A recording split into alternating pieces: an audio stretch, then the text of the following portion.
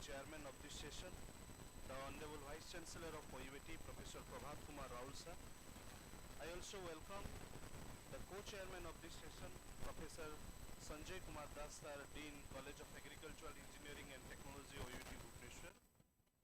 As like this year, we have witnessed 11th Academic Education Council meeting on 13th and 14th December of 2023.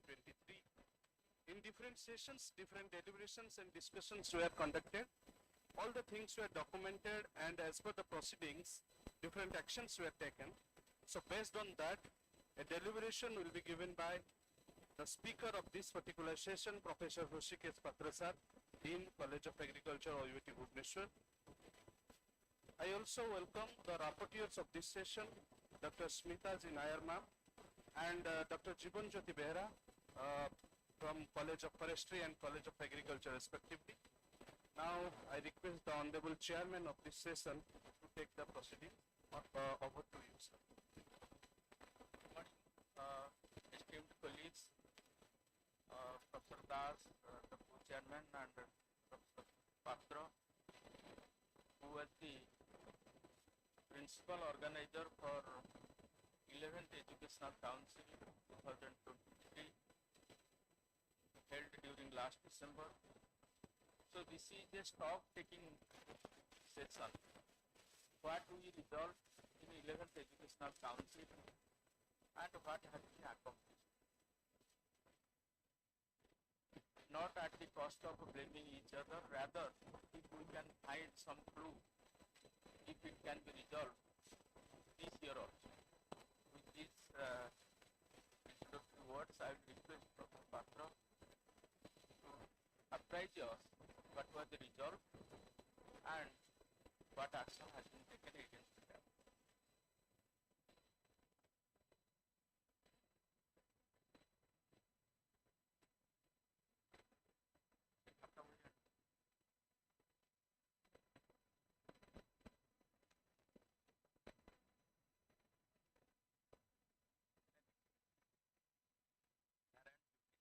Honorable Vice Chancellor and Chairman of Association,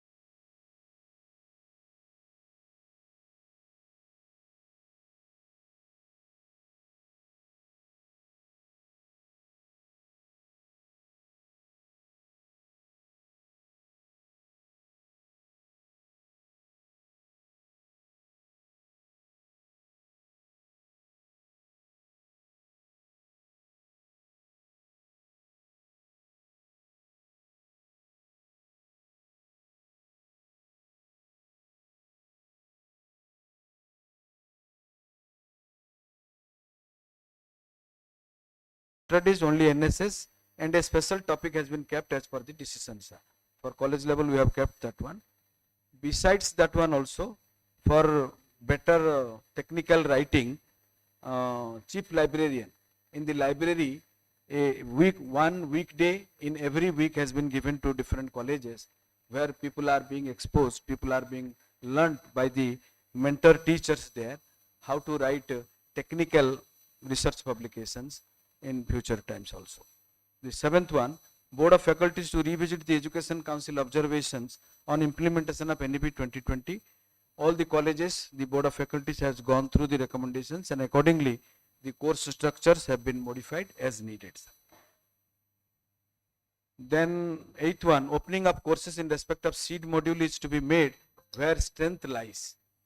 So as it was rightly pointed out, Honorable Vice Chancellor at that time, so courses have been prepared as per the strength of the colleges under OAT. Strength means strength of infrastructure, strength of lab, strength of human resource, developed human resource, trained manpower. If teachers are not there, trained teachers are not there, so we may not be able to implement these SEC courses. So different SEC that can be offered as per the 6th Deans Committee recommendations have already been prepared, but in due course with due deliberations, it will be customized and it will be implemented, sir. Ninth one, diploma regular and diploma obtained as per NEP 2020 is to be debated by the concerned Board of Faculties. We found that the 6th Deans Committee has already clearly differentiated between diploma regular and UG diploma, what is being So it offered. has already been debated at ICR level and clarified accordingly. Clarified accordingly, sir. So 10th one, the regular skill development programs are to be done for the empowerment of faculties and students. So different programs have been conducted. List has been attached, sir. At the end, I will be able to apprise you. So regular skill development programs, we are happy to have IDP and HEP at that program. So all the colleges, those who are coming under IDP, they are conducting regular skill development programs at their college level, at university level also. Even Then I was aspiring for some non-traditional skill development program. okay. Some of our colleagues in agrometeorology or expertise in agrometeorology, they are able to predict now. Okay. So many times we see their predictions in the group. I hope Amresh may be here, Tushar may be here. So even prediction of weather prediction can be also considered as a skill development.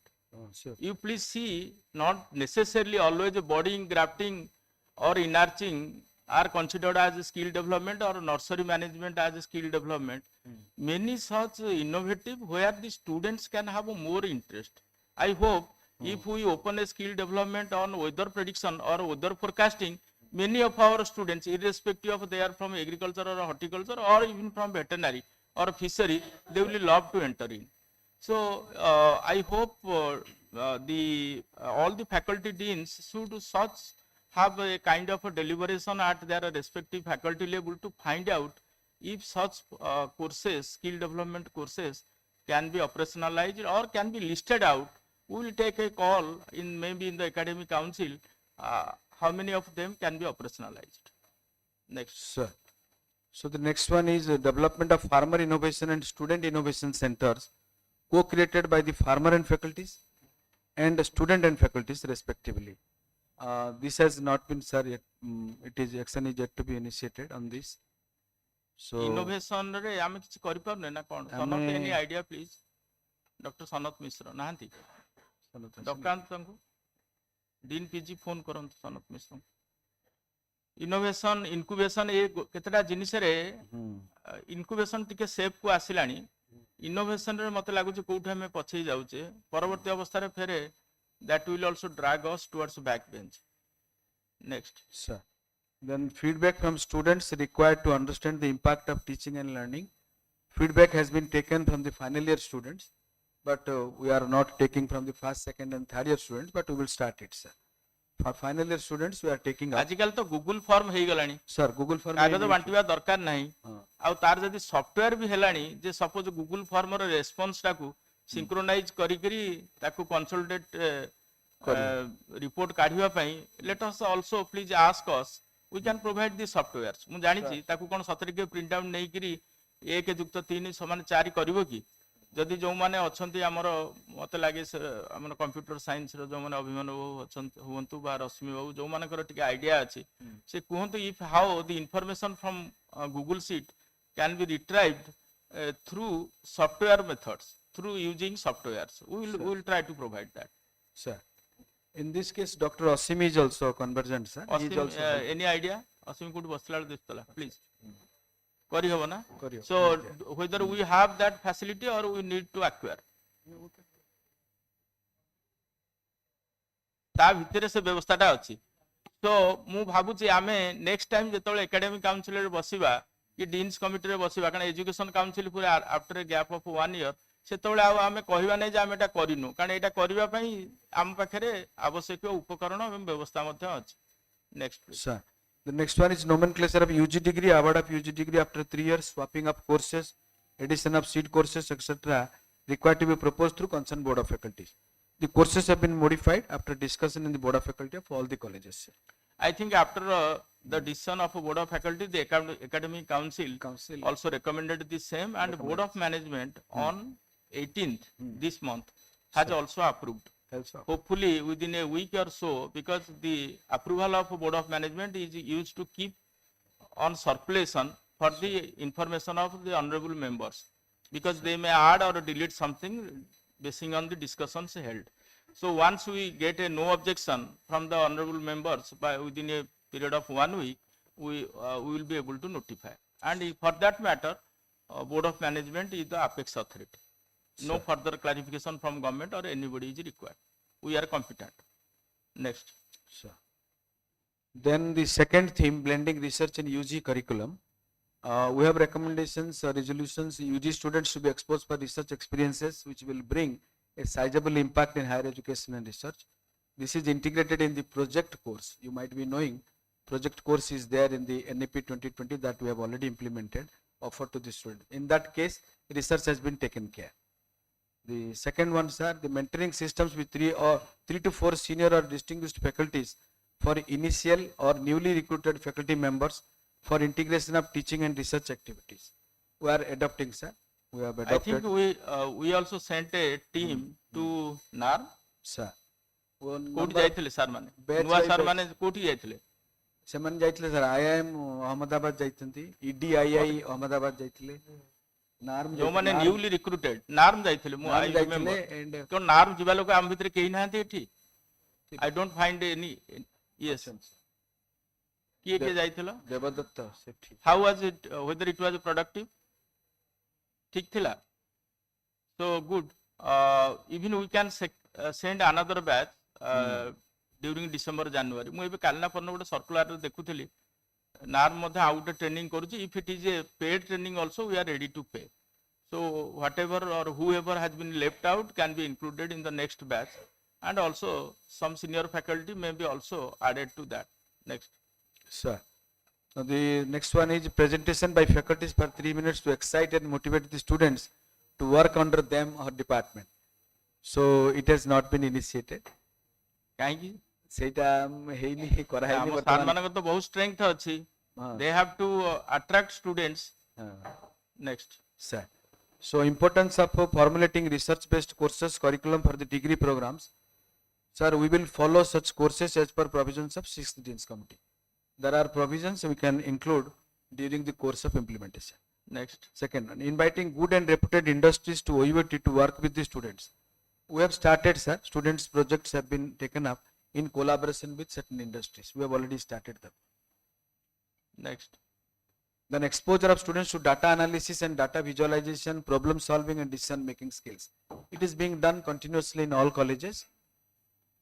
Then PhD assistantship is to be given to the PhD scholars after completion of coursework of doctoral degree program.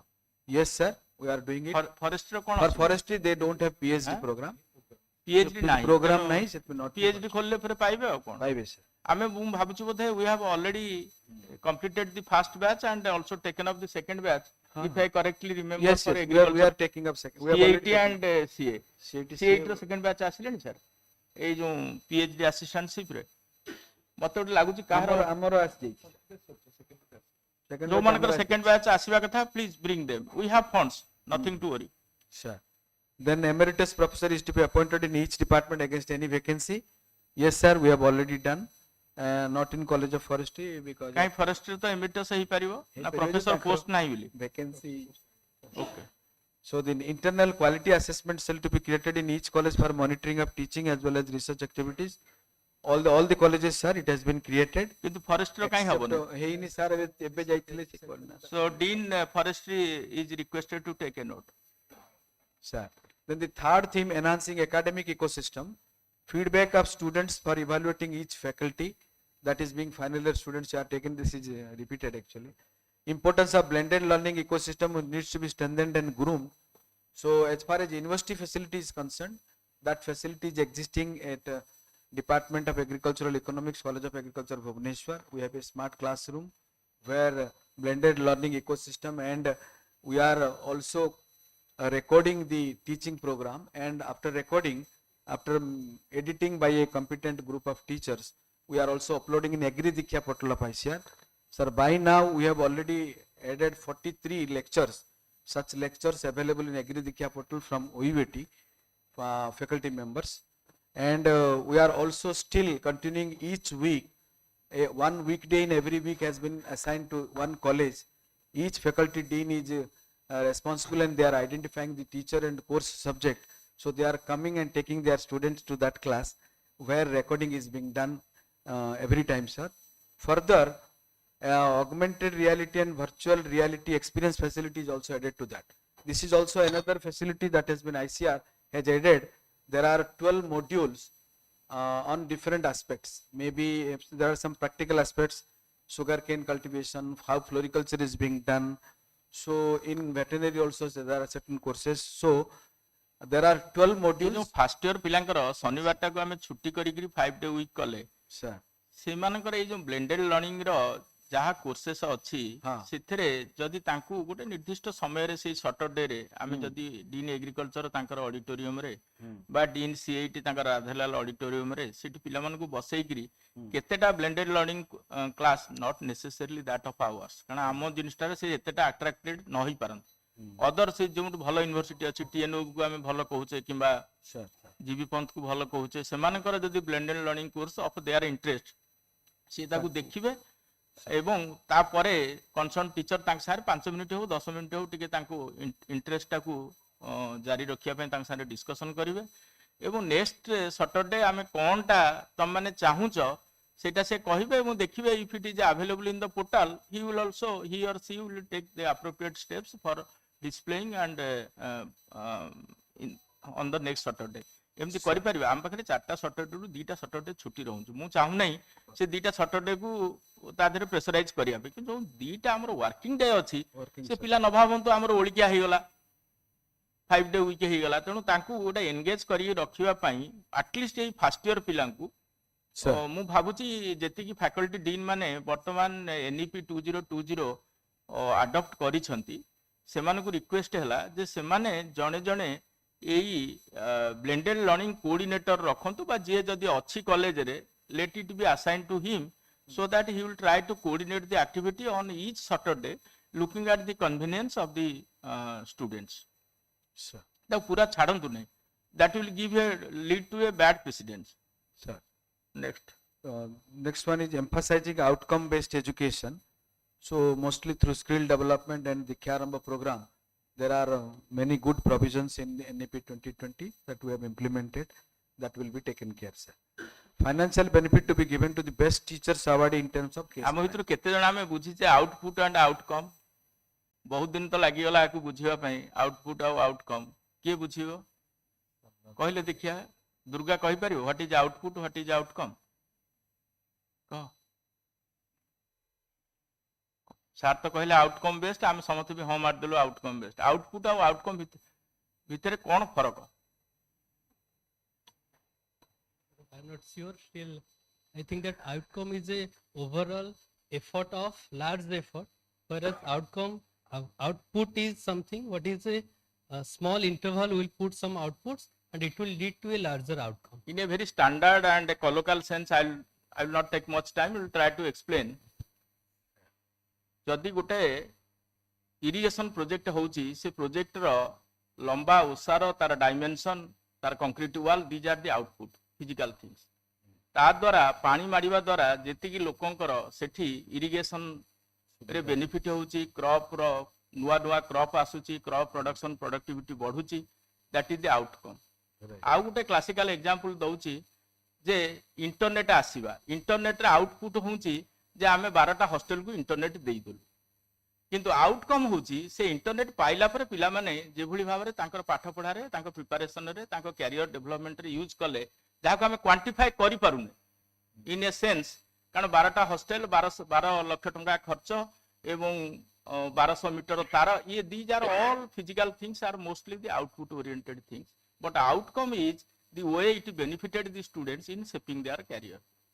Next. Sir. आउ जदि केटे better बुझै पारियो बुझंतु मु एतिकी मोटा मोटी भारे बुझिछि बले एथिरे चली आसी आज. Next. Financial benefit to be given to the best teachers award in terms of cash prize we have already implemented sir. आमे ए वर्षर बेस्ट टीचर को इति देखि परिबा. Best teacher. Whether best teacher is available who was awarded this year. Best teacher. Best teacher, best researcher, best extension scientist with a cash award of 10,000 each. Best researcher is he available here? Best extension scientist is he available here? Extension to doka hai na. Dean is trying to protect his fraternity. I understand. Ye anyway, mo kahiba katha ame gote best mu janne they might be in the classes also. I don't blame them. They should be based in their role model. आचरण उच्चारण उच्च शिक्षा उचित शिक्षा सबुथरे टिके आगुआ रहिबा दरकार मु जदी if I am unable to present them as the best role model before rest of the others तेनु आमे ठीक करचे कि भूल करचे भूल तो करने बिली कहिबा केते दूर ठीक करचे भी भाबिबार समय अछि if they are not otherwise engaged. Next please. Sir, to build competency among students of veterinary science 8 important domains have been identified in the BCI syllabus. So those are business competency, communication skill, clinical skills and so on. So in the draft MSBE 2023 sir, prepared by Veterinary Council of India with inclusion of all domains which is to be implemented by the College of Veterinary Science. By the BCI. Okay. कौन है sir एटा कहले dean veterinary इतरे जहां आसीबो will be guided by that. Okay. Sir. Opening up 3 new departments in CBSE and AH, Animal Biotechnology, Wildlife Health Management and Forensic Veterinary Science. Draft proposals for the Department of Wildlife approved by Academic Council, support submitted to PCCF Wildlife, Government of Odisha for consideration and support. Proposal for PG Department of Veterinary Public Health and Livestock Products Technology, approved by Academic Council, endorsed to the Board of Management. Board of Management suggested for filling up of vacant faculty positions before approval. Draft proposal for new Department of Veterinary Biotechnology is under process at the level of college level committee. So action has been initiated, sir. So the next one is inducting 2 faculties from the College of Forestry and 1 faculty from Department of Zoology, College of Basic Science and as associate scientist to the Center of Wildlife Health under the College of Veterinary Science and Agriculture. 1 faculty position of forestry is included in the draft proposal of the Department of Wildlife and Forensics, Faculty of Department of Physics, College of Basic Science, and Faculty of Central Instruments Specialty are included in the collaborative investigation work of Center of Wildlife Health. Yeah, it is purely internal matter. Sir. Dean Forestry kara suggestion re, Dean Veterinary kara knowledge re, ame gote 2 जन faculty बा 3 जन faculty को entry करिवार कोन असुविधा अछि? Do you have any reservation? अच्छी sir.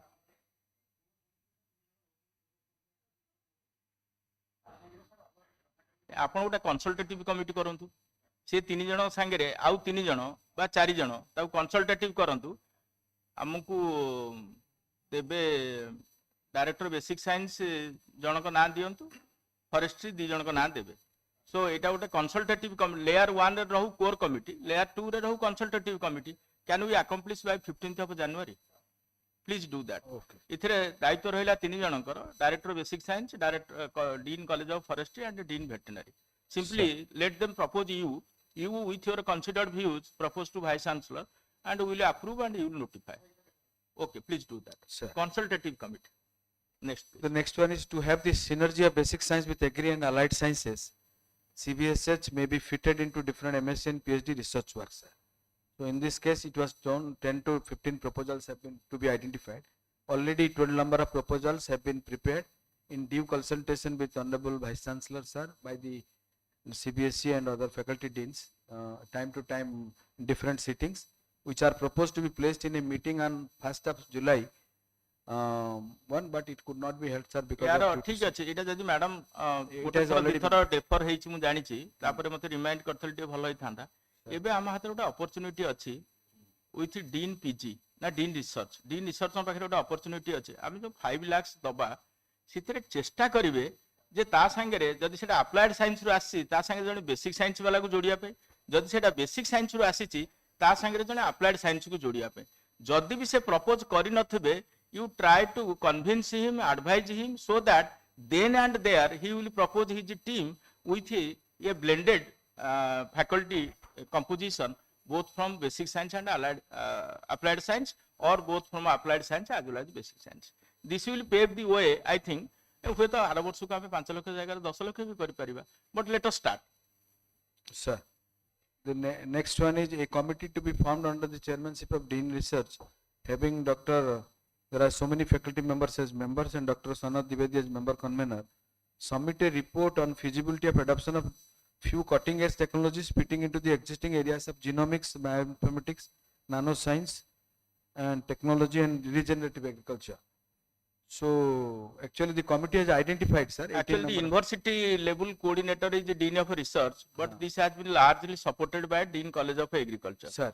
So we could be able to get approval for 3 center of excellence with a budgetary provision of with a budget of 100 crores.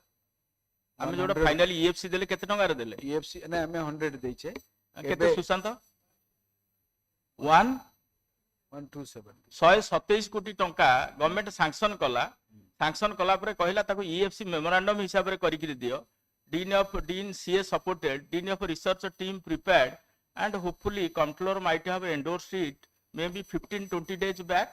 नहीं सेटा हेनी sir next बोला नहीं जाईची तो हम जाईची हां किंतु हम पाखरे गोटे डिटेल प्रपोजल थिला ताको टिके मॉडिफाई करिया पितले गोटे जाईची 12 कोटी जाईची को तीनटा जाईने गोटे जाईची टेल मी ऑनेस्टली मु तो पढिची कंट्रोलर को चिट्ठी जाईची से 12 कोटी पे हमें कस्टमाइज करिया को आइतला हम कर दी जहा करबा कथा you seat with the Krishi Bhavan and comply sir किंतु tell me honestly Sushant if it has gone or not तो 27 कोटी टंका 3टा centre of excellence with lot of एपरि कि त्रिलोचन महापात्र को हमें डाकिथिले जीनोमिक्स रे हमर मार्गदर्शक होवा पे से एठी बसिले तांका पाखरे प्रेजेंटेशन करले प्रिसिजन एग्रीकल्चर रे रवि बाबू को डाकिथिले रवि नारायण साहू ना रवि नारायण साहू को तांकर मार्गदर्शन मध्ये हमें नेले बाकी रीजेनरेटिव एग्रीकल्चर इनिशियली हमर ट्राइबल एग्रीकल्चर थिला हम सेक्रेटरी सजेस्ट कले नै ट्राइबल एग्रीकल्चर करंतु नै ए रीजेनरेटिव एग्रीकल्चर करंतु ट्राइबल रे गोटा खाली community specific branding he जाउछ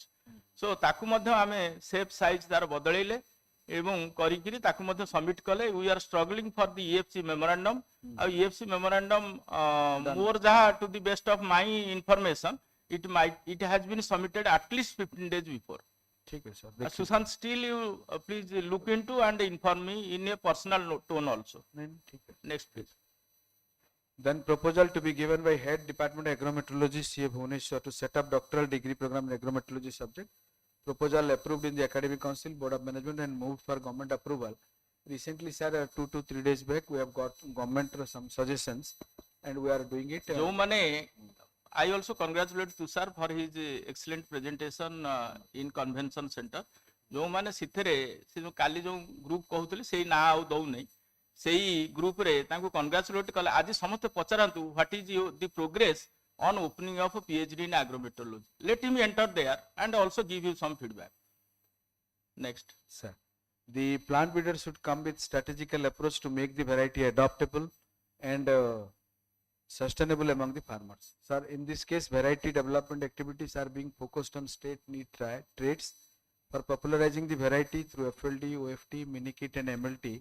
Varieties have been included in the action plan of both KVKs and research projects. मते टिके जनरलाइज लागुची केवल गोटिए लोक आम भितरु टिके तत्पर हेले आम काम हो से हेले आम डीन एक्सटेंशन तांकर ओएफटी एफएलडी जहाँ होची से खाली मनस्थ करंतु मु ओयूटी भेराइटी नेबी से माने बाजार रु भेराइटी किणुछंती एनआरआर रु भेराइटी किणुछंती एनआरआर रे क्यू रे मते छिडा होछंती तेणु व्हाई नॉट ओयूटी भेराइटी तेणु एई थरक पई आमे जेति कि मु बहुत समय कोन हुए कि तांकर जेतेबेले दरकार सेतेबेले एते कथा करिया पे तांक पाखरे समय नथबो कि तांकर मानसिकता नथबो एबे ठारु जदि डीन चाहिबे ता मझिरे थरे दिथर वर्चुअल मीटिंग नेबे तमर कोन भेराइटल स्कोप अछि केते रिक्वायरमेंट एवं अकॉर्डिंगली एडीआर सीडी को संगे एडीआर सीडी एडे अछंती एडीआर सीडी को संगे कथबार्ता हेकिरी एथरक आई मस्ट सी एथर रिसर्च काउंसिल रे जे 100% FLD OFT of KVK is covered by जदि आम भेराइटी की आमे नबाने आम भेराइटी की किए नब बिलु please take care both of you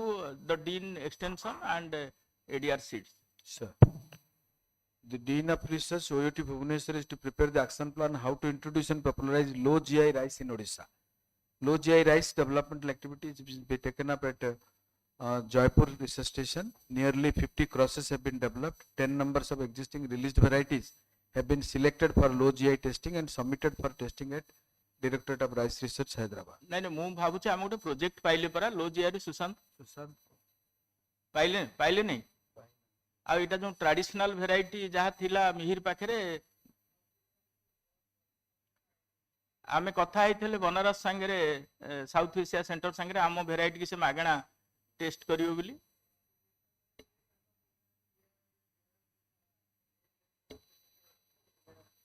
देखंतु से माने पैसा दउछंती भल कथा जदि पैसा न दउछंती ताहले will try to arrange funds किंतु एथे रिसर्च जियो पैराडाइज न हो next sir, the ADR seed is to intimate DPME about the upcoming seed varieties to be released within a month. He must also intimate about the production and maintenance of nucleus seed and breeder seed.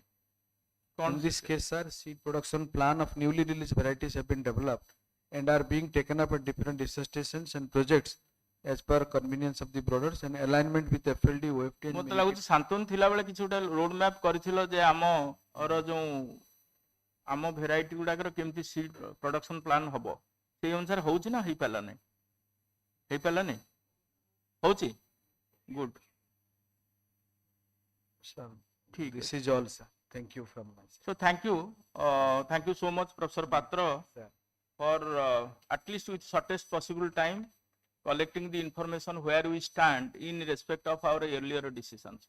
खाली गोटे point आमे स्किप करथिले with arrival of doctor Sanat Mishra आमे innovation incubation ए दीटा को नै कि सब बेले मते काई लागे नै जे आमे सेमति किछि करिचे किंतु आमे जे किछि करनो से कथा मते no so can you have your reflection where we stand in respect of incubation where we stand in respect of innovation ठीक है सनत सर को माइक देला और else you can come here चक्र तुम बसो सारे आसी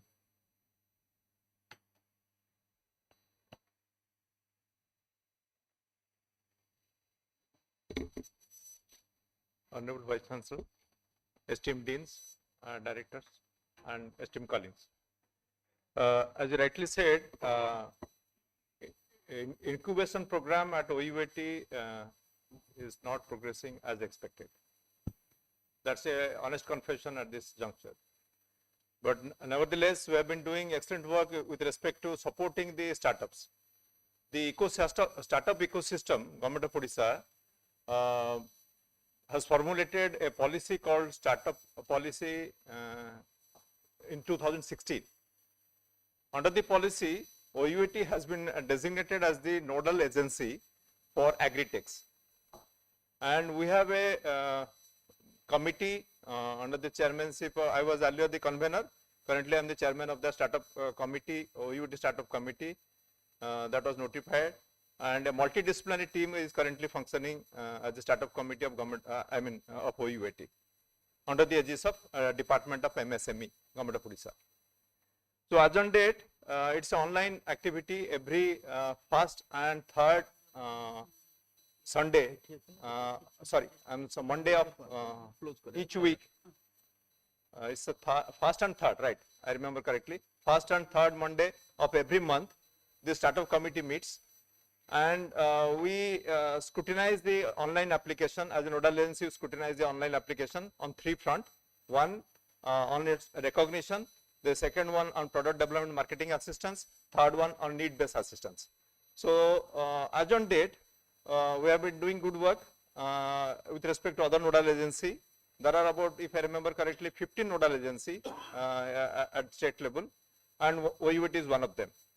All agri-tech applications come to this nodal agency OUET.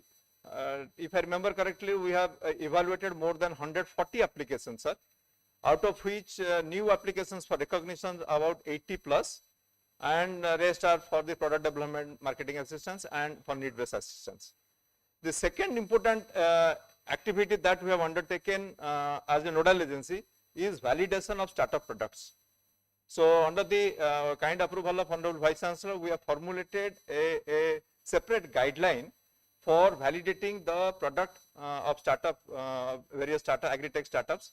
There are 8 to 9 startups who have already they have validated our product, and they deposited the required amount with technology management cell of OUET, and they are doing well. In fact, this validation of product with our certification from OUET, the startups are really doing good business. I can name one or two who have been doing. One is the ThinkRaw, the other one is AgriSol. They are all some of them are our students, and they have been doing well. So that's one second area where our startup validation work is currently on. Third area where we have been doing good progress is, of course, that's not a mandated activity being a public sector university, but nevertheless we have generated more than 1,40,000 something for the university as a startup pursuing startup activity. This fund is given from Government of Odisha to OUET. It's a small amount, but it's a tangible amount for the startup that we have been doing. And coming to innovation, we need a comprehensive innovation system, ecosystem at a university, though have been happening at the marginal in the tangent, but we need to mainstream those because grooming our student is required. And there are two new initiatives that have taken place that I can brought to the floor. One, university has registered KKIC, a Section 8 company. Its full form is Krishi Kalinga Innovation Council. It's a Section 8 company. It has been recognized as an incubator by Government of Odisha. Second, to avail fund, we have submitted project to NABARD under RBIC scheme, sir, Rural Business Incubation Center. That was kept in abeyance. This project was kept in abeyance. This project was submitted 3 years back. And recently, with support from Honorable Vice Chancellor, we have revived, and we have received a query from the head office of NABARD, and most likely we will receive a 20 crores project for this RBIC under KKIC. So that's my submission as on date, sir. Update. So thank you, Dr. Misra. To add or supplement Dr. Misra, we are already in the process of establishing an incubation center with support from Ombad DC. It is more than a 10 crore project. The infrastructure is coming up in front of Directorate of Extension. It is nearing completion. On one hand, Dean Extension is trying hard how to complete the infrastructure. On the other hand, even the Dean College of Agriculture PIE has procured all the furnitures and fixtures so that within no time it can be made functional. Sir. So this is how we have progressed, and also Dean Forestry is the pivotal person for that. We are already into an MOU with ICRAF, and they are supporting us with a 1.14 crore incubation center for forestry, on forestry and forest products. It will be installed there itself in the newly coming up incubation center in front of Directorate of Extension, as we named it Udyamita Bhavan. Sure. So because forestry college is in the neighborhood, and all the facilities will be integrated together with Udyamita Bhavan as the North Center. These are some of the updates. Fishery incubation, if the Professor Udgata can enlighten us quickly. Mike to sir diyantu nol sir ethi asantu. Fishery incubation under PMFM scheme. Under Prime Minister's formulation of medium and small enterprises, we have received 1.85 crore. With that, the equipments have been procured. All that is the very good equipments from Tamil Nadu we have procured. That is installed, and that is now under ready to operational, and everything is ready for sir से opening. गोटे clearance था मत जहाँ last update देथिले आपण से जो हमर pollution control हाँ pollution control clearance भी आसी आगे आसीने हां दिमाग लागे सर आसी time they are waiting for that.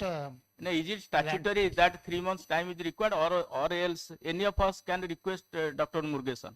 He is from our fraternity. He is also an agri graduate, postgraduate, IFS, and he is the member secretary of State Pollution Control Board. And he was so eager and came over here. We are having an MOU with the State Pollution Control Board. So any of us can take it with, even you can take it with Dr. Murugesan. He is quite approachable also. And this incubation center, when I was at Apicol, and the state nodal agency Apicol was there, and I was the state nodal officer, we deliberately established it in College of Fishery. I am sorry to note that it is yet to be functional. I remember 2.25 crore was earmarked for that, and in the first go 1.85 crore was released. Another 22 lakhs was released subsequently after I came over to this place. So please complete it, get it inaugurated, forget about PMFME, use it for your students. I will be happy for that. And such an infrastructure might not have been in any of the fishery university, whether it is Jayalalitha or T. Ramchandran or anybody. Not in the entire country. It is In just the entire country. So this is all about आउ गोटे कथा रहा D निसर्च गोटे चिठी लिखु agriculture secretary की एसभीआरसी convene करने आमर 24 26 भेराइटी बर्तमान डिस्पोजाल रे अच्छी केतेटा अच्छी सुशांत डेट देले केबे देले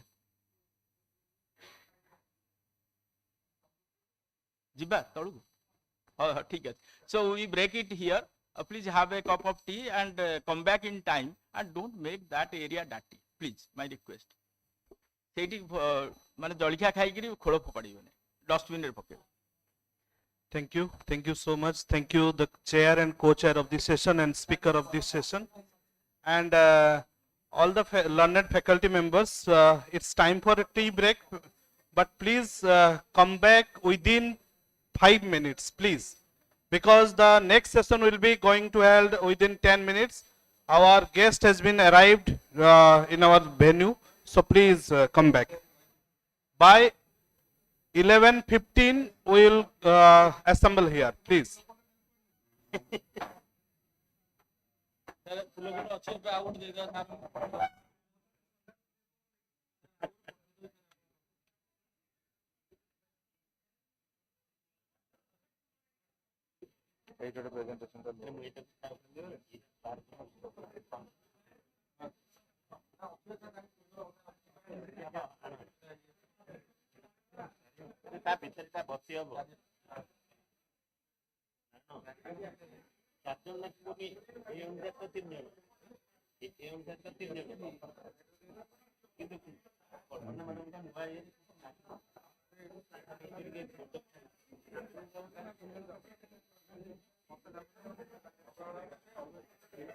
स्लाइड लगी ऊपर स्लाइड उठा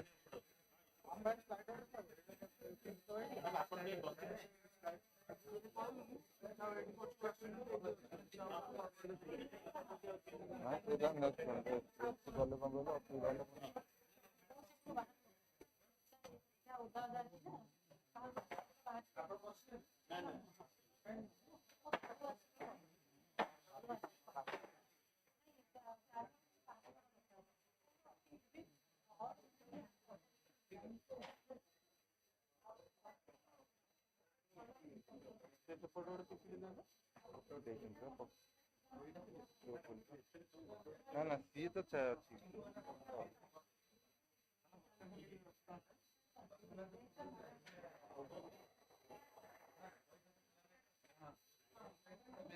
এটা খোলা ହିଁ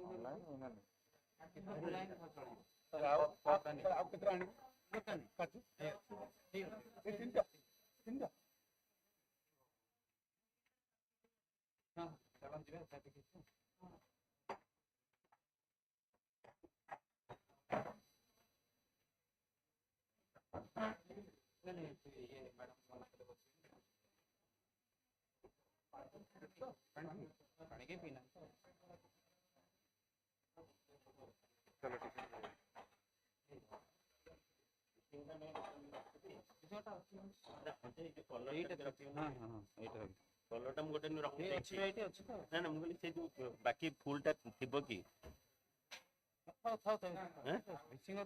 ହଁ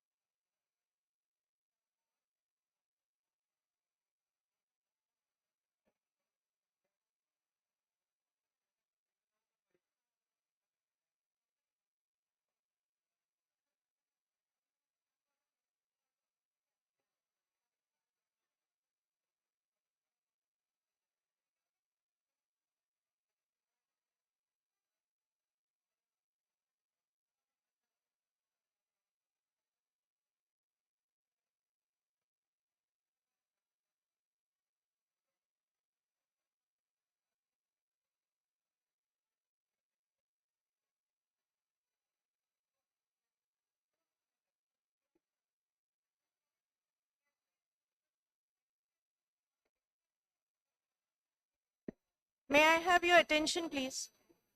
May I have your attention, please?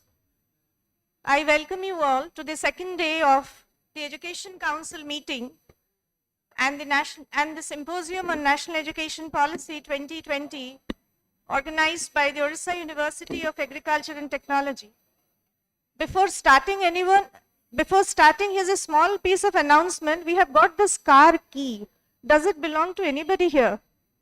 Here's a car key somebody has misplaced. Could be.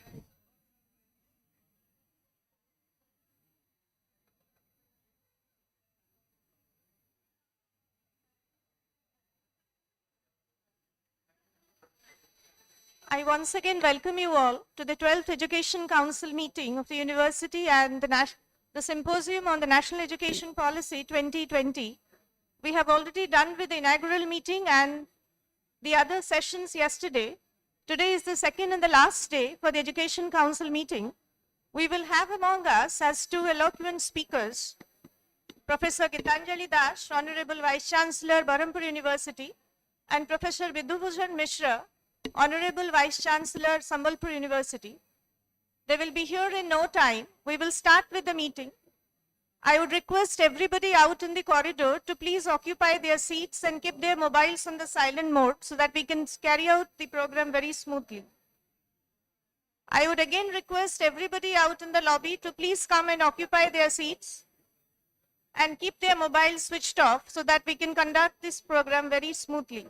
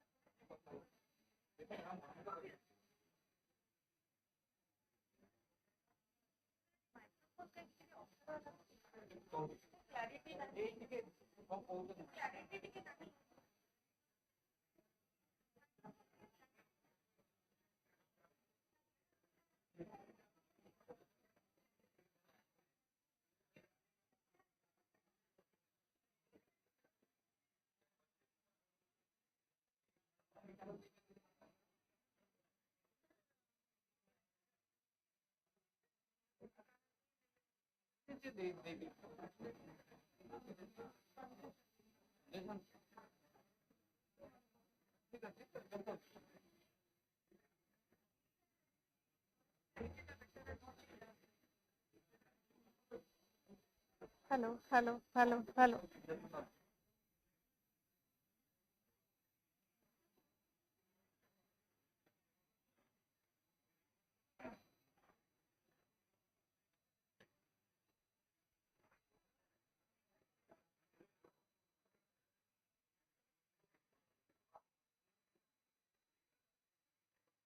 We welcome our Honorable Vice Chancellor,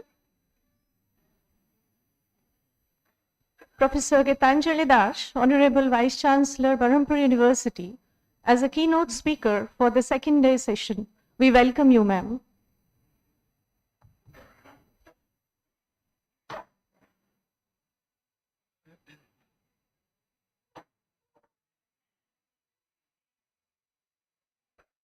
I welcome you all on behalf of the organizing committee to the second day of the 12th Education Council meeting organized by Odisha University of Agriculture and Technology and the Symposium on the National Education Policy 2020.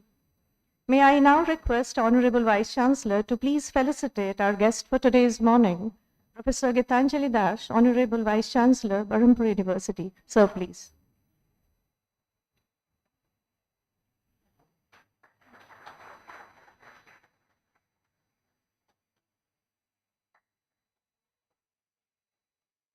It's a potted plant and a pack of black rice, black pepper, turmeric, ginger, very traditional and typical of the Odisha University of Agriculture and Technology. Thank you so much, sir.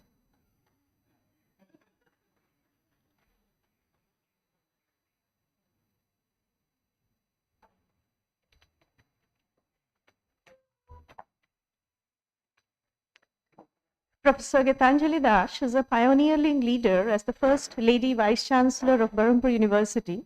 Prior to that, she held various significant positions as the Chairperson, Postgraduate Council, a Registrar, Member, Executive Council, Dean of Social Sciences, Chairman, Board of Studies, Head of the Department at the Fakir Mohan University from 2008 to 21, which have enriched her administrative experience. Being a student of elite institutions like the Delhi University, the Allahabad University, Utkal and Berhampur University, she has had 35 years of enriched teaching and research experience. She was also the Vice President of the Indian Political Science Association from 2023 and is elected as the President of the same in 2023. She is also the Secretary General of Network of Asia's Pacific Schools and Institutes on Public Administration and Governance. She has widely traveled and has delivered keynote addresses in more than 75 national and international conferences. She has published 5 books and several papers of journals of national and international repute. She has successfully guided 5 PhD scholars besides numerous PG and MPhil students. She has been the life member of various national institutes like IIPA, IPSA, OSPA, and many others, to name a few. She has also been nominated as one of the 14 influential women in education in 2024 by the prestigious Business World Group. She has received various awards like the UGC Teacher Fellowship, the ICSSR Research Fellowship, and many others. At present, she is assigned with the additional responsibility of Vice Chancellor of Calicut Unitary University as well, and aims to foster innovation and excellence at the university. It's a privilege to have you among us, ma'am. I would now take the honor of inviting her for the keynote lecture on opportunities and challenges of National Education Policy 2020. Ma'am, please.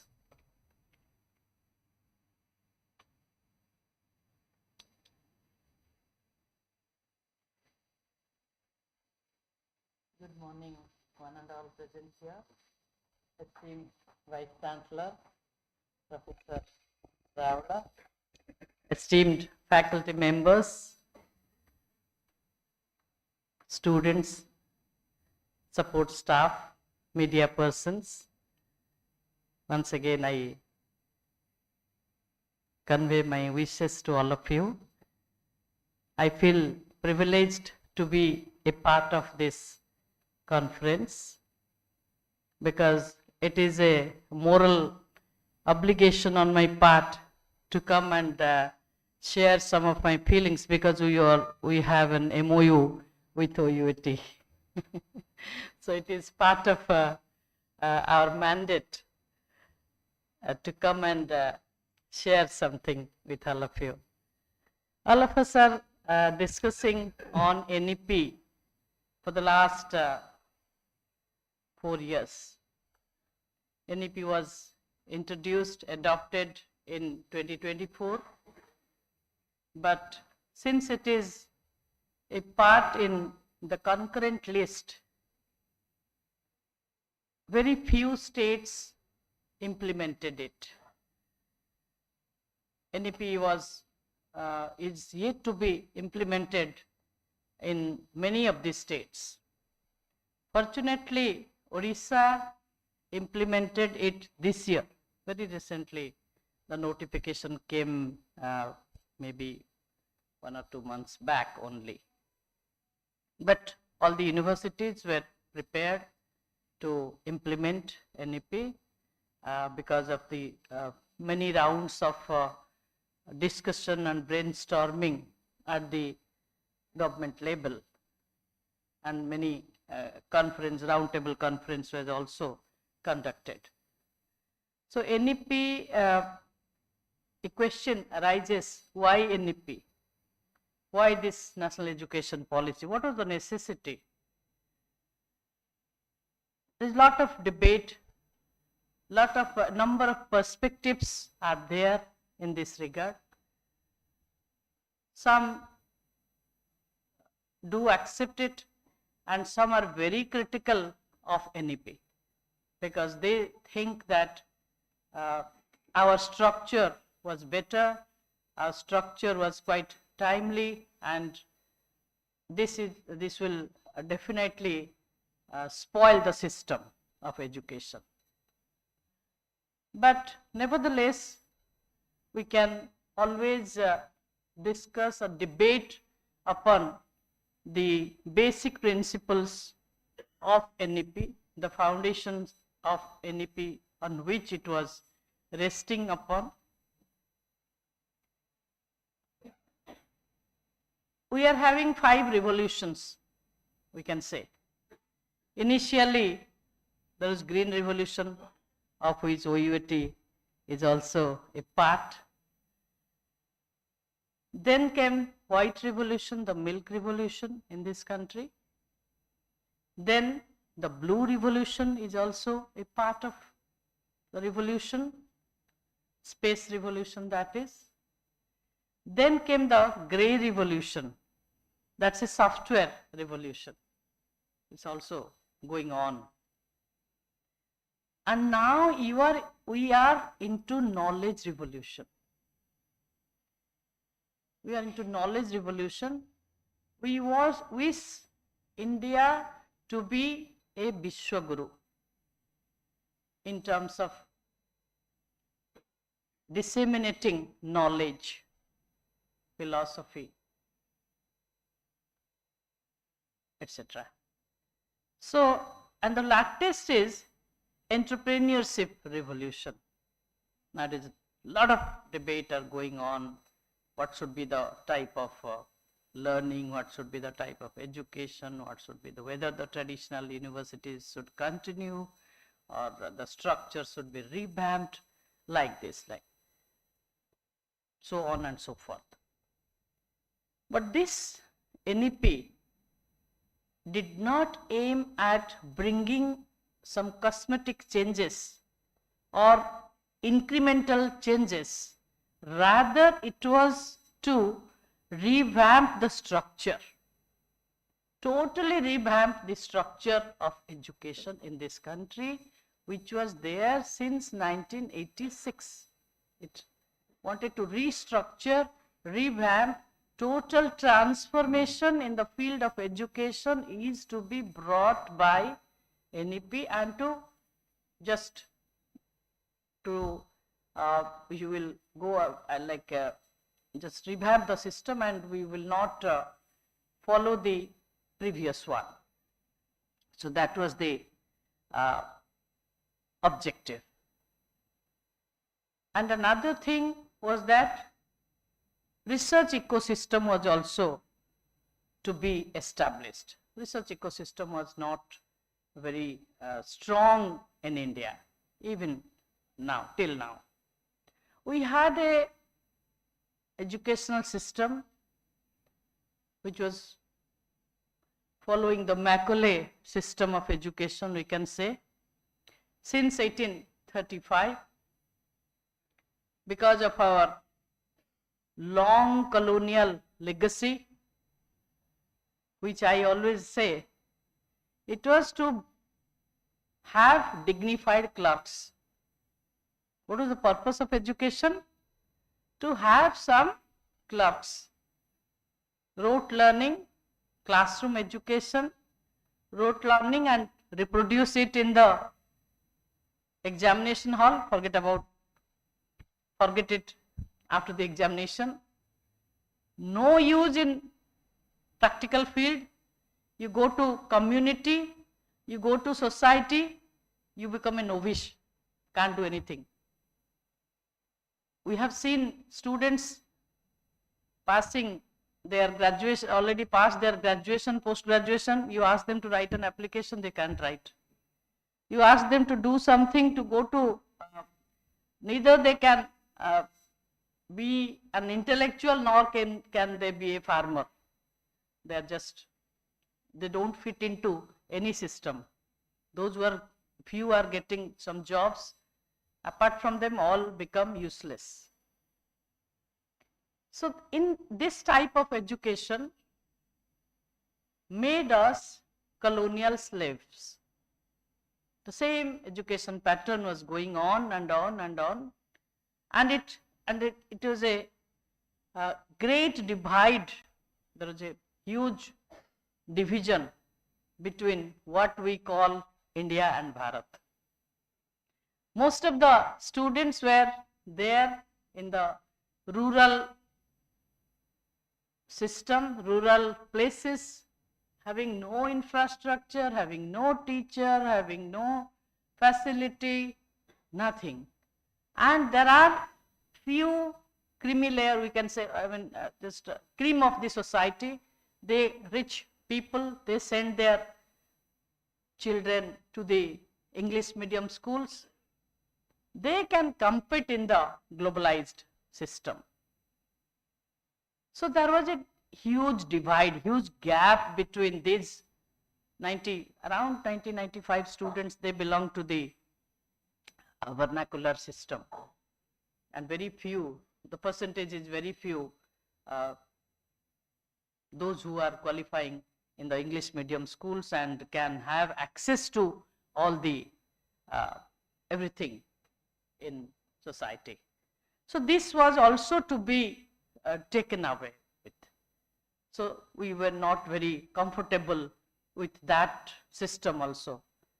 Some will get the benefit and many will be deprived of these benefits.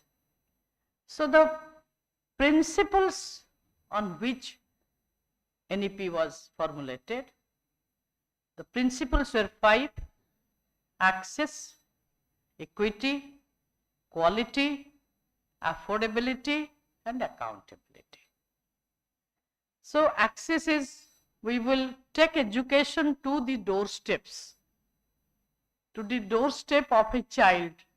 They don't have to come to us. We will go to them.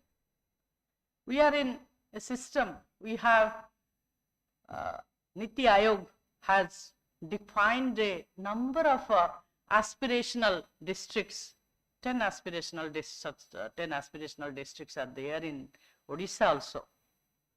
So we have to have certain good number of schools in those aspirational districts where there is no access. In a state like Odisha, where 24% of the population belong to the scheduled tribe, education is to be, for them education was a far-fetched dream. We have to take our education system to them.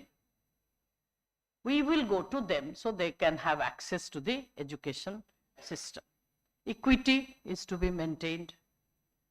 Equality we announce in a very big way in the Constitution of India, but social justice is missing.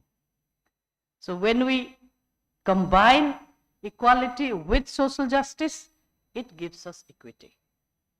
So equity has to be brought into the system of education. There will be some affirmative actions, there will be some reservations, some seats for different caste and classes of the population. Gender is also a big, it should also have a big share. Girls' education is to be emphasized. Then only we can maintain equity in the society. Quality, we know the quality, what is happening these days.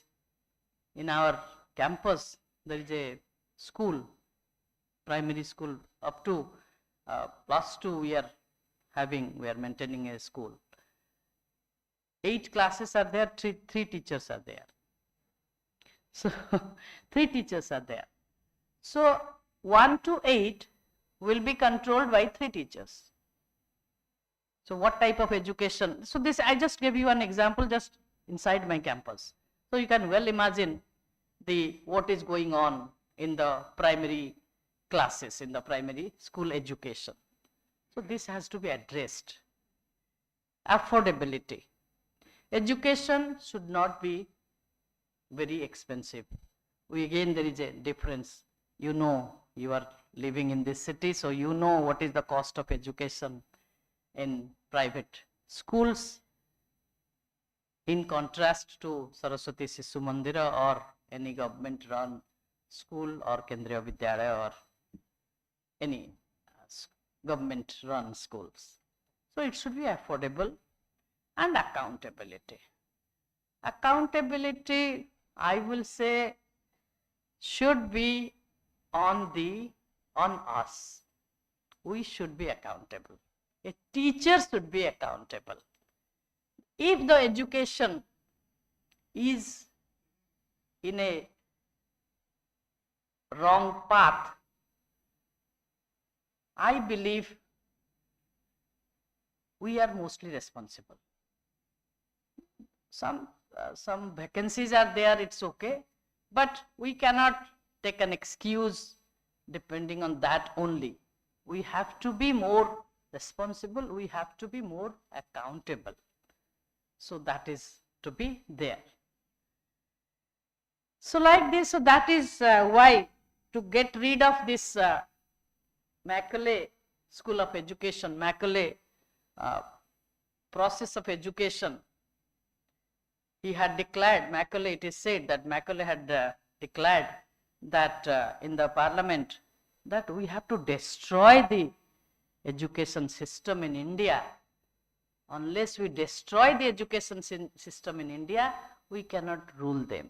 So they destroyed very systematically, very systematically, they destroyed the indigenous model of education, rich model of education, which was completely devastated. We could not realize because we are born in the independent India, and we could not realize how systematically they have destroyed the education system, the process of education. So this was this posed a number of questions in front of the policy makers, how to revive the education system. That is why all the time we are talking of Indian knowledge system, ethics, values, etc. Indian knowledge system now, as per the NEP, even in our university, we have adopted one full complete paper in every subject. In the first semester, having 100 marks. And teachers are very frightened. Ma'am, we don't get any material. I told you, start writing material. You be an author. Search. Do some research. Yesterday, I went to a village, Khalikot. It's not very far from Barampur. It was the birth anniversary of Pandita Baikoli Visarada, who was a great person. And the same day, it was yesterday the birthday of Samanta Chandrasekhar also. So both of them were calculating. जो ग्रह तारा मानकर सब सिद्धांत दर्पण लिखिथिले. So Pandita Baikoli was also, his knowledge on this Jyotisha Shastra and other allied subjects was very rich, and some of the speakers were saying, till date this cannot be deciphered, nobody can understand what he has written. He was not a very educated person, but it was very scientific. And somebody told me, I was just unable to believe that he could predict that on such and such date, Odisha will become a language-based separate state. In 36, April 1st, he had already predicted. He had predicted the independence of India also. So many things he predicted. I was really surprised. It was such a learning experience for me. My home is very near to that. I mean, my native place is very near to Khalikot. So this is indigenous knowledge. We have forgotten. All these have become a part of museum. We don't do any research on Samanta Chandrasekhar or Sakuntala Devi or So many are there to take the names. So these were some of the issues. So that is why Indian knowledge system, everywhere there is national conventions are going on, conferences are going on Indian knowledge system. How Indian knowledge system will be revived. Indian knowledge system centers have been established. Every university is asked to establish an Indian knowledge system. You have the liberty to do some research on the millet also, or the whatever was there in the indigenous, with the indigenous people, tribal indigenous knowledge system. That is part of Indian knowledge system. That we have to restore, that we have to revive, if we really want to be a Vishwaguru. With the Western knowledge, with the Western philosophy, we cannot be Vishwaguru. As a student of political science, I was taught in the first graduation class, Plato, Aristotle, Machiavelli, Hobbes, Locke, Rousseau, all these Western political philosophers. But we were never giving any emphasis on Manu and Kautilya. Everything what Plato and Aristotle has said is told by Manu and Kautilya much before that. Whatever was said by Machiavelli was already told by Kautilya. So we never bothered to do some research on Manu and Kautilya, but we are very well conversant with Hobbes, Locke, Rousseau. They were emphasizing on liberty. Liberty was very much a part of our democracy, our Prajatantra in ancient days. So we have not been educated in that way. Actually, it is not our fault. Our school education system, our college system was, we have a model. The model was imposed on us from above. We are bound by that model, and we are being taught in that particular model. So as I was saying, that after even when someone passes from the school, most of them cannot count. Most of the students cannot do any multiplication or division. Harana, Misana, Gunana, ame jaha path padutule, barga, phala, kichi asibo nahi. So that is the situation. So it emphasizes on recognizing and identifying, fostering unique capabilities of each student. And all were in one basket. All were in one basket. Starting from roll number 1 to roll number 60, all will be taught in the same syllabus. Either you love mathematics or you will be bitten, you don't like it, but you have to take it. You are good in English or you are good in literature, but no, mathematics has to be there. Your mother is the first, she will object, no, you have to become an engineer or doctor. How can it be possible that you love literature? What will you do if you study literature? So everybody was in the same basket, we never bothered that what the child wishes to do. What the child, whether he or she loves painting, or music, or literature, or mathematics, or science, to be an astronaut, or to be a painter, to be a singer. We never bother. We put them in one straight jacket. Every child was put into that. So now we have to, so the education system has to identify the unique quality of a student.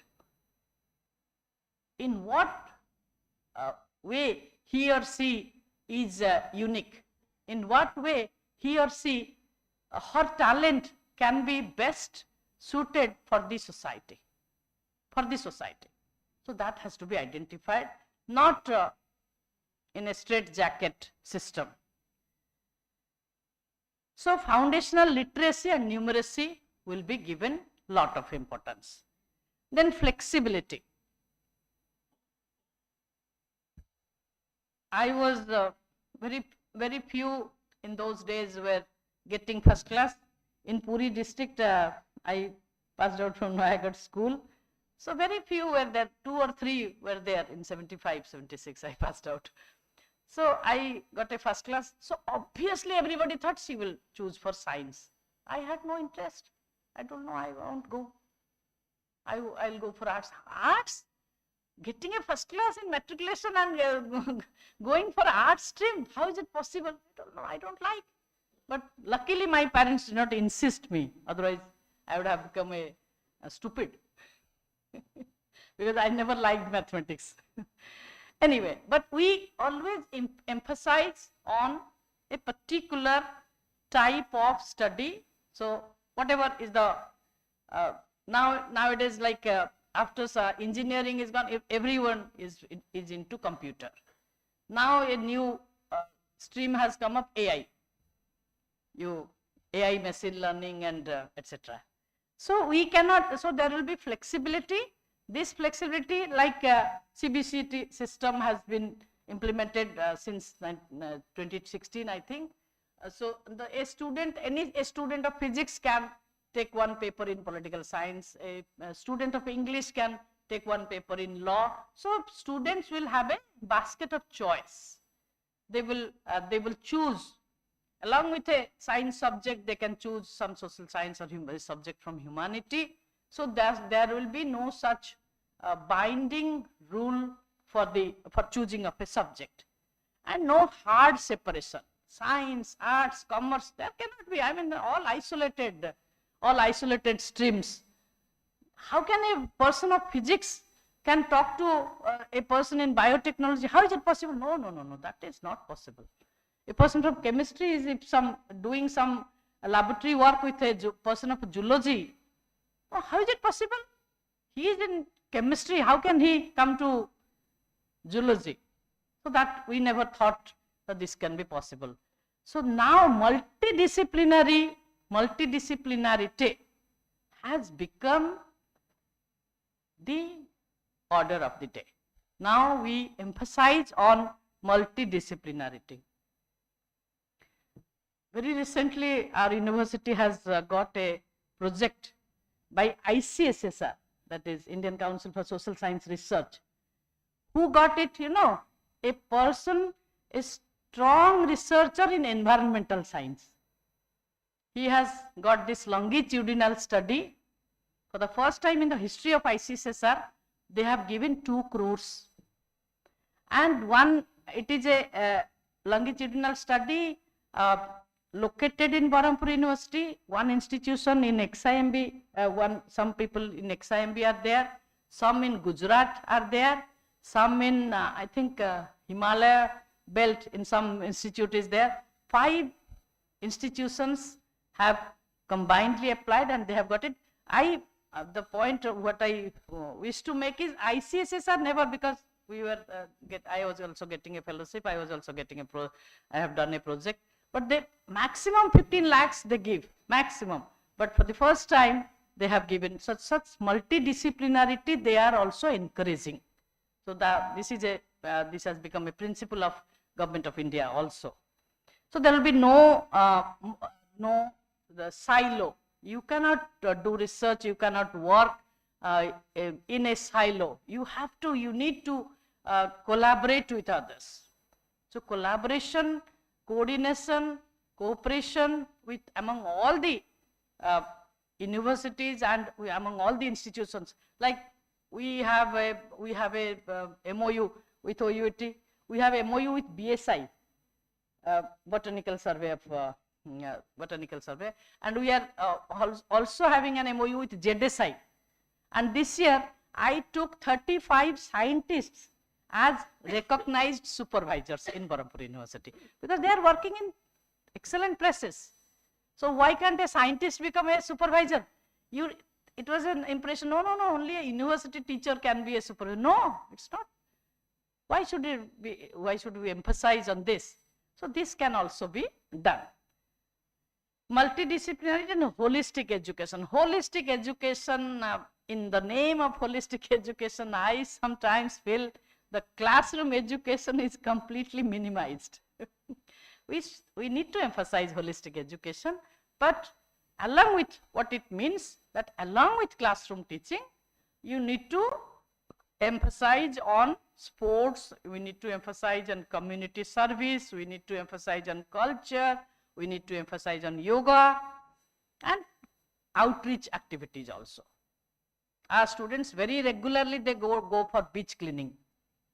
Gopalpur beach becomes so dirty, so they go for beach cleaning, and whenever there are some tourists, they spread the message of cleaning the beach and not to make it a dirty place. So like this is just an example. Everywhere there is a emphasis, there is some emphasis on holistic education. Every university, every higher education institution are emphasizing on holistic education. So many number of programs we are conducting, end number of programs you also must be conducting, because the stricture comes every day, mail comes every day. So tomorrow is this observation day, that observation day, that you have to do fit India, and every day there is some instruction. So this is also a part. It's a good thing that we also in remembrance of many great people, we also have some observation days. We invite people, and at least students come to know who was Ambedkar, who was Gandhi. They don't know. Everybody just, they go to Google and they just have a brief information about someone. They don't have any, they don't make any analysis or examine their value system, examine their ideology. So that we do. So that is also a part of holistic education, because the after all, what is the purpose of education? The purpose of education is to not to just have some, as I said, to produce some dignified clerks, to produce a responsible citizen. After going from the educational institution, someone should be contributing in a very unique manner, contributing for the growth of the society. So that is the purpose. So this purpose has to be achieved through these steps. So this is again very important. Emphasis on conceptual understanding. So the question pattern, there will be a continuous assessment system. So the question pattern will be so that unless there is a multiple question, even if it is a multiple question, unless the person has understood the fundamental of the concept, or he or she has the conceptual clarity, one cannot answer. So this rote learning system cannot be it cannot be implemented. So that is one thing. Ethics and human and constitutional values like empathy, respect for others, cleanliness, courtesy, democratic spirit, spirit of service, respect for public property, whatever is there in Indian constitution, fundamental duties are also there. Ethics. Why this question of ethics come? We feel strongly, every parent must be feeling, whoever is sitting here, that the present generation, there is a shortage of value system. I mean, there is a decline in value system. If someone is coming to your family, you ask your son or daughter to bring a glass of water, he or she must be busy with the mobile. You do it yourself. He's your guest, and do it. Most of the families. There must be some exceptions, I don't say no, but mostly children are behaving like this, and all are busy with the mobile. So the value system which we were having, we were so sociable, going to a relations place, sharing sweets, laughing with others, sitting with others, family members, we had some friend circle, social responsibility, social obligation. So these are Vasudhaiva Kutumbakam. More or less where the elderly people were having that type of a value system, which is, there is an erosion of values, there is a decline in the value system. So that is why now ethics is a compulsory paper. Ethics is a compulsory paper in schools, in colleges, in universities, in IAS examination, in OAS examination, everywhere. Ethics is a compulsory paper. So you need to, ethics and environment are becoming an integral part of education system, because environment you people know better, you are preserving it, you are doing a lot of research on that. So every institution is now trying to maintain an eco-friendly campus, and that is also very important. So how much time we have?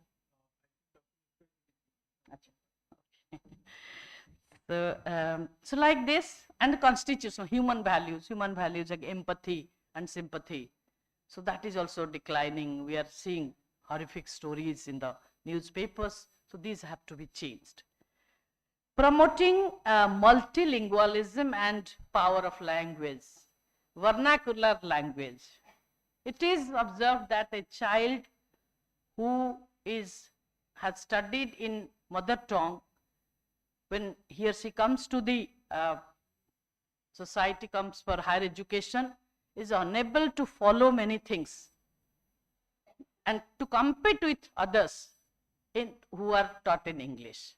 So now it is decided, it is promoted that even in medicine, even in law, even in science subjects, it should be taught in the mother tongue, so that the comprehension capacity of a child will increase when he or she is given a teaching in mother tongue. This is also a debatable thing. I do not know how to deal with it. I went to Karnataka, to one place, just to share my experience. I went on a NAC visit. It was a very remote college. Nobody could understand English or Hindi. I failed to understand how to interact. The principal was also a Kannada language teacher. She was a Kannada language teacher. 100% students, 99.91, I think, in the whole class could understand English. They are very aversive to Hindi. Kannada and Tamil people, they don't like Hindi. And they cannot understand, they cannot reply also, they cannot interact also. Then I sometimes fail to understand, when I go to remote places, then how to interact. Very recently I went to Maharashtra. 2 persons from Northeast joined me as my colleague in the NAC peer team. Both of them could not understand Hindi. English, they only could speak English, and their Mizo language was, someone was from Arunachal was there. So I felt like writing to the director that at least 2 persons from Northeast should not be in the peer team. And these people in Maharashtra, they could speak only only Hindi and Marathi. They could not interact in English. So I fail to understand, in a huge country like India, how do we communicate with each other if there is no link language? So this is also a big question. So extensive use of technology, all of us know. COVID has taught us. Now Google link is given. Google Meet platform is there. So many platforms are there. MMTTC centers are there, 120 Madan Mohan Mallavya Center of Teacher Learning centers are there, established by UGC. Barampur University also got it 1 year back. So they are planning to teach 1,50,000 teachers regarding NEP and Indian knowledge system online. We are also asked to do it very regularly, but it is so difficult to get students. I mean, teachers have to be a part of it, and it has been made compulsory that it will be added as a orientation course in your API score. It will be added in the API score for young teachers. So still then, and so this is again it is given on digital platform. You need not go, you need not join physically, you just be online, And so every type of online training, online teaching, online refresher courses, orientation courses, NEP courses are going on, FDPs are faculty development plan, any programs are going on online. So we are very much comfortable with this virtual platform, but again there is a challenge. You know what is the challenge. You go to a remote place, then sometimes we also face the same difficulty in any college, while because all the NAC accreditation is going on, and we go to a college, there is no internet to upload the PTR, peer team report. So it becomes so much difficult. So until and unless we have a robust infrastructure, it is very difficult to go to adopt this online method. Respect for diversity and respect for local context. We are a multicultural country. We are a multicultural civilization, multicultural way of life. We need to respect. I am superior to him or her. That should not be, this attitude should not be there. We need to respect all religions, all people from all walks of life, all castes, and irrespective of caste and creed. So this has also to be maintained, and this has to be promoted. Synergy in curriculum across all levels of education. There will be a continuum. There will be no break in the educational system. Starting from the primary school, there will be a continuum, and synergy will flow into the system through such a system. Teachers and faculty as the heart of the learning process. Teachers have been made very powerful in this system. It is said that it is a teacher-centric system. All teachers are to be the leaders. Teachers are to be trained. Teachers are to be promoted. Teachers have to have some independence, autonomy. Autonomy is a big question in higher education institutions nowadays.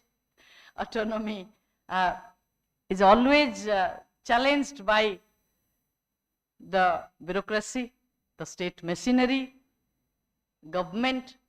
There is always a tussle between university autonomy and Department of Higher Education. And of late, all of us know that our autonomy is completely crushed. We have hardly any autonomy. Any day, anything you do, there will be a telephone call to the registrar. What is happening in the university? Why this step has been taken? Why didn't you ask us?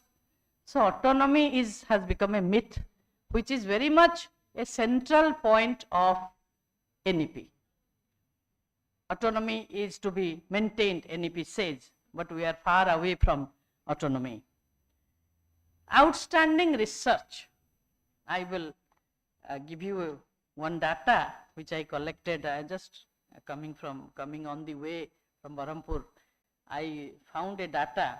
RBI data says 0.1% of gross state domestic product is allotted for research.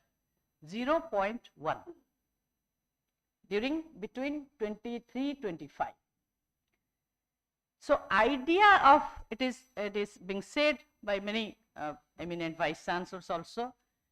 So idea of supporting research is largely missing at the state level, because it is not a product. Research and education is not a product. So every product is to be promoted, because consumer market needs that. Education cannot be identified as a consumerist product. So we need to invest more and more on research. Unless we invest, unless we have some state-of-art laboratories, unless we have some state-of-art infrastructure, how can we promote research? How can we have innovation? How can we have any type of creative knowledge?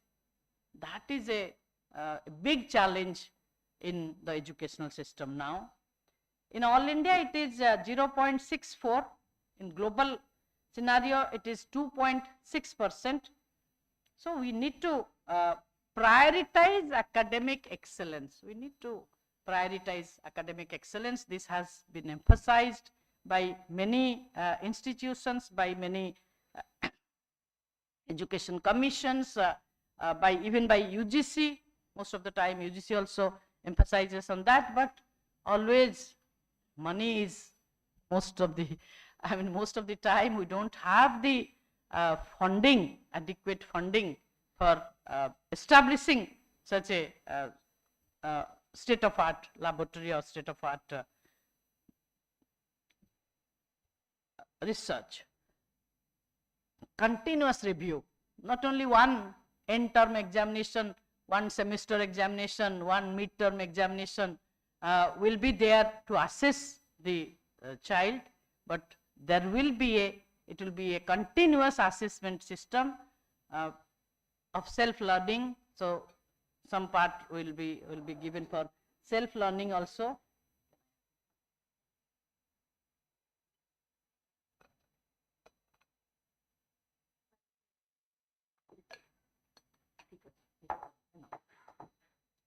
So that is also an important thing.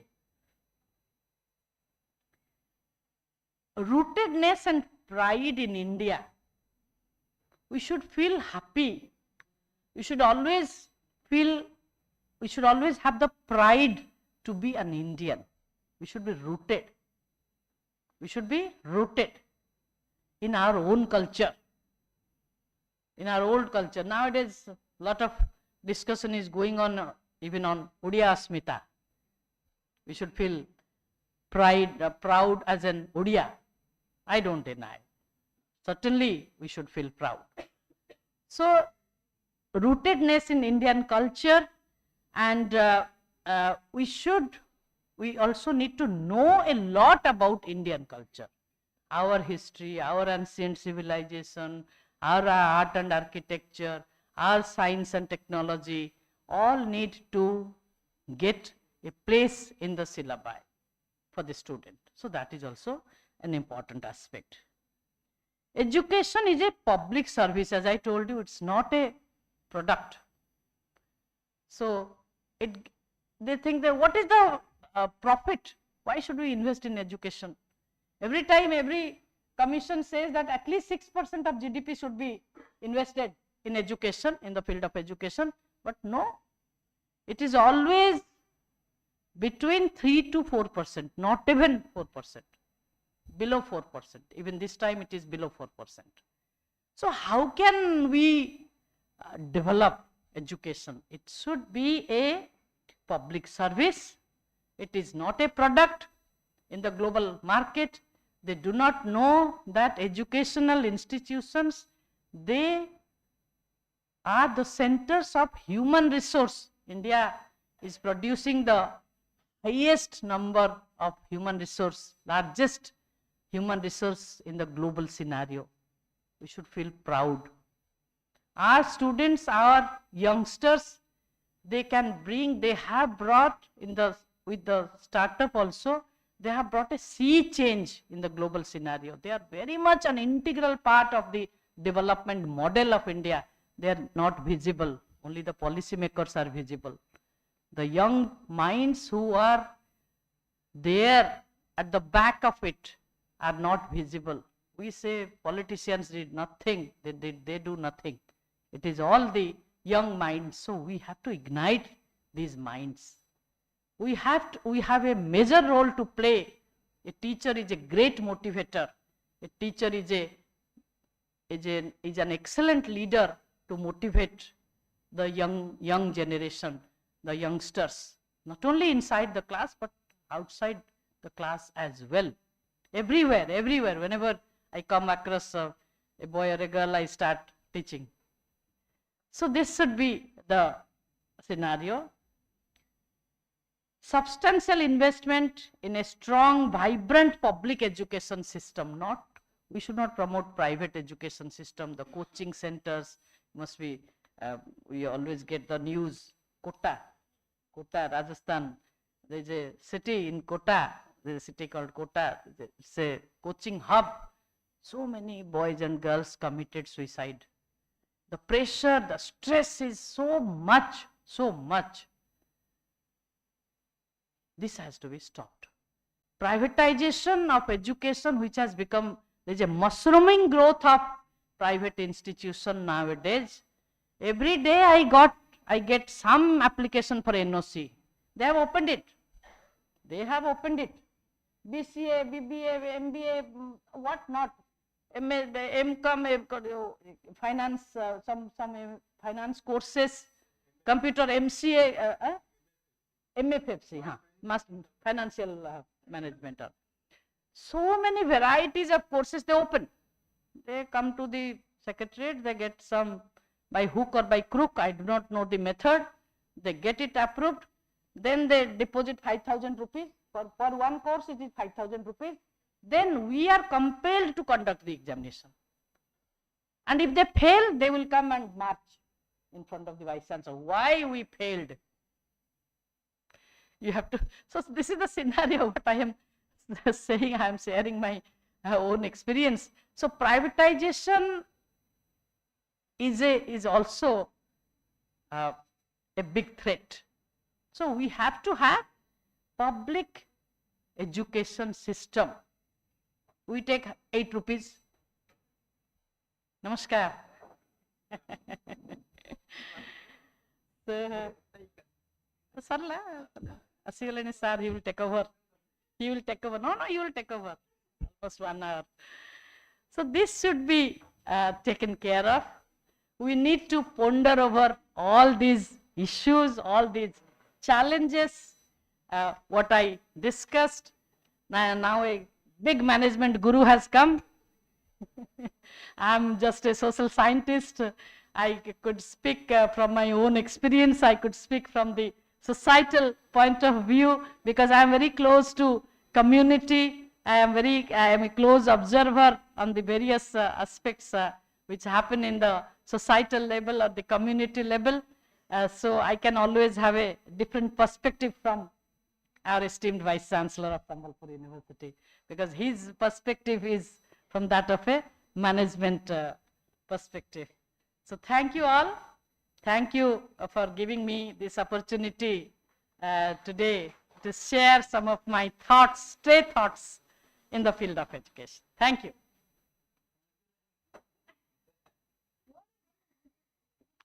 Thank you so much, Madam, for this eloquent talk as the keynote speaker. We take the pleasure of welcoming Professor Bidhubhushan Das, Honorable Vice Chancellor, Sambalpur University. I would request our Vice Chancellor, OUAT, to please felicitate the guest of the morning. Sir, please.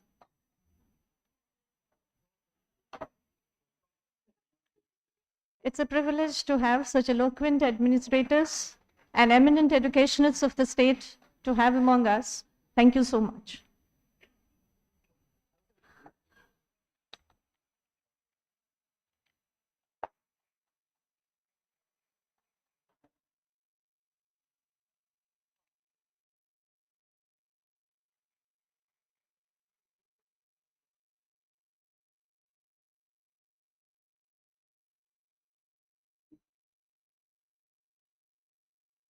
Thank you so much, sir.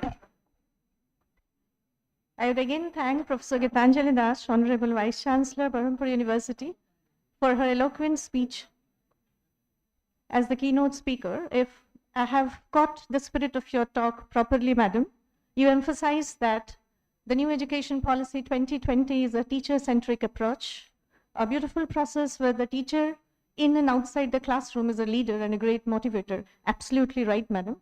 You pointed out that there have been 4 revolutions before this: the green related to agriculture, the milk, the white revolution, the blue revolution related to space, the gray revolution related to software, and presently the knowledge revolution and entrepreneurship revolution is in process. And the new education policy introduced in 2020 aims at quality, equity, affordability, accountability, and most importantly, multidisciplinarity, diversity, and variety. And the biggest focus, the most important focus of the new education policy is on enriching and fostering a learner's unique abilities. You talked about the parental pressure of children over here. That reminds me of our childhood days. I think all of us must have come through that. I am myself a student of science at +2, and I was under tremendous pressure of studying medicine, my father being a doctor. It was a struggle for me to say that, no, I have a penchant for literature and language. So I'm extremely happy that we don't have to face that anymore. So new education policy is going to revolutionize the entire education system, a big paradigm shift, both for technical institutions as well. As we move ahead with the program, may I have the honor of requesting Professor Bhubaneswar Mishra, Honorable Vice Chancellor, Sambalpur University, to please deliver the plenary. So please.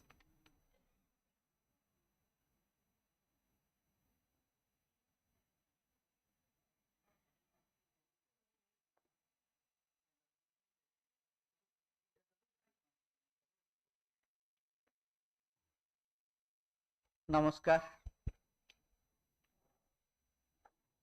Our esteemed Vice Chancellor of UIT, Professor Rahul, my senior Vice Chancellor of Bhubaneswar University, Geetanjali Madam, in my front, galaxy of intellectuals, faculty members, research scholars, and dignitaries present over here in the hall.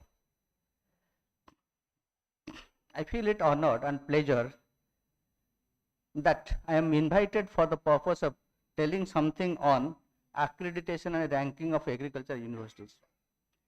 Actually, why we talk about this accreditation or ranking today? Was it not desirable some days before? Or is it because of this new education policy 2020, which has made us compel, or which compelled us to go for this accreditation? Or this accreditation do have any value for the institutions as well as for the students at large? There are several issues which need to be discussed and also need to be resolved.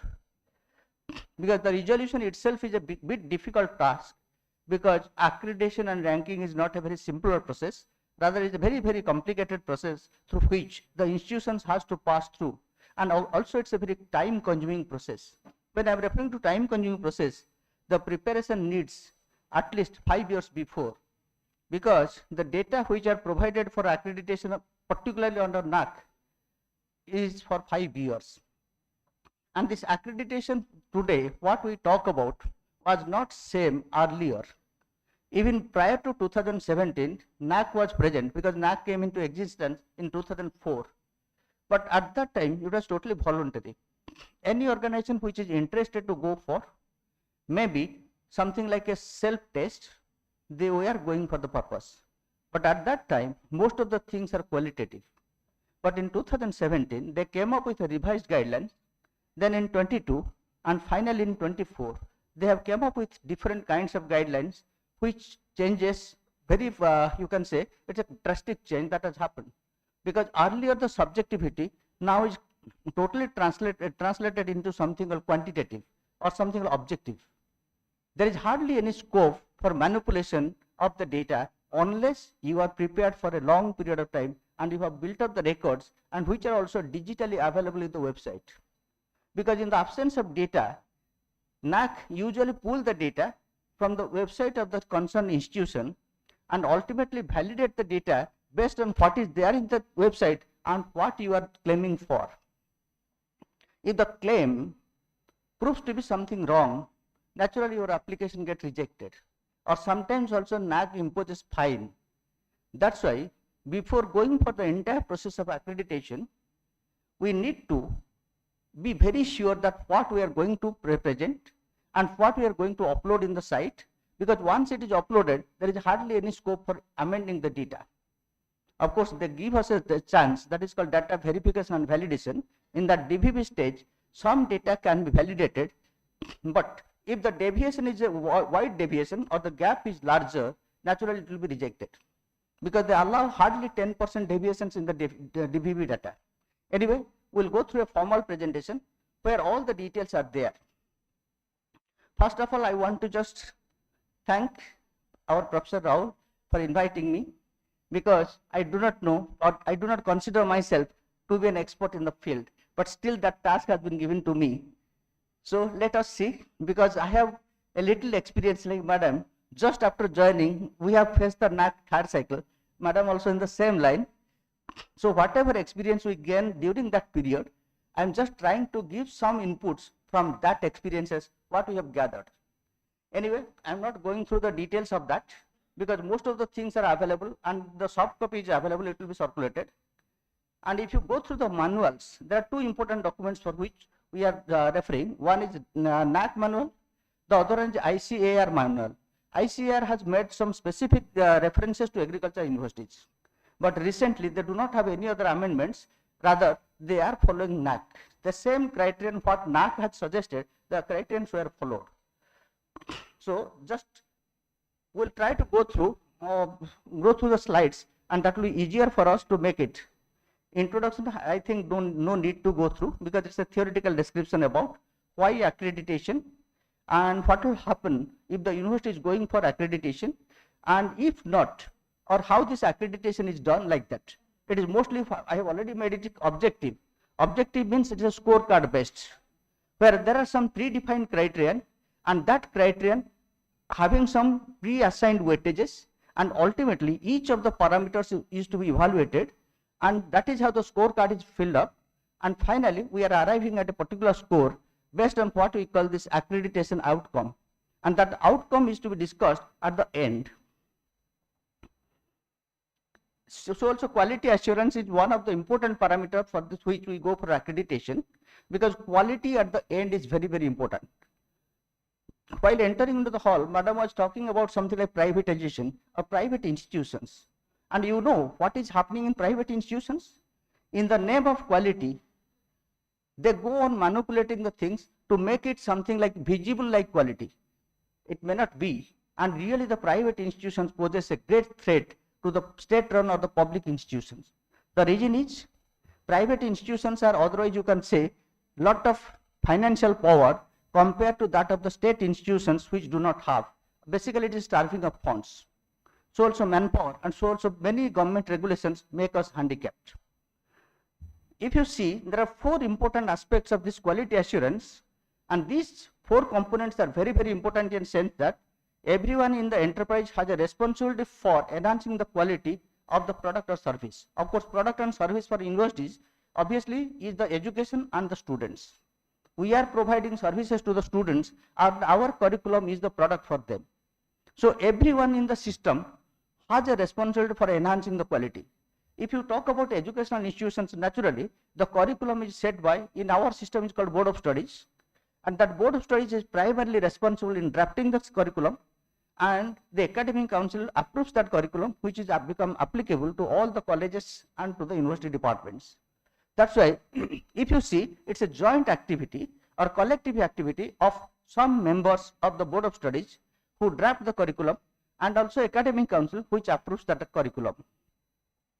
Similarly, everyone in the enterprise has a responsibility for maintaining the quality, because simply say enhancing the quality is not enough unless it is maintained. What is maintaining? Take an example as a teacher, our responsibility. The syllabus is drafted and we are supposed to deliver the lecture based on that syllabus. But we have also the freedom to whether we can go in depth of that syllabus, or we'll just go in the surface, touching all the points but not in deep. What will happen in the process? The students are deprived of what we call maintaining the quality. And once the quality is not maintained, obviously the outcome you know, that will also not maintain the things. Of course, NAC has made a mandatory requirement in enhancing the quality by just measuring what they called program objectives, course objective, and program specific objectives. So this course outcome is very short term because it is related to one course, but program outcome is more related to the overall course.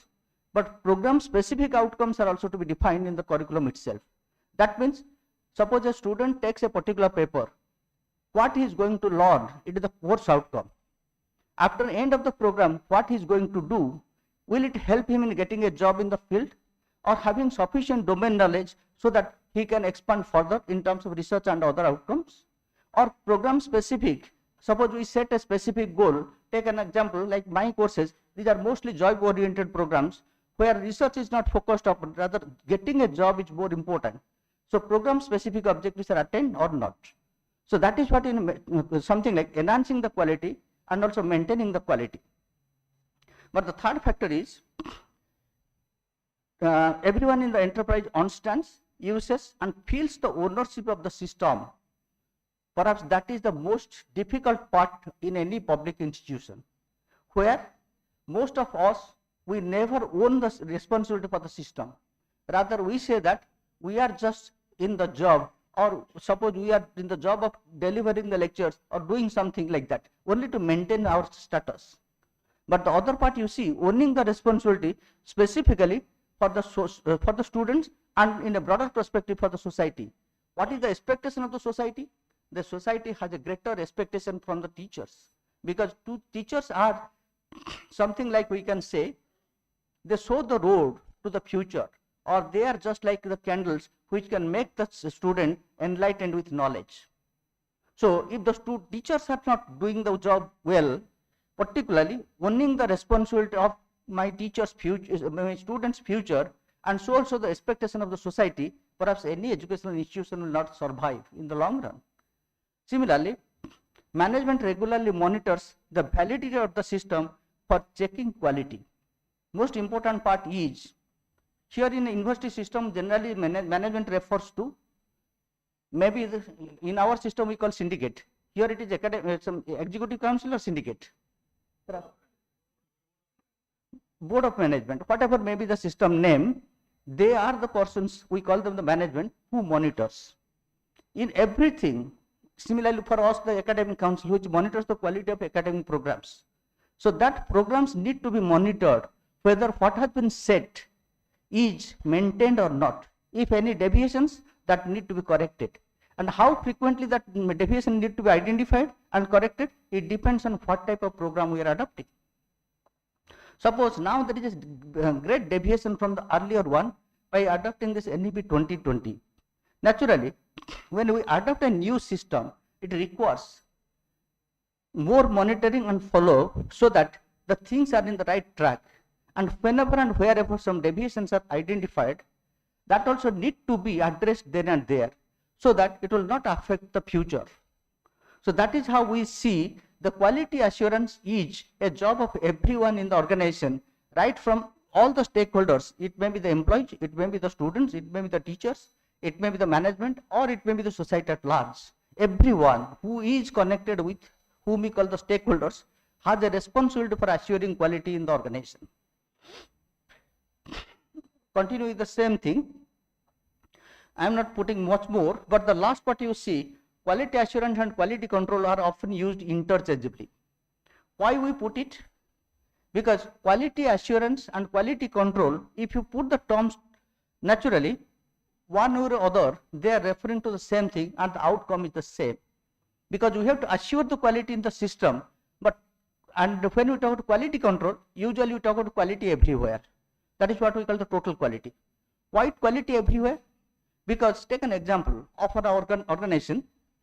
If the rooms are not properly cleaned, which is the job of a sweeper, how you feel? Naturally, we won't feel good. It's something like disgusting. Sometimes also become very unhealthy and so on and so forth. If the sweeper is not doing, the entire organization is suffering. So also, if the head of the institution, he is also neglecting, what will happen? There is a chaos. That is what we talk about quality control, precisely focuses on or provides the responsibility for each one of the organizational members to assure that everything in right place. Last part you see, fit for the purpose or right at the first time. Why we talk about fit for the purpose? Because when you go for assuring quality, what we mean by fit for the purpose? The purpose, as we have already discussed, like course objective to program specific objectives, or the overall objective of the education system. So what we do must fit to that particular purpose. If it deviates or doesn't fit in, naturally that will create some anomalies, and anomalies are ultimately leading to chaos in the entire system. Similarly, right at the first time, because we do not have the time to make the things corrected latter part, first to make the mistake. That's why total quality management precisely focuses on that aspect. Do everything right at the first go. Take a little more time to do it, not in a hurry, but make it correct so that you won't spend much of the time and resources in mending or something like correcting the system. These are the benefits broadly we can say. The institutional accreditation of for higher educations, and which benefits the institutional accreditations you can see these are broadly 6 if you go through. Starts with determining whether an institution is meeting the standards of education. Of course, NEP 2020 has given us lot of standards of education, right from primary to the research level, post-graduation or research level. Perhaps this NEP 20 is the first and most important comprehensive document which is a complete deviation from what we talk about the traditional education system. Because we have inherited that system since long, maybe for 100 years. Precisely the fundamental document was the British Universities Act, which was enacted in India in 1862, and we are comfortable with that. And whatever amendments that has came, or whatever changes that has came, mostly as a small changes in the existing system, but structurally the program remains the same. But 2020, that new policy is a complete deviation, which talks from primary to post-graduation. Earlier, none of the programs are talking about that. Rather, they become piecemeal. So the question comes, what are the educational standards we are setting before? Let us be set it from the early education, early child education till your post-graduation and research level, so that the education can be better explained in achieving its objectives which we determine from the beginning itself. The second one, improving enrollment rate by winning the trust of the students and the parents. It's a dismal picture that in India today, this is basically the enrollment rate in higher education is very, very low compared to that of other developed countries. And NEP 2020 has given us a mandate at least 25% by 2025, and by 30 it should be 50%. What it means students who are entering into the system, particularly in the primary education system, almost 1/3 of them didn't go to the secondary level, and half of them not to the higher secondary level, and rest are for the higher education level. Means in each stage, today the rate is less than 20%. We want to increase it. What is the need for that? The need is, once we have created a higher educational system which starts with your UG and PG courses and the research courses, that need to be something like spread across, and people of all category should take advantage or benefit of that higher education system. Because with education, your mind can open up, and you can also find new ways for your living and anything for that purpose. So higher education has become something like a window or a vista for your development and growth. Today you might have seen, which report is it? I'm not able to recall the name of the report, but the report has made a mention about why India, when we are aspiring to be a developed country by 2047, what are the hindrances or what are the issues behind it? One of the important issue is, till date, we focus on something like education as a piecemeal, not as a total system. But the important part is, India do not have any something like dearth of money, materials, man, machinery, anything which is required for development. But why this development is not achieved? This have become lopsided. The reason was, we have never thought of investing in education and health. Unless the people, because India now is the largest populated country in the world, having the largest youth people, which is much better than that of the rest of the world. Somebody talk about the future powerhouse of the world. India is the future powerhouse. But still, the youths we created, they are either illiterate or half educated.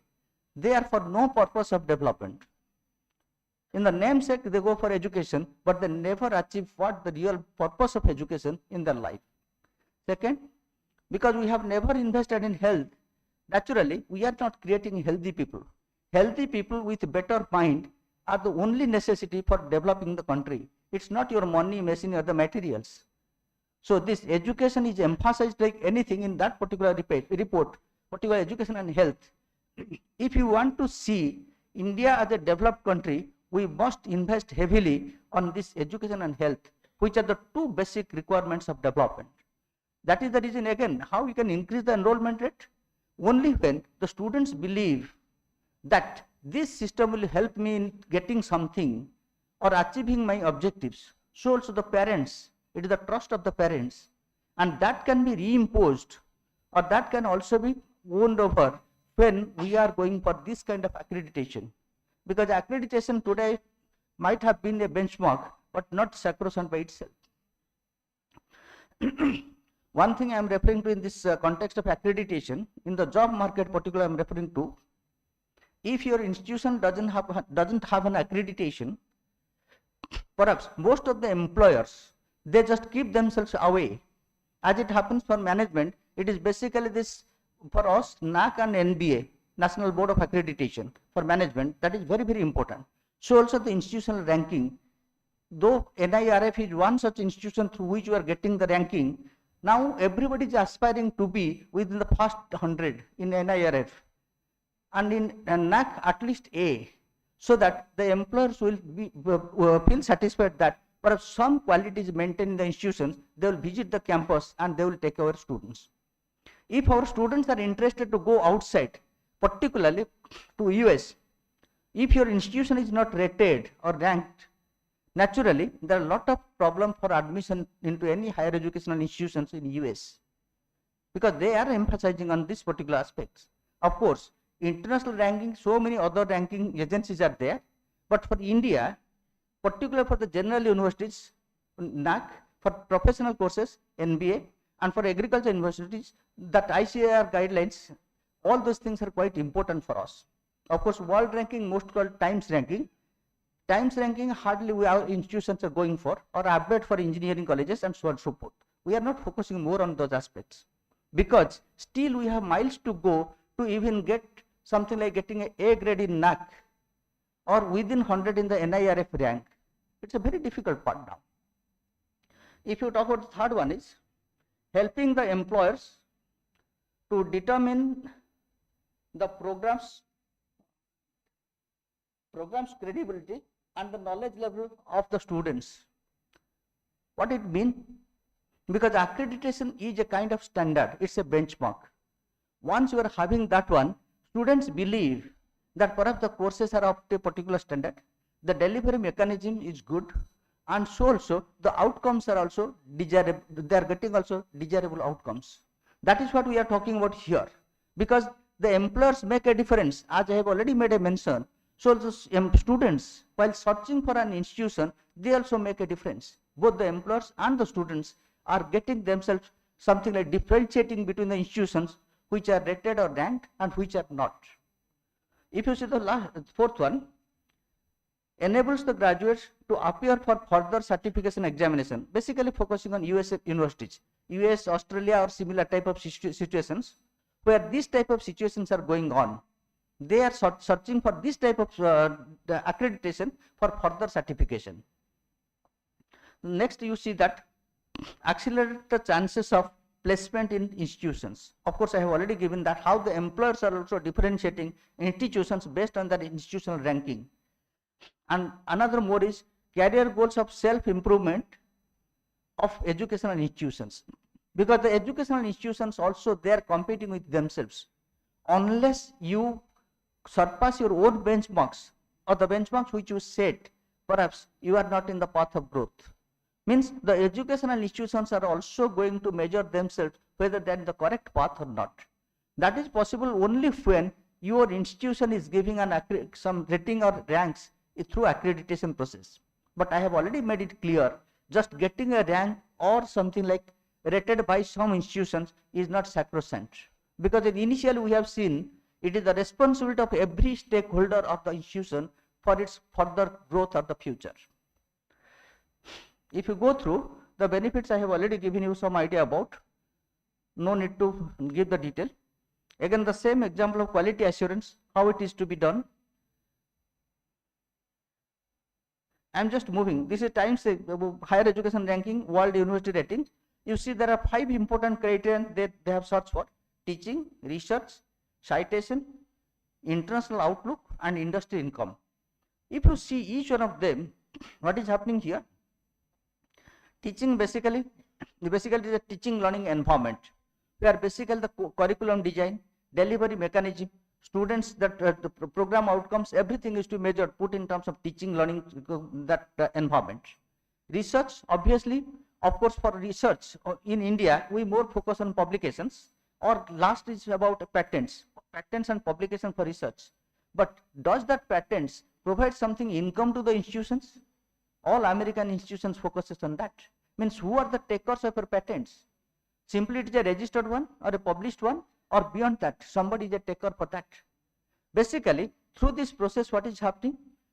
They get money for the organization, but the type of knowledge you are creating get disseminated, which are ultimately translated into some kind of technology or know-how through which the country or the institution is advancing. Today, that is a bigger challenge for Indian institutions to have the patents for commercialization. That is the third phase. Registered, published, then called commercialized. Unless it is commercialized, perhaps the patents has no value. So that is what they focus on, that research. How much that volume in terms of publications, patents, and so on and so forth. And how these patents are getting money or generating revenue. And ultimately, these patents lead to enhancing the reputation of that institutions. Because these are the, you see what is happening, Nobel laureates, nothing but an example of their research. So it brings lot of laurels for the institution as well as for the country. Citation, obviously it is the research influence. How many persons are going to referred, cited, then different kinds of indexing that has happened in case of publications. That is very, very important, because what you do, it need to be cited so that it will spread across. And the last two, where we are looking, one is about international outlook. Basically, world rating, they are more focusing on how many teachers are from outside the country, how many students from outside the country are coming to that. This is what we talk about international outlook, where we talk about the staff, students, and the research. Suppose cross-country research is one of the important parameters where we are lacking. Means we do not have much of collaborations with outsiders and with whom we are working, so that we become something like transnational or cross-country research factors are coming up. And particularly, I know there are some universities which are more focusing on this particular aspect. Similarly, industry income. Obviously, when you transfer the knowledge to any other organization and that patents are converted into products, it becomes a part of a knowledge transfer, and that helps you in earning some money. This is one aspect. Second aspect is about consultancy, because most of the industries that looks at the universities for getting some new knowledge or some solution to their existing problems, what we call consultancy, where also we are losing. Even the great institutes like IITs, they do not have much consulting work. They do a lot of something like theoretical work in the laboratory, but very less in terms of industrial consultancy. That's one of the biggest gap between the industry and the institution in the country. Perhaps that is the reason why we are losing a lot in terms of Times rating. Even the best institute, what we call in terms of research, that is Indian Institute of Sciences, is also not finding a good place in the Times rating across the globe. It is not within the 100. So that is one of the something like decimal point where we are just suffering, because we do not have much of researchers which has an international outlook. So also something like industry collaborations. Of course, these are some of the examples of Indian practices: NAC, NBA, NIRF, and NAEAB. That is basically this ICAR has given a framework for agriculture universities, where National Agriculture Education Accreditation Board is there. They give us a rating. Why accreditation? I'm just leaving. Okay, these are some of the core values of NAC. First of all, an institution need to have a qualification or qualify for the purpose of NAC. It is not that any institution of higher educational department can be applying, can also be rated or something like accredited by NAC. And the outcome is, the qualifiers are mostly, you see that institution must have graduated at least 2 batches of students, or have been established for last 6 years. Whichever comes first are eligible to apply for assessment and accreditation. And these are the most important values for the NAC: contributing to national development, fostering global competencies among the students, inculcating the value system among the students, promoting the use of technology, and quest for excellence. Actually, when we are simply not looking for something, like what we are looking in the broader sense when we apply for assessment and accreditation under NAC, one is obviously contribution to national development. If you see that NAC has 7 criterions and 3 important criterions are devoted for that purpose. About teaching learning process, about curriculum design and design, all those things are very, very important for the purpose. And where we are mostly focusing on how this particular institution is helping for the development, national development. Similarly, global competencies. If you see in the curriculum development or design, there are certain, you can say, key areas or some key aspects where we focus on where from we got the idea of this particular course, which other university across the globe is also adopting the same. Do you have any collaboration with them? What are the textbooks you are referring there? Is it something like circulated across the globe? Like that. Many such parameters are coming which focuses on global competency of that institution. Similarly, the value system, particularly NEP 2020 in India, has given a very good idea about Indian value system, Indian traditional knowledge system. Both value system as well as traditional knowledge system as one of the important area. What we mean here, basically what we today adopted or what we are doing, most of the idea has came from the West. And we have forgotten our own knowledge system, which was quite traditional, also based on something called values and ethics. So now the time has come to integrate our education system, particularly the modern education system, with our traditional value system. Perhaps NEP 2020 has a focus on that aspect. That's why it focuses on how to integrate both of them, how to take the best of the two. Our own system vis-a-vis the Western system which we have already adopted. That's why the value system among the students need to be aroused so that they can be something like good citizens citizens of the future. Similarly, now today we are talking use of technology. Of course, NAC criterion has a bigger section on that use of technology. Basically, this ICT, information and communication technology, where we are focusing on Wi-Fi campus, access to internet, even the broadband speed, the number of computers and so on and so forth, like that. And where we are using, including e-office, e-governance, that ERP, everything is focused upon. That is what we talk about use of technology. Technology in governance, technology in academics, technology in research, technology in even extension activities, everywhere technology is focused upon. Obviously, ultimately we have a inner search or quest for excellence. That is what we talk about the core values of NAC. Again, everything I have quoted or copied from the manual itself. If you go through the NAC site, that is called NAC manual for universities, you can get everything there. Just I have quoted few things from that. So also ICAR, they have also their own manual from that manual. These are the two sources from where these things have been collated. And ultimately what I am saying, these are everything available in the manual itself in an elaborative manner. If you say the same value framework of assessment, what we have discussed earlier, like contribution to national development, maybe these are something like the suggested parameters of the activities, more access with equity, develop trust in identification of research areas and academic programs, community engagement, and so on and so forth. Similarly, fostering global competition competencies among the students, development of generic skill, development of application skill, and development of life skill. Here one thing that is very, very important. If you see most of our courses in general universities, we have forgotten what for this course is. Is it something like what we have read in our early days in the primary education, like learning something about that what we call the 3 R's, reading, writing, and arithmetic, like that. Simply we want to develop a course copied from some university or some textbooks, and that has been given to the students for passing the exam. But what they will do after passing the exam, how that knowledge is going to help them, we have never talked about. But with this new framework, where we talk about the student must gain something called global competence, so that they can face the broader world, compete with outsiders in a bigger way. Just like 3 things they talk about: generic skill, application skill, and the life skills. Generic skill mostly talking about the domain knowledge.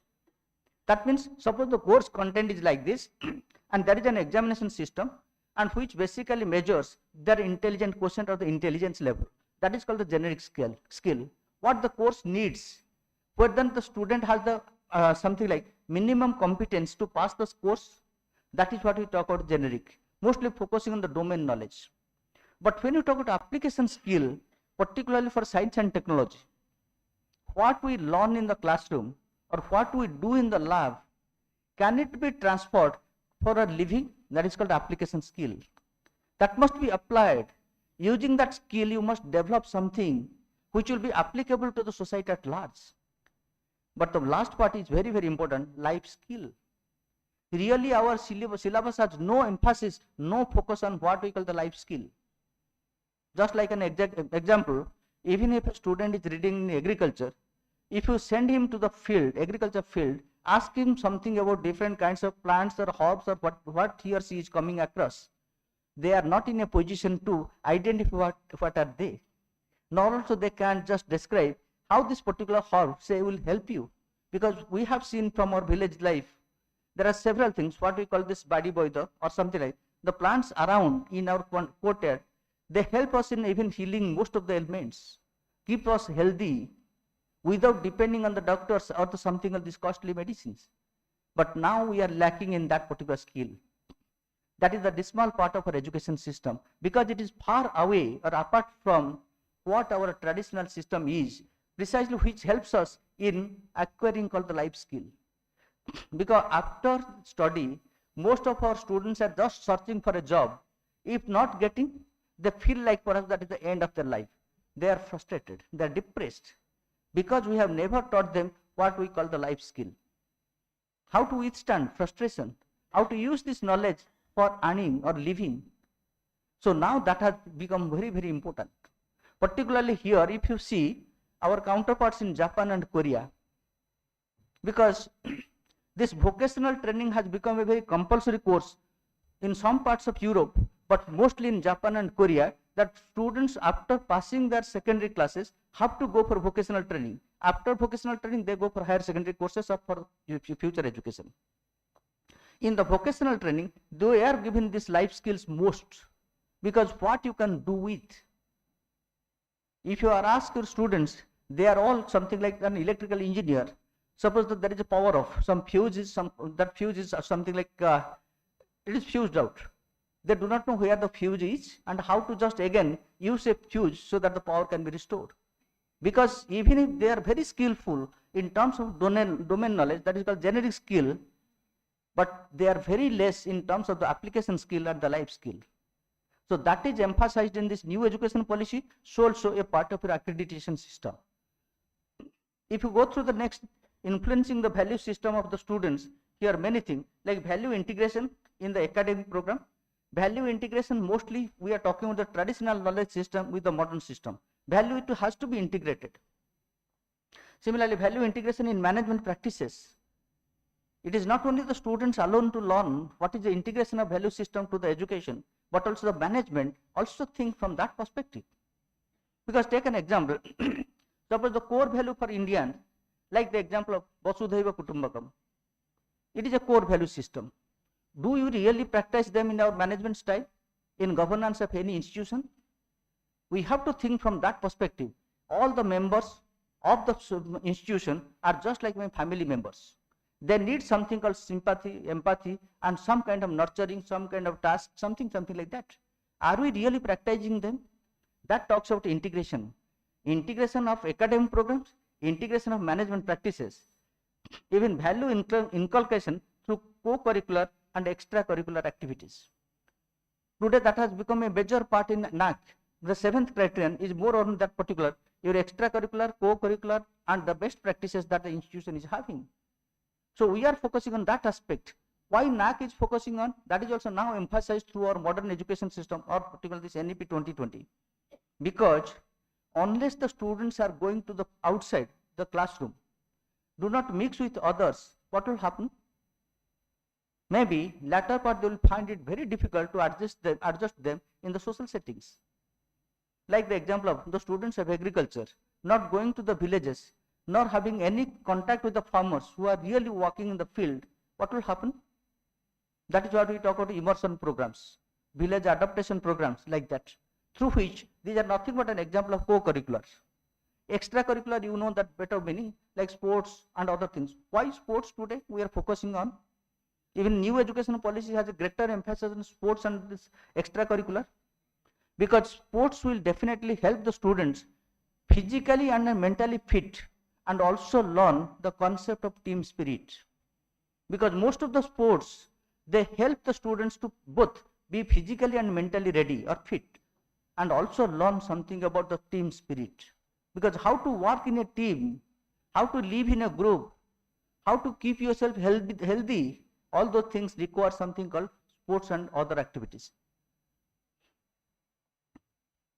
So is it getting time, or you are getting bored, sir? Huh? Okay, whenever you feel bored or when it is time, just remind me, because I am not looking to that side. Okay, should I continue? Okay, thank you. Because I have not come to the real thing what I want to show. These are all preliminary things. These are all preliminary things. Because the real thing I want to just show you the criterions and what those criterions describe, and the most important part where we are interested in getting the outcome of accreditation in terms of the scorecard. I want to just show you the scorecard and how the calculations are done for getting that particular score, ultimately which is translated into letter grade like A++ or A+ or B, A, or like that. I want to just show it. So no more time I'm just spending on this. Basically promoting use of technology, already we have discussed. Quest for excellence, we have already also discussed a little more about. That is elaborated here. This is quality framework. This is one of the important part, this quality indicator framework. It is a part of a NAAC. Actually NAAC has 5 components. It starts with something like AQAR, annual quality report, AQR. Then this quality indicator framework, then is your SSR, then DVB, and finally the team visit and the scorecards. That is how the 5 components are there. This is one of the important component of that.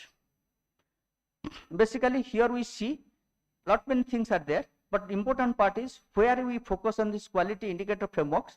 These are again 7, which otherwise called the criterions. This indicator framework is called the criterions, based on which we develop the SSR, based on which we go for data validation and verification, based on which the peer team members they visit and also fill up that qualitative matrix and give you the scorecard. So based on these 7 criterion, these 7 criterions have been emphasized and elaborated in the next, basically whom we call the key indicators or the KIs. These are now this become the NAAC criteria. Curricular aspect, criterion 1, criterion 2 is teaching, learning and evaluation. Third is obviously research, innovation and extension. The first 3 I am referring to your teaching learning process, where the emphasis is mostly like 55%, first 3. Then infrastructure and learning resources, student supports and progression, governance, leadership and management, and the last one you see institutional values and best practices, where 100 marks out of 1000 is given. That means what are the best practices or the core values of the institution based on which the institution is going to be rated out of 100 in the scale of 1000. The details are given here. Of course, this is the revised one. I do not have much idea about. Whatever is available, I have just quoted it. On January 27th this year, 2024, the NAAC has decided in its executive council meeting that it shall no longer go give grades under this accreditation system, because the grades were just like A++, A+, B++, B+, B, C and D. Different 8 grades are there. So they want to just dismantle or abandon the system of grading. Rather they make it something like binary, either accredited or not accredited. Again this accredited in 5 different grades, like 1, 2, 3, 4, 5. Anyway, this is just a deviation. Earlier it was 7 criterion, now it has become 10 criterions. The details are not available even in the manuals, because the manuals have been published in 2022. Anyway, and that is applicable for the last July. It has become applicable from last July, but till that in this revised framework, none of the institution has gone for application, nor also any kind of work has all been done. So basically these criterions are, in terms of you see, it is basically curriculum design, faculty, infrastructure, finances, learning and teaching, extended curricular activities, governance, students' outcome, research and innovation, and last one is sustainability. This sustainability is added very specifically in the revised criterion because sustainability meaning is sustainable over a period of time. And this sustainability both in terms of whatever criterion we talk about, the earlier 9, everywhere sustainability is required. Take an example, governance or in finance. Today we have something like particularly the private institution, what they do? When they see the market is buoyant, they go for large enrollments and got lot of money, and when see the market is drying up, they just wind up the business and go out. Is it sustainable? Because they consider education as a business. When they found that no more profit is available from that, they just wind up and go out of that. So that is not desirable for any kind of higher education institutions, because they need to have a sustainability so that they can serve the student and they can also serve the society at large. That is the deviation that has happened in the earlier one, the 7 criterion to 10 criterion. Of course, whatever is discussion, we will only focus on the 7 criterion, which starts with something like the first criterion, curricular aspect. Here the key indicators are curriculum design and development, curriculum planning and implementation, academic flexibility, curriculum enrichment, and feedback system. Of course, these are self-explanatory. I don't think most to be explained to my teacher friends, because nothing more is there. One thing, that academic flexibility, which is also a part of your NEP 2020. Academic flexibility, basically here we talk about in choosing the degree, in choosing a course, even the entry and exit, where flexibility need to be added. Because students can enter in and leave the course at any time they like. So also they can choose any courses they like during that particular period. Even there is some scope, they can go beyond the domain area. Have some courses from a particular area, say in physics, and some other courses in psychology, the third set of courses in history. That flexibility we talk about in this NEP 2020. It's a big system where, of course, it poses a lot of challenges for the institutions, how to manage such flexibility within the organization. Because I have seen one institution which has already made a mapping of this academic flexibility by giving students n number of choices of the courses they want. And that particular thing need a computer program based, so that you can allot the classes, you can have the facilities for the student, or you can serve the student better. It requires a lot of programming, because simply what we talk about the timetable, which may be a very long sheet, A3 size or bigger sheet, where all the classes, all the timetable like 1 hour slots, maybe 8 classes in a day for 6 days, and for all the courses, and we have number of halls allotted for that. But which class in which hall at what time? Now it requires computer programming by adopting this academic flexibility. Because so many courses, so many combinations, and limited resources, how to optimize everything? It's a big challenge for everyone, and particularly for the educational institutions or the educational planners. Everything becomes very, very difficult. Maybe after some time it will stabilize when people learn the skill how to manage with complexity and flexibility. I am just moving ahead because a lot of things are there. Similarly, criterion 2, the key indicators are 7. It may be students enrollment and profile, then catering students, then diversity. Here the diversity means from which background the students are coming. Basically, economically weaker, that is focused on. Similarly, academically weaker, they call something slow learners. So student diversity focusing on the slow learners who are academically little poor, and how to manage them with who are little advanced. Because till date, we do not have any such system where we distinguish between the students as slow learners and the advanced learners. And generally the classes are for the same, the curriculum is same, and the timing is same, the teacher is same. So it becomes a bigger challenge how the teacher inside the class can become as an effective teacher, or the system, the mechanism become more effective. So that diversity precisely talks about that. Take an example, suppose a slow learner with some kind of mental deficiencies, who requires more time, more effort, maybe something less courses. Here there is a flexibility up to 20%. A student can opt not to cover the entire syllabus, maybe up to 80%. Of course, beyond 75% is not allowed. You have to be at least proficient at up to 75%. What I understand in that particular diversity. Diversity and flexibility. Student can opt 10%, 20% off, and it will be a bigger challenge for the teacher for going for examinations. How to hold the examination when a student opts for say 20% less? Even it has given the flexibility up to 30% of self-reading or self-study, that the teacher need not have to go through entire syllabus 100%. Maybe up to 70% he will go inside the classroom, and 30% is left to the students for their homework. So become very, very difficult, because catering to the diversity with flexibility. Obviously, teaching learning process, generally we talk about classroom teaching, but now that classroom has been converted into something like laboratories, and it is required more of field studies, case studies, live studies, even sometimes inside the classroom it may be case studies and also role playing, like that. Many such new models of teaching learning has came up. That traditional pedagogy where we talk about the classroom, the blackboard and the teacher and the taught, the blackboard or maybe replaced by this something like interactive boards. This is what the general method of something like delivery, which is replaced through live, like case studies. Like in law, we talk about the moot courts.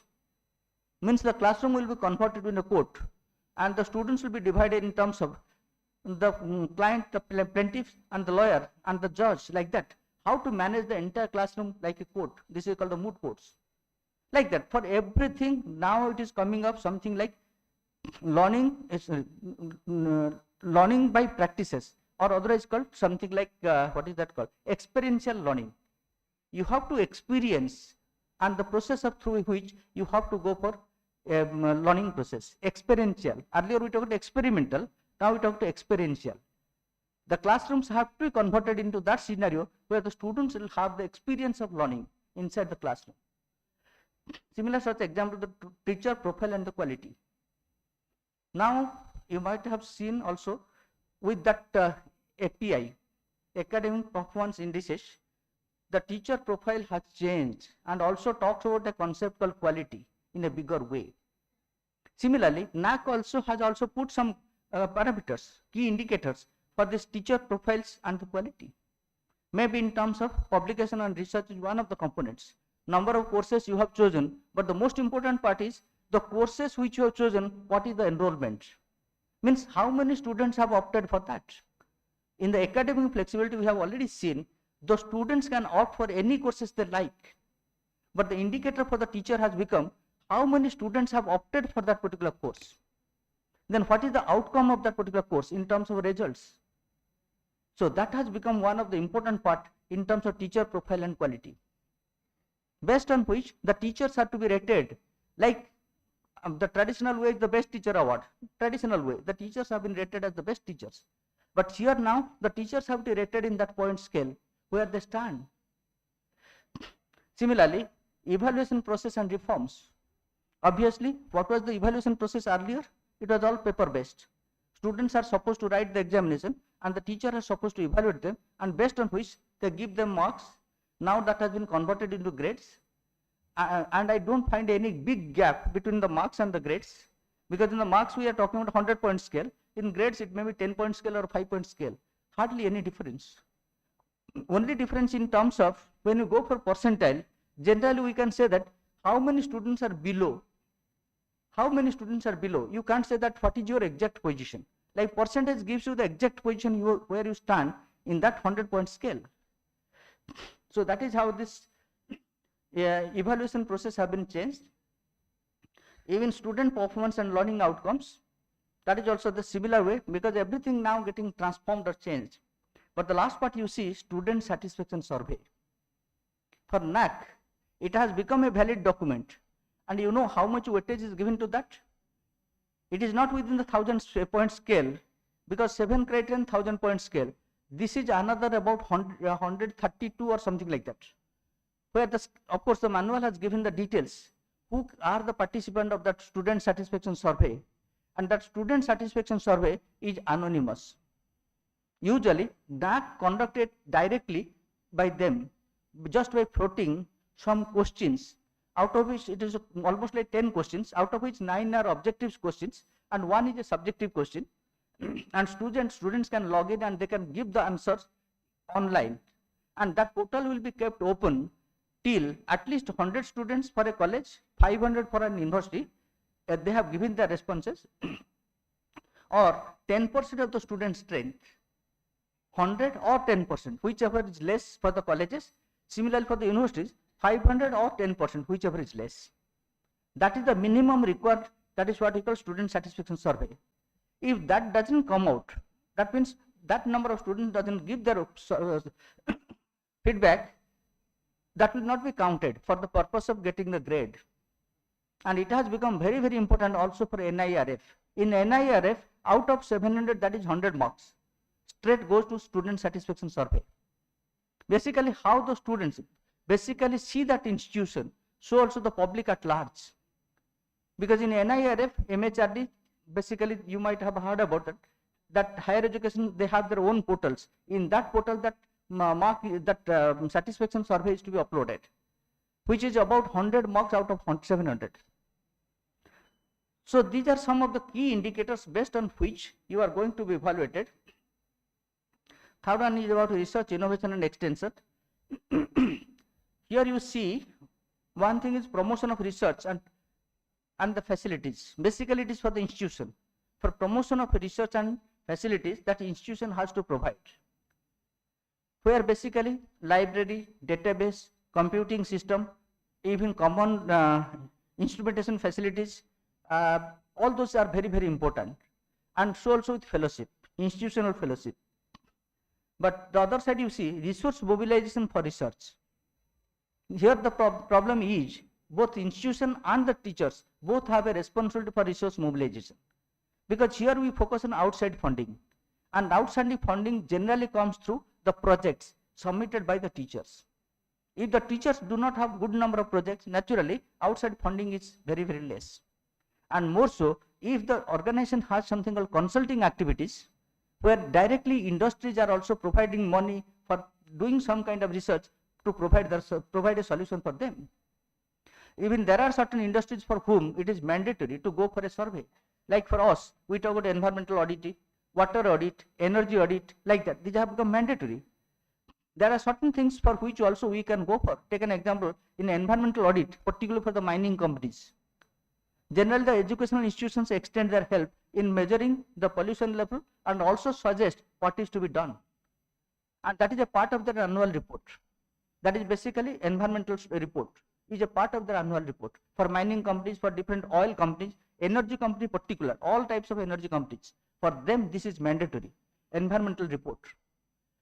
So also for now educational institutions, that has also become important, because how efficient we are in managing the resources, particularly the natural resources. Similarly, innovation ecosystem, because innovation ecosystem is a you can say comprehensive system where the institution, the teachers and the entire governance system has a role to play. When you talk about this innovation, take an example. For small things there can be a lot of innovations. Take an example, this hall and managing this energy or light. This can also be an innovative system.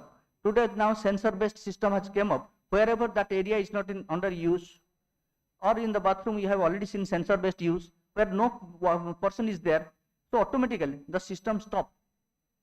These are called innovation, small things. Even the innovation that has happened, you might have heard about, anywhere you talk about, even that Dabawala, the name you might have heard about from Bombay, that has become a case study in management institutes. For what? They only talk about supply chain, which was manual. Now that has become something like Six Sigma company. Six Sigma, you know the meaning of? Six Sigma. Otherwise you can say practically it is zero defects. Because if you talk about Six Sigma, the approximate value comes to 0.00096. That is the number of defects per lakh of products or units. Practically 4 defects are allowed in a Six Sigma system, where generally we measure hardly any mistakes. It is zero mistake. Today we talk about net zero. The concept of net zero idea. carbon emission, basically the norms. You are creating a system through which you are trying to reduce the carbon emission, so also managing the carbon which is coming out of. Means you are not contributing further. Precisely everything becomes a part of your ecosystem. Ecology is there, your research innovation system is there, everything can be managed in that way. Similarly, research publications and awards, institutions providing some incentives or like that. Consulting, that is also one of the important aspect. Similarly, extension activities. Today, extension, of course, agriculture universities, they do have an extension department where they talk about moving to the field or moving to the farmers in providing something knowledge. Extension activity also has become a part of collaboration. Today, the world has came in that order. Here, the collaboration with industry, collaboration with other institutions, collaborations, something like foreign agencies, like that. Collaboration has already become in creating a network, and that network itself will help in moving forward. Take an example, when we talk about collaborative research, maybe 3 universities in 3 parts of the world, they can collaborate with each other and they can come up with some idea. Because what is happening earlier, researchers have done in isolation. I suppose as a person, I have a small lab, I do work inside the lab and make a publication at the end of the year. This is the type of research I was doing, because these are called desk research. I am doing in that way. But what is happening today? I am not the only person in the world who is working in that field. There may be 1,000 others who are also working. Do I have the information about them? If so, suppose we jointly do the work or collaborate with each other, it will be a much better work and it will be much easier. That is the reason why we have to create this research ecosystem, and that ecosystem is precisely focuses on collaboration, networking, support, like that. This is about the 4th criterion, infrastructure and learning resources, mostly about physical resources like physical facilities, library, learning resources, IT, maintenance of the campus, and so on and so forth. Student support and progression, these are also quite simple, we are practicing them. But the most important part is on alumni. Out of 100 marks, in this particular criteria, there are 40 marks. That means, do you have an alumni association? If so, is it effective? If so, what is their contribution for institutional development? On which lot of marks are there? The contribution of alumni for institutional development. Here the contribution can be monetary and non-monetary. Everything is quantified now. If you put together for a university, the key criterions come to 127 on which marks have been allotted. 127 criterions. This is about criterion 6, governance, leadership and management. Basically again focusing on the management of the university in terms of institutional vision and leadership, strategy development and deployment, faculty empowerment strategy. Basically here faculty empowerment is more or less just like empowering anybody. Means each one of the faculty member in the new system, particularly NEP, are considered as educational leaders. They are all educational leaders. They are supposed to lead. That's why they are empowered. Leading in various aspects. One such important aspect is particularly students. Helping the students in their personal lives, career counseling, even arranging something called skill enhancement courses, like that. Everything has become a part of your empowerment strategy. Similarly, you conduct financial management and resource mobilizations. Then internal quality assurance system, perhaps that is the nerve center, or you can say the epicenter of that entire quality management program. That is internal quality assurance system. Basically, some of the institutions now they have came up with a data center, and that data center is working as the internal quality assurance center. Because when we talk about something like quality assurance, precisely that is based on data, based on which we talk about statistical quality control, and based on one such example is that 6 sigma which we have discussed earlier. These are all examples of statistical quality control. We are basically data driven, because earlier what we talked about everything is subjective or qualitative, but now we want to have everything objective. Everything need to be translated into some data, and the data can be stored and data can be manipulated or to be interpreted so that you can come up with the reports. That is what this IQAS system is focusing on. Only gathering the data, using the data for developing a report. Of course, that is a big system. This is seventh one is about institutional values and responsibilities, the best practices, and the institutional distinctiveness. Here the institution has to create a niche in the market, that how you are different from others. What are the best practices that you have adopted over a period of time that has provided you something called a distinctive position in the society or in the eyes of the students or outside. Like there are certain universities which are rated in terms of their intellectual capital, the best teaching university, best research labs, like that. That is the distinctiveness you have to create. This is how we talk about the weightages, basically distribution of weightages across key indicators. All the 7 indicators are you see, and the key indicators what we have already discussed, and that is how the mark is assigned. And there are 3 different types of marking system for 3 different types of institutions: universities, autonomous colleges, affiliated colleges, like that. When you talk about the weightages, you see what is happening: 150, 150 and 100 for the affiliated colleges, because NA, which is not applicable for, please sir. So my submission is we are already in ICR system of accreditation and yet to enter into NAC accreditation, and time is not far. So let us understand the gross aspects of it, and also as we enter we will also try to inculcate the finer aspects. But it's a very valuable presentation. Those who are already into the looking into the NIRF ranking or other things, hopefully they will be in a better position to understand. Sir, please, we may conclude. But this is the stand that we are in ICR system of accreditation. We will enter, it may so happen that we have to enter into NAC system, but we have already entered into NIRF. And Sir, last year it was the second time we entered into NIRF.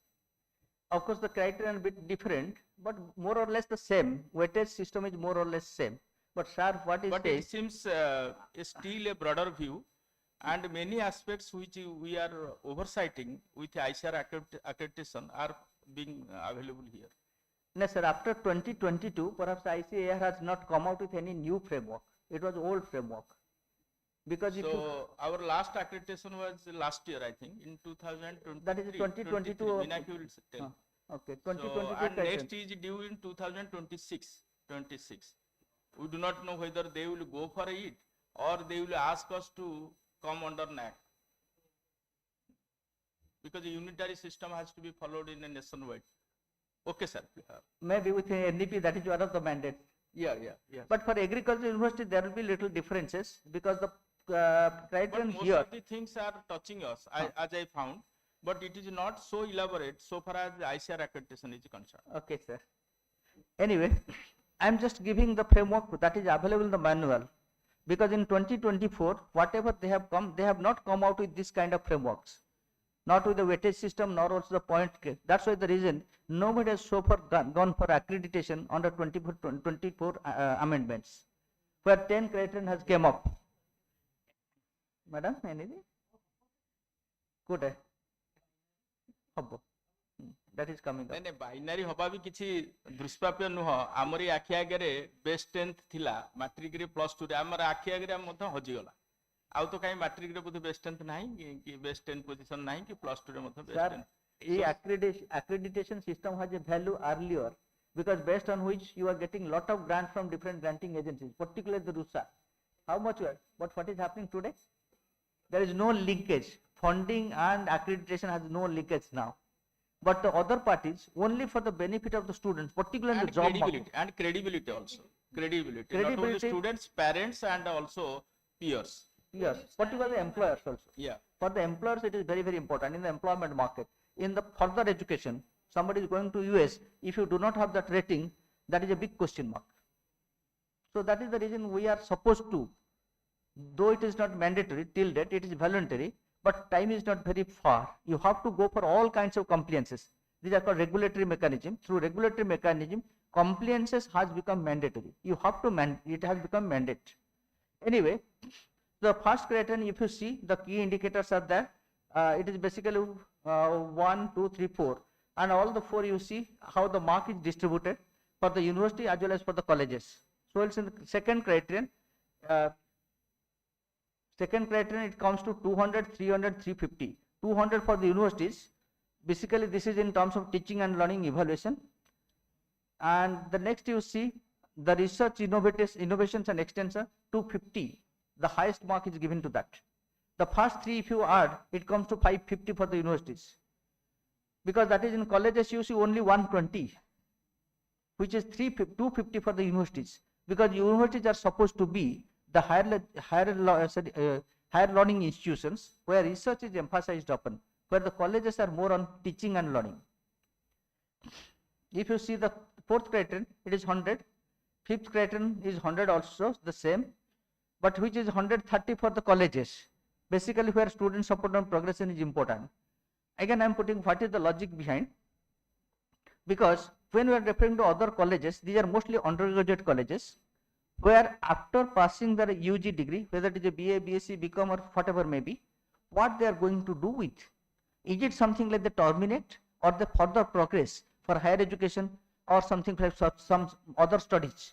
That is why the region is 130 there and 100 for the universities. Because after post-graduation, we are supposed to say that it is the termination of the academic career. Those who are going for research, that is a different part altogether. But most often, after that, there is no formal education system. Like we talk about something like higher secondary to graduation, graduation to post-graduation, and beyond that what? That's the reason why it is coming 100. And again, if you see here, the most important is student progression. Again, 40 marks is given out of 100. Means what the students are doing after passing out from your institution, generally the NAC mandate is, you have to keep a track of for 5 years. What the student is going to do after passing from an institution for the next 5 years. That is where the reason is 40% weightage is given. If you see the next one, the same thing, governance, leadership, it is 100. Of course, for each one it is 100. If you see the last one, institutional values and best practices. Here basically, institutional value and social responsibility is 50. Half of the weightage is given in that criteria. What it means? When you talk about institutional values and social responsibilities, because higher educational institutions as a social institution, does it discharge the mandate given to it in terms of social responsibility? Basically in terms of what we have already seen, the generic skill, application skill and the life skill, because the life skill is more or less about social responsibility. The institutions are supposed to, initially when I am entering in, Madam was talking about as a social scientist. The role of social scientist in education has increased. Perhaps based on this framework, AICT has made it mandatory for these AICT approved institutions where the distribution is about 60-40. 60%, particularly I am referring to engineering, management, that pharmacy, these type of courses, where 60% from the domain area and 40% from social sciences. In engineering courses, 40% is a must, where the students are supposed to take what they call as OE, other electives. In every semester, 2 courses out of the 7 courses. In every semester. So that precisely talks about how much emphasis is given on this life skill. Because basically, whether you are an engineer or a doctor or a scientist, you are a man. Ultimately, you have to work with others. Unless you learn the skill how to work with others or how to work as a team, perhaps you cannot just achieve. There lies the difference in terms of your team as a success and your team as a failure. Because what is the internal dynamics or what otherwise called the group dynamics is working, ultimately leading to success or failure of the group as a whole, not as an individual. So working in a team has become essential of the way to do things in today's world. That's why this is the concept of social responsibility has been ingrained into any type of courses we are going for. These are the 7 such different criterion and these are the relative weightages, and ultimately it comes in terms of a 1000-point scale. And actually you know how much is there for accreditation? It is not confined to 1000. These are the weightages given, but each one of the criterions are to be measured from 0 to 4, that is the scale. If you put the maximum will be 4 into 1000, it comes to 4000. That means there are finer divisions are there in between. Each one of the criterion to be measured in terms of to what extent you are practicing or is present in your institutions. I am just showing it in the next slides. This is theoretically what I am describing, I'm just going for the calculation directly. This is what the 7 criterion. It's visible, okay. These are the 7 criterions you see. These are 5, of course. It is given some of the examples only. 5, that is in criterion 1, 5 key indicators, and you see what is happening here. X11, X12 like that, and each one, of course, it is only symbolically. I am giving the last part, next part. Okay, you see what is happening here. The weightage or the score in criterion 1 comes to 90 is the weightage, 30 is the weightage, 10 is the weightage, 10 is the weightage, 10 is the weightage, total is 150. And how much you get in something like X1.1 means the key indicator, curriculum design and development, where the weightage is 90 and the score you are getting in a 5-point scale 0 to 4. Suppose you are getting 4 there, obviously 90 into 4, it comes to 360. Similarly, suppose in the next one, academic flexibility, where the weightage is 30% and you got it 2, so 30 into 2, it becomes 60. Like that, all the 5 criterion here are in multiplied. These are called weighted score, and divided by 50, so you got the weighted average. That is the score for criterion 1. This is an example. This is an example, hypothetical example. If you see the 5 criterion for the 5 key indicators for criterion 1, and the relative weightages making them 150, and the key here is again measured in a 5-point scale 0 to 5, 4, and these are the scores that has been assigned, and ultimately you are getting a weighted score of 430, where maximum is 600 permissible, because 150 into 4 is maximum, 600 is possible, like that. Then what is the CG, basically GPA, grade point average. If you see the grade point average, it comes to 430 divided by 150 comes to 2.86. Generally at the end we are measuring them in terms of what is the score you are getting in criterion 1 and how this 2.86 has come up, and this is how the calculation is done. These are all programmed. Just you put this data, only this data need to put. Key indicators like the example 3 here out of 4, 2 out of 4, 4 out of 4, 3 out of 4, like that. Just you put the data, automatically this will come, because everything else is programmed. So that is how we are getting for criterion 1, similarly for criterion 2, criterion 3, like that. Ultimately what is happening? These are the 7 criterion, of course all hypothetical data, and the GPA, grade point average, is calculated like this, and ultimately what is happening? The cumulative grade point average for X university, take it before, will be, in the next slide it is coming up, okay, 3.04. In the present system, 3.04 means it is A, because the range is from 3.33 to 3.25 is A. So this particular university is getting the overall grade as 3.04. This is how it is calculated. If you see the relative weightage of this criterion 1 is 150 and you are getting 2.9. Similarly criterion 2, it is 250, you are getting 3 here. Next is 200, you are getting 3.5. 100, 2.7, or 100, 3, sorry. So it is 100, you are multiplying into 3. Similarly, 150, 3.1, 50 into 2.5, divide by 1000, you are coming to 3.04. And this is the grading system. This is the range in which your mark comes, and this is the letter grade, and this is how you are accredited or not accredited. Of course, in the binary system, it will be accredited or not accredited. Those who are accredited, it is called something like continuous grading system or graded system. Basically, where one thing, sustainability has become one of the important parameters. I mean, institutions surviving over a long period of time is getting good marks compared to the new institutions. Because today what is happening? We are not in a position to distinguish between the institutions of today or the institutions of something 100 years old.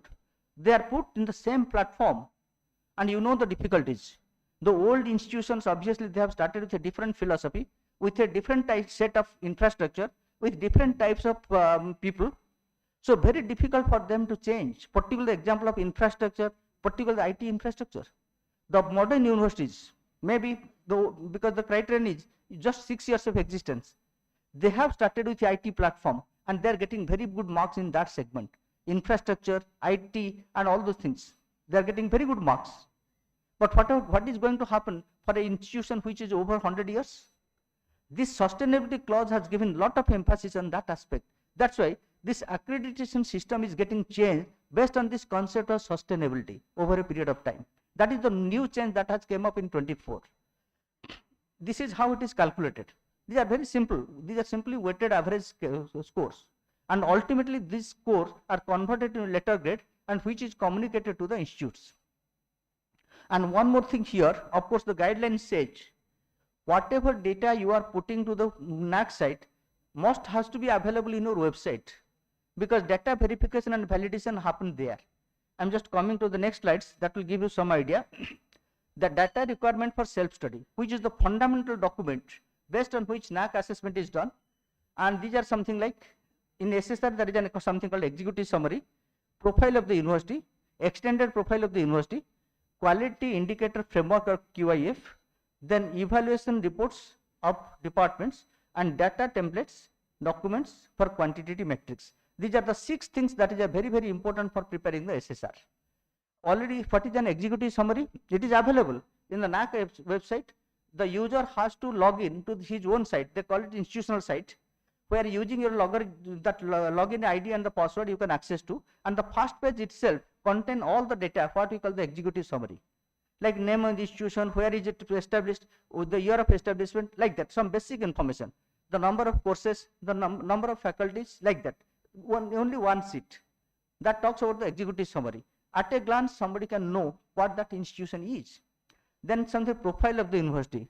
Profile of the university is usually about 8 to 10 pages, because all the criterion will come and where are the some small boxes are there. Only you have to put a number. Like take an example, publications. How many publications there? Just a box. Then citation. How many of them are indexed? How many have them referred, like that? Citations, indexed and all those things. Only boxes are available. You are just putting data.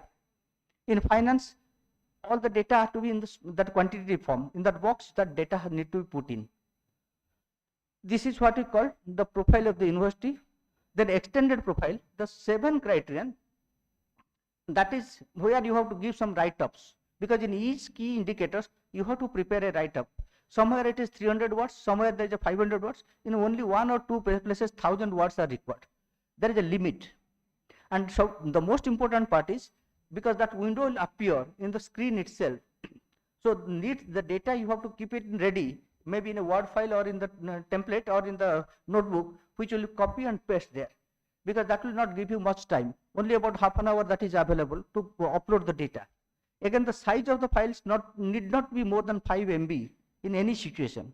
In some cases it is 2 MB, 3 MB, 2 MB, like that. Means you need to be something like prepare the document in such a manner where that will be within the space and within the data limit. That is what we talk about. The extended profile talks about for each criterion. There are certain indicators, and on each indicator you have to give a write-up, and that write-up with certain words. That is an extended profile.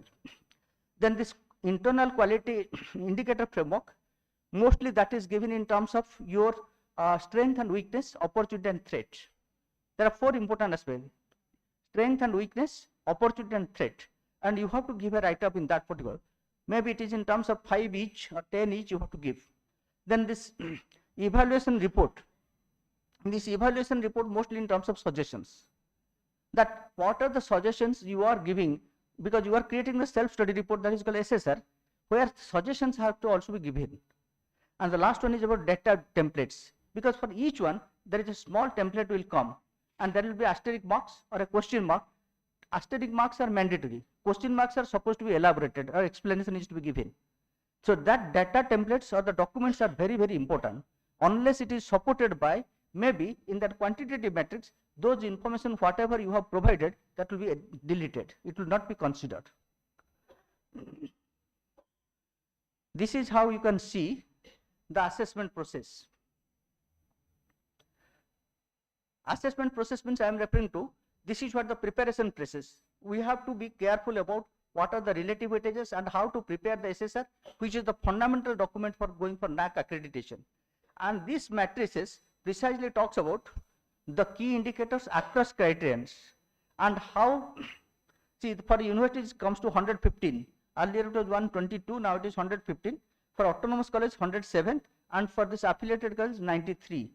Of course, your UG and PG, they make it two different distinctions. When there is a PG college, it comes to 96.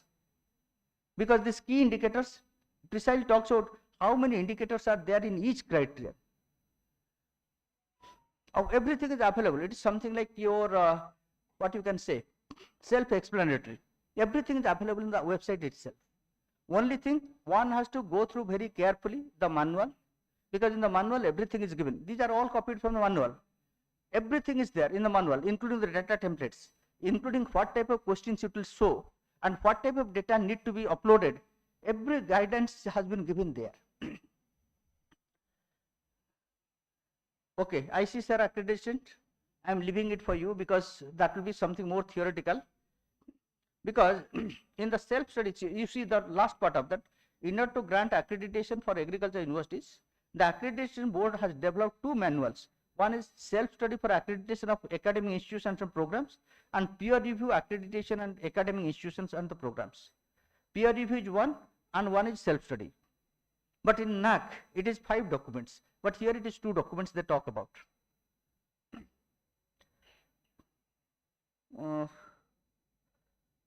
Where is Sir, these are okay, I think.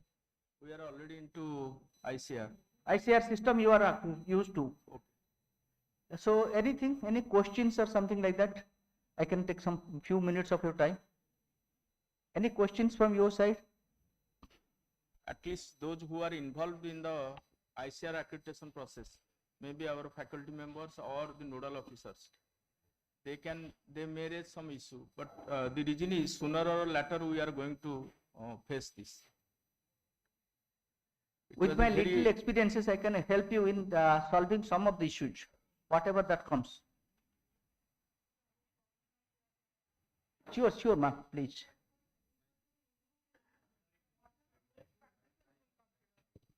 Okay.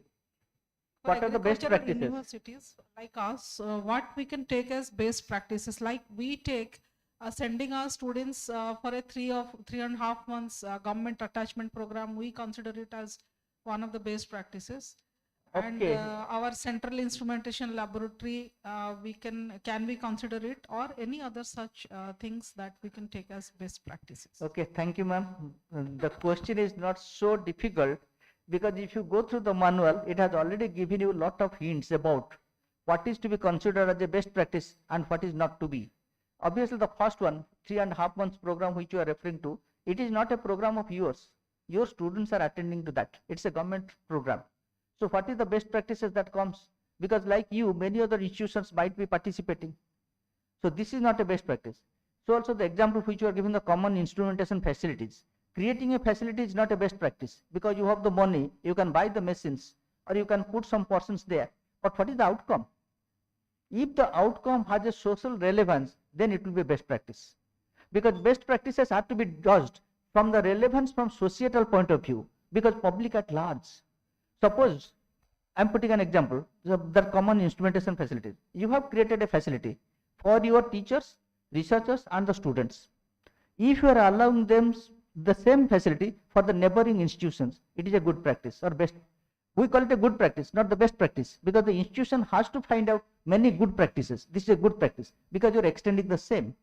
But I am putting it can be converted into best practice if you are extending yourself maybe to the nearby slums, and you have developed some technology which you can adapt there, show them, like what we call the demonstration, in the field demonstration. You can demonstrate them. A group of your students will provide them hand-holding support. They will just monitor and follow what you have done in the lab, and now that is in the field, and creating some kind of awareness among them and also helping them in their livelihood. It will be best practice. Just I am extending the same the concept is same, but how you are using the concept for the relevance to the society at large. Okay, okay, thank you, madam.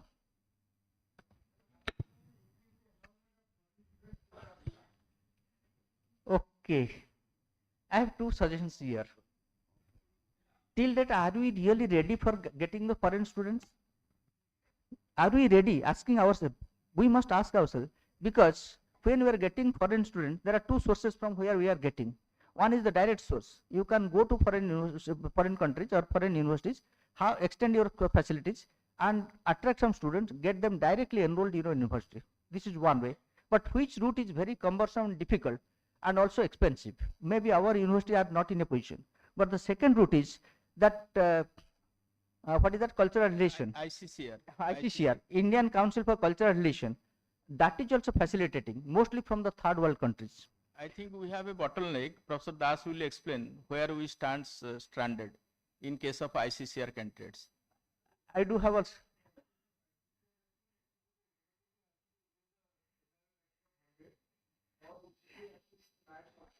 Now that is what I have already made it clear from. But the major part is I see that that Indian Council for that cultural relations.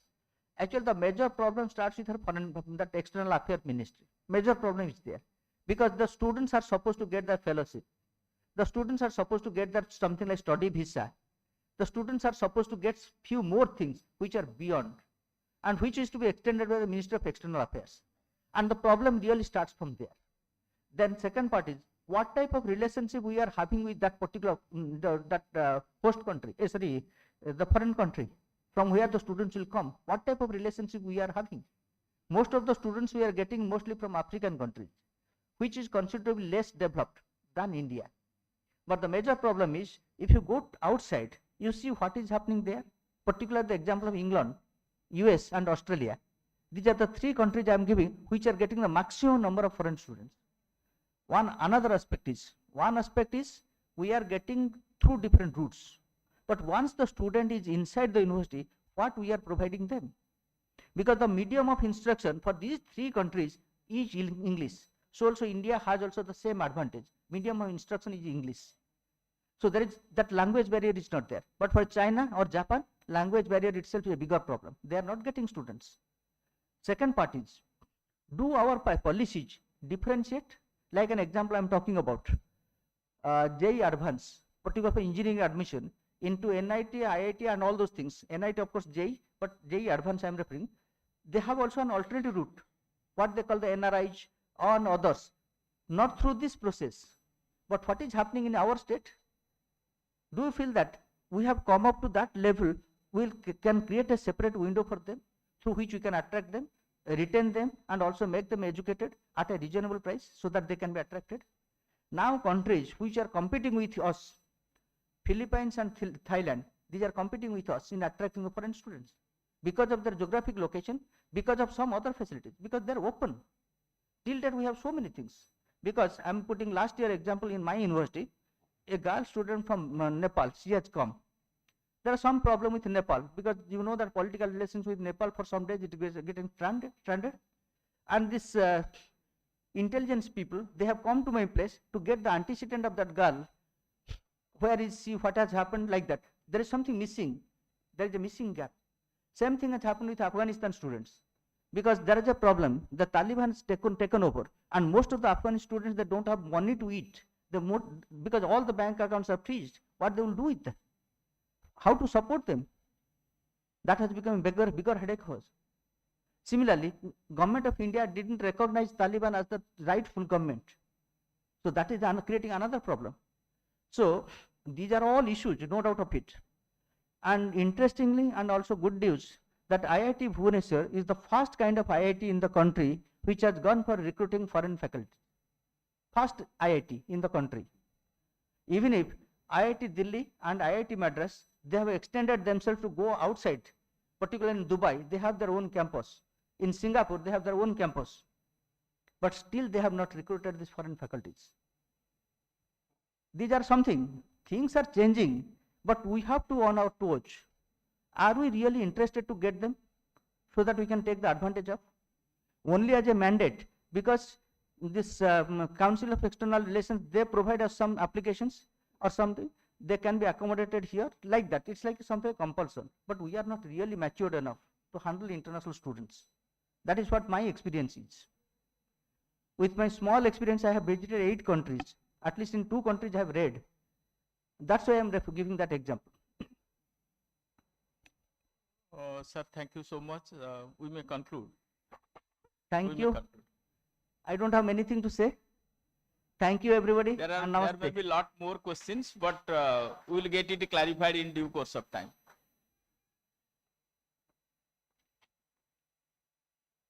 Thank you so much, sir, for this elaborate presentation on the accreditation system. I must mention here that Professor Mishra joined as the Vice Chancellor Sambalpur University after his superannuation from Utkal University. He has 32 years of teaching and research experience and has held significant positions as Professor and Head of the Department of Business Administration, Dean of Faculty and Business Studies, Member of Syndicate, Director HRDC. He has guided more than 60 PhD scholars, authored more than 130 research papers, attended more than 150 seminars and chaired many. He has had completed research projects funded by UGC, IC, SSR, MCL, Tata Steel and many others. He has been honored with the prestigious POSCO Asia Fellowship and the Commonwealth Academic Fellowship, and it is under his tenure that the university has been accredited with a grade A and has had a big facelift. We are honored to have you, sir. We have here 3 eminent educationists, able administrators, and 3 distinguished vice chancellors of some of the premier and oldest universities of the state. I must say the stage is honored today. Thank you, everyone. I would now request our Honorable Vice Chancellor for sharing his remarks. Sir, please.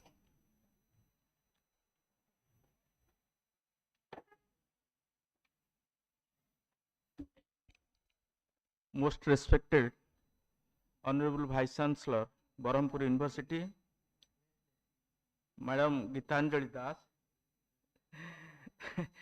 respected Honorable Vice Chancellor, Sambalpur University. It is a rare occasion. Professor Bhubaneswar Mishra, and yesterday we had with us also Professor Sanjay Kumar Naik, Honorable Vice Chancellor, Revensa University.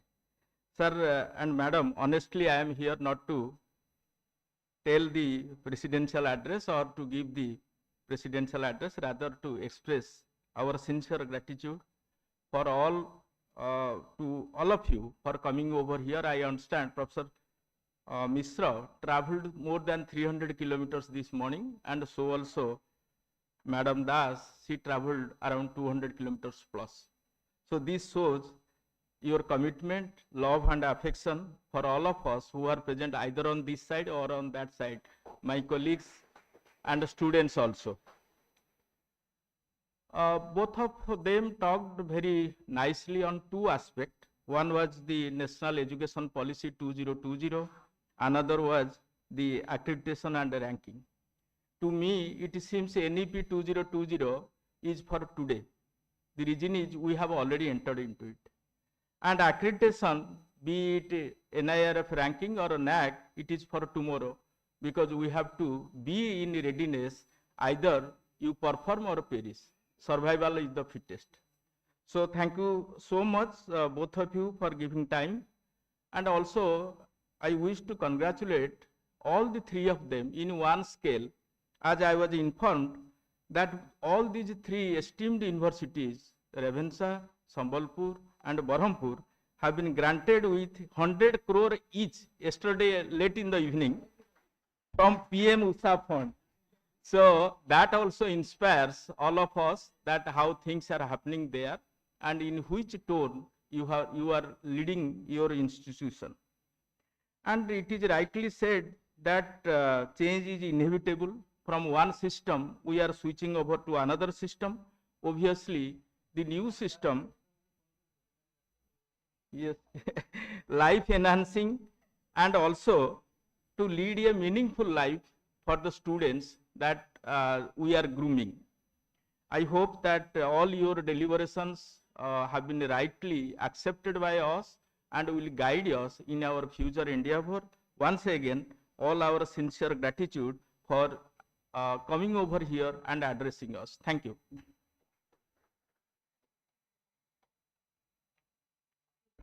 Thank you so much, sir. I would now request Dr. Kalpana Raiguru, the convener of the program, to please deliver the vote of thanks, Madam. Honorable Vice Chancellor OUT, Professor Prabhat Kumar Raul sir, Honorable Vice Chancellor Berhampur University, Professor Gitanjali Das ma'am, Honorable Vice Chancellor Sambalpur University, Professor Bhubaneswar Mishra sir, respected deans, directors, HODs, faculties and loving students. It's my honor and privilege now to offer vote of thanks on this particular occasion. I would like to extend my heartfelt gratitude to Honorable Vice Chancellor OUT, Professor Prabhat Kumar Raul sir, for his valuable guidance and advice whenever we needed it. On behalf of all of us present here, I express profuse thanks to you, sir, on this occasion for your personal involvement in the entire journey of conducting 12th Education Council OUT. I am immensely thankful to Honorable Vice Chancellor Barampur University, Professor Gitanjali Das ma'am, for accepting our invitation to grace the session as the keynote speaker and for being with us today. Your insights and words of wisdom on role of education to carry forward our heritage and on human values have truly inspired us. Thank you so much, ma'am. I would like to thank Honorable Vice Chancellor Sambalpur University, Professor Vidubhushan Mishra sir, for accepting our invitation and especially traveling all the way from Sambalpur today to grace the occasion. Your elaborative discussion on institutional accreditation will certainly help us in formulating the action plan effectively towards enhancement of ranking of our university in future. Thank you so much, sir.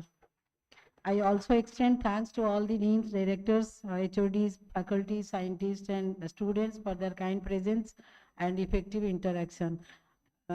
Thank you all again. So please inform when we need to reassemble for the afternoon session, because we have two commitments. Number one, we have the plenary. Number two, we have also an online lecture from the education division of ICAR. So please inform all the participants accordingly so that we will be in time. This is to inform all of you that because of some unavoidable circumstance, ADG sir has given a time, he has postponed his program, which was scheduled to be conducted from 3 p.m. Now it will be conducted at 4:20. So we have preponed the plenary session. So I request all the participants to be here after the lunch to assemble here at 3 p.m. 5 minutes before that, and all the rapporteurs to please get ready with your presentation so that we can have the plenary session. Thank you.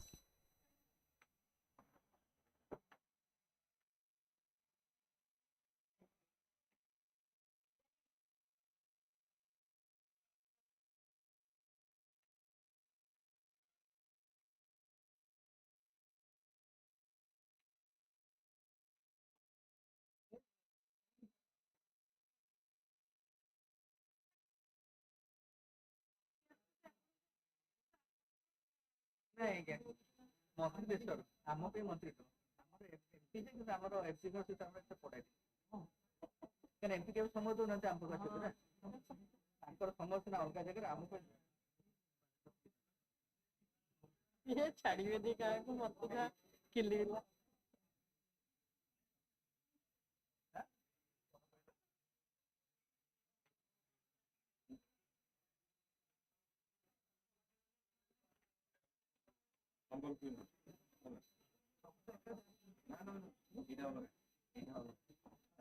ଆଙ୍କର ନାଁ ବା photo ଅଛି ହେଲା ସମ୍ବଲପୁରର ସାରଙ୍କର, ଏଇଟା ସାରଙ୍କର, ସେଟା ମ୍ୟାଡାମଙ୍କର, ଉଲ୍ଟା ପୁଲ୍ଟା ହେଇଯିବ ନହେଲେ, ଏଇଟା ସାରଙ୍କର ମନେ ରଖ।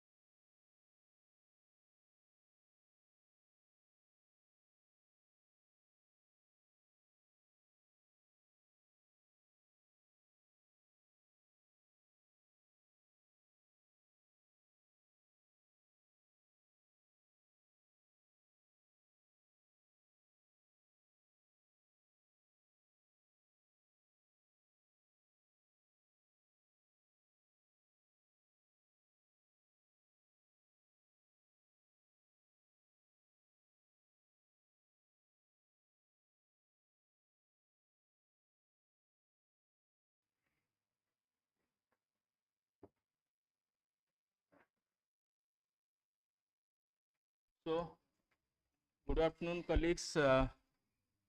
We are at the 11th hour of a 12th Educational Council. So, I hope this message carries the purpose. Let us be purposeful in accomplishing the task we have laid out. And this is for consolidating the key takeaways. So, without much delay, I will request the rapporteurs to please present their proceedings for the respective sessions.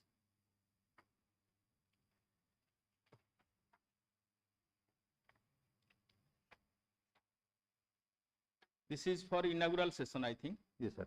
Please.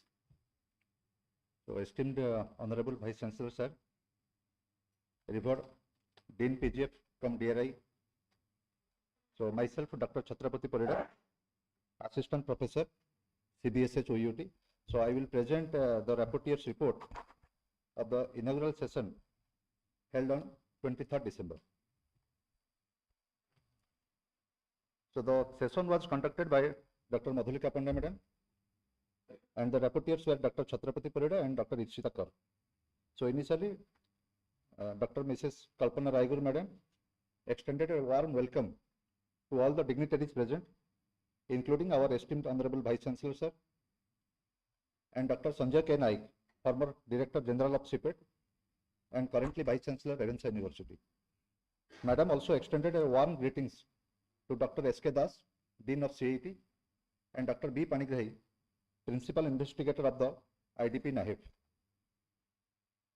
Now, context setting by Dr. S.K. Das, Dean CIT, also member ICR 6th Dean's Committee.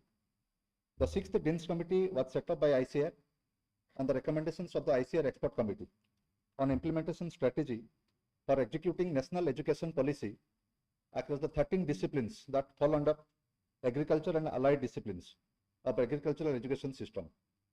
OUT is one of the members of the committee. Implementations of the NEP 2020 from 1st September 2024 after 6th Dean's Committee report. Subodha Madam, ଆପଣ ଯଦି phone କରି ବାହାରକୁ ଯାଆନ୍ତୁ. Please let us be purposeful. After 6th Dean's Committee report with curriculum prescribed by NAHEF, Diksharam, the student induction program, was implemented in OUT pursuant to the 6th Dean's Committee's recommendations. Dr. Das also discussed different aspects of NEP like holistic development, multiple entry and exit system, and 5 pillars of NEP such as access, equity, affordability, and accountability. Dr. Das also addressed a variety of courses, including multidisciplinary courses, vocational courses, skill development courses, internships or project, and ability enhancement courses. Additionally, Sir also addressed the academic bank of credits and the progressive evaluation system. It was followed by release of books.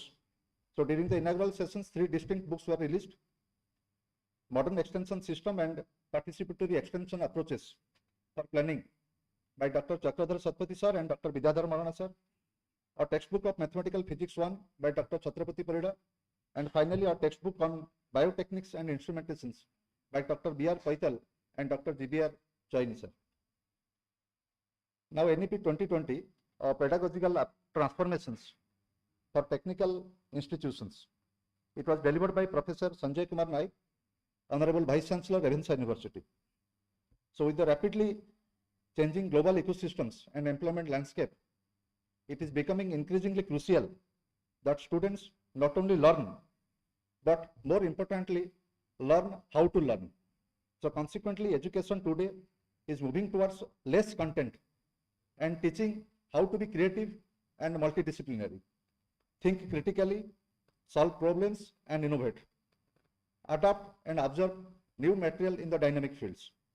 So Dr. Naik proposed sustainable development by 2030, which includes elimination of poverty, the provision of quality education, the promotion of good health, the use of renewable energy, waste management, industrial innovations, climatic actions, life below water, life on land, gender equality, etc.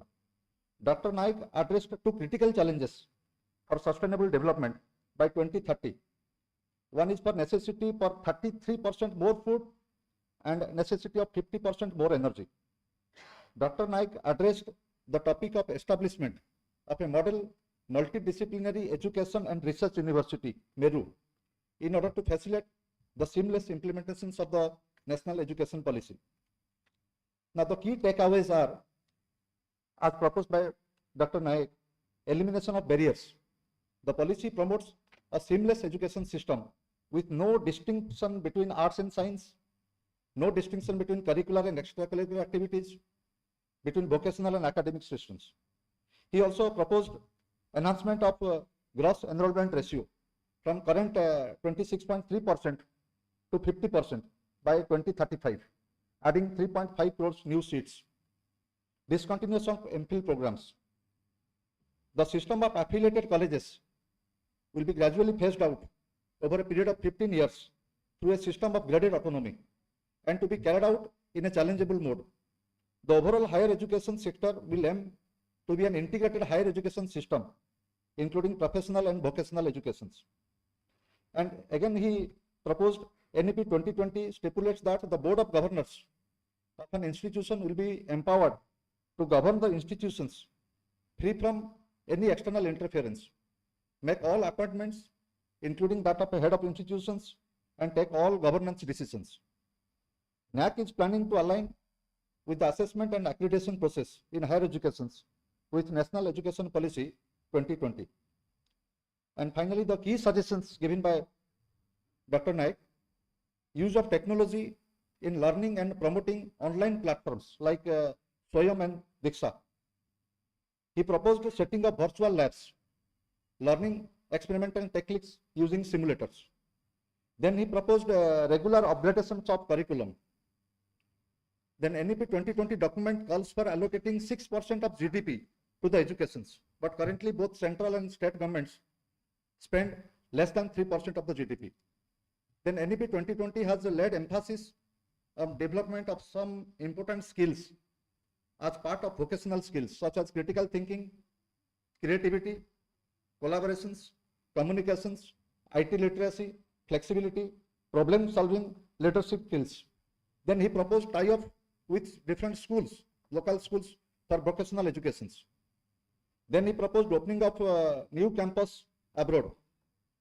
And finally, he emphasized on adult educations via reskill and skill upgradations. Then the hand-holding support, he proposed that the hand-holding support should be aimed to provide the startups with best showcase, learning and networking opportunities. Then he proposed upskilling the existing workshops. And also he proposed the Stand Up India must be promoted. Specifically, it is aimed for female employees or female faculties.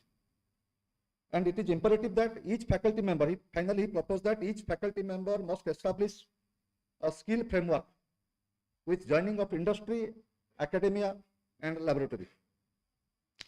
So finally, it is followed by the presidential address by our own Vice Chancellor. He proposed that NEP 2020 is a policy of unique flavor and taste. And NEP 2020 is a light but tight model. And teachers are the foundations of the NEP, and their continuous development is very essential for the successful implementations of the NEP. And for that, 20 teachers from OUT were sent abroad.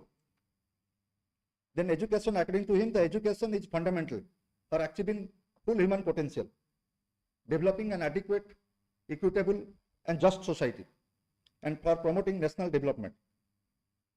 The most critical element in the development of education as a fundamental right is synergy. Then Sir also emphasized that the necessity of high-end research as a fundamental requirement for quality improvement. And the way proposed in the NEP 2020 to end fragmentations of higher education is by transforming higher education institutes into multidisciplinary universities, colleges and clusters and knowledge hubs. The types of higher education institutes envisaged are multidisciplinary research intensive universities. Then finally, Sir suggested that holistic development necessitates the collaboration of a variety of participants, including teaching, research, extension, entrepreneurship, and diversified stakeholders. And finally, the significance of the local language must be recognized, and education should be multilingual. It is essential for grasping concepts and nurturing a strong connections to their heritage. So finally, the sessions were closed by a vote of thanks and given by Dr. B. Panigrahi. Thank you, Dr. Parida. Anything to be added or deleted? All of you were present during the inaugural session. If anything might have been not recorded or captured, you may add, or anything extra mentioned, you may say to delete. If no such observations, thanks again. It is a request to our Dean PG. There are several suggestions, recommendations. Some of them are honestly implementable, and also the time warrants.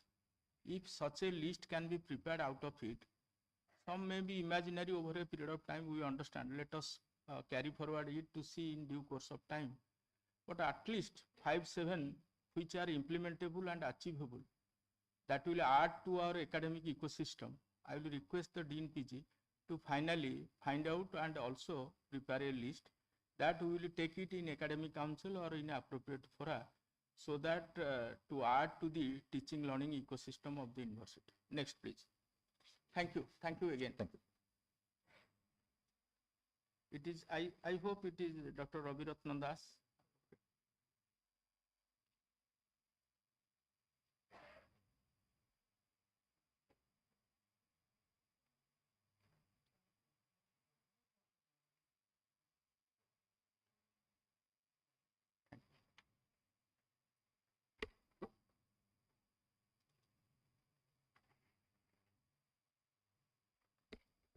Honorable Vice Chancellor, esteemed Dean PGF cum DRI, all deans and directors in front of me, and dear participants. I am going to present the rapporteur's report of technical session 1.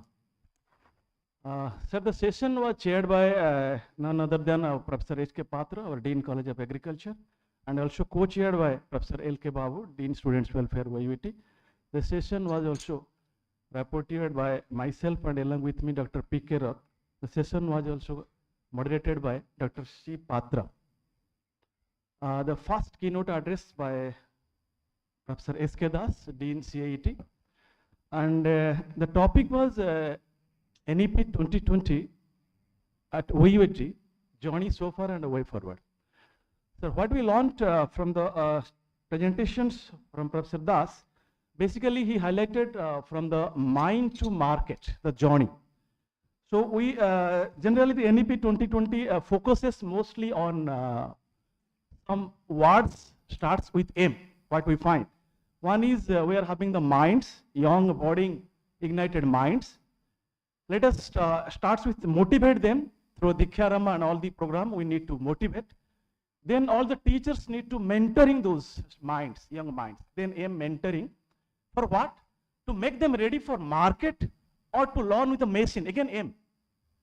And with the value, the emphasis on ethics, moral values for a gainful and fulfill employment. So this is the core essence of NEP 2020, where we go on focuses on these words.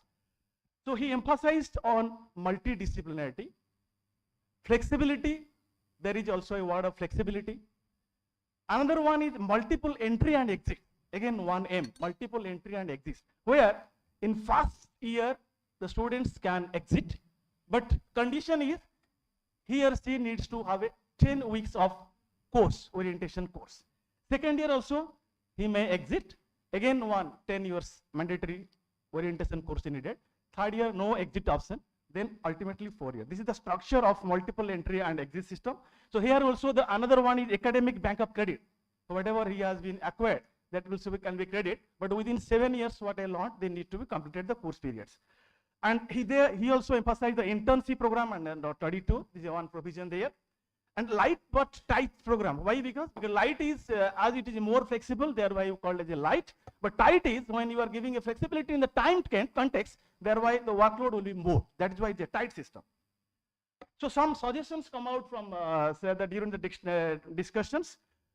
He suggested that Diksharam coordinators will be appointed, will be given from the college level, so that zero post to non-graduate they will start in the first semester itself. Online course coordinators and counselors should be there, he suggested, just to opt for the different online courses offered by different programs. The students can opt for this. Then he emphasized on need-based skill analysis or course must be offered. So local based skill should be courses should be offered, so that the students can opt for it and can enlarge its skill. So from know how to do how, so we are more emphasis on skill, means doing how. Then planning of internship he emphasized. So here he emphasized either you can go for paid internship or flexi, that options will be there. Moderation of courses. Here he suggested that this board of faculty followed by academic council to take a decision with proper justification should be there in moderation of courses when opting for this moderation. Then lateral entry, there discussion was there, and Honorable Vice Chancellor suggested a proposal from Director of Agri Polytechnic, as we have the Agri Polytechnic in our system, OUT.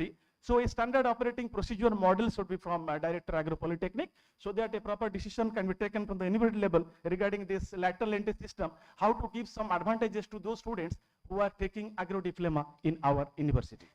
Again, one question raised from regarding the sponsoring candidate, because however you are offering lateral entry, a communication to government in this matter should be communicated to government regarding the sponsored candidate, what they are sponsoring. So that because there is a mandating of appearing entrance examination in this NEP 2020. But this thing is not reflected here. This is a very vital point. Sir, I am just. I hope you understand the things. Please rewrite it in a form so that the third person can also understand. Sir, I have also written and I will give the report Okay, here. Sir. okay, no issue. Okay.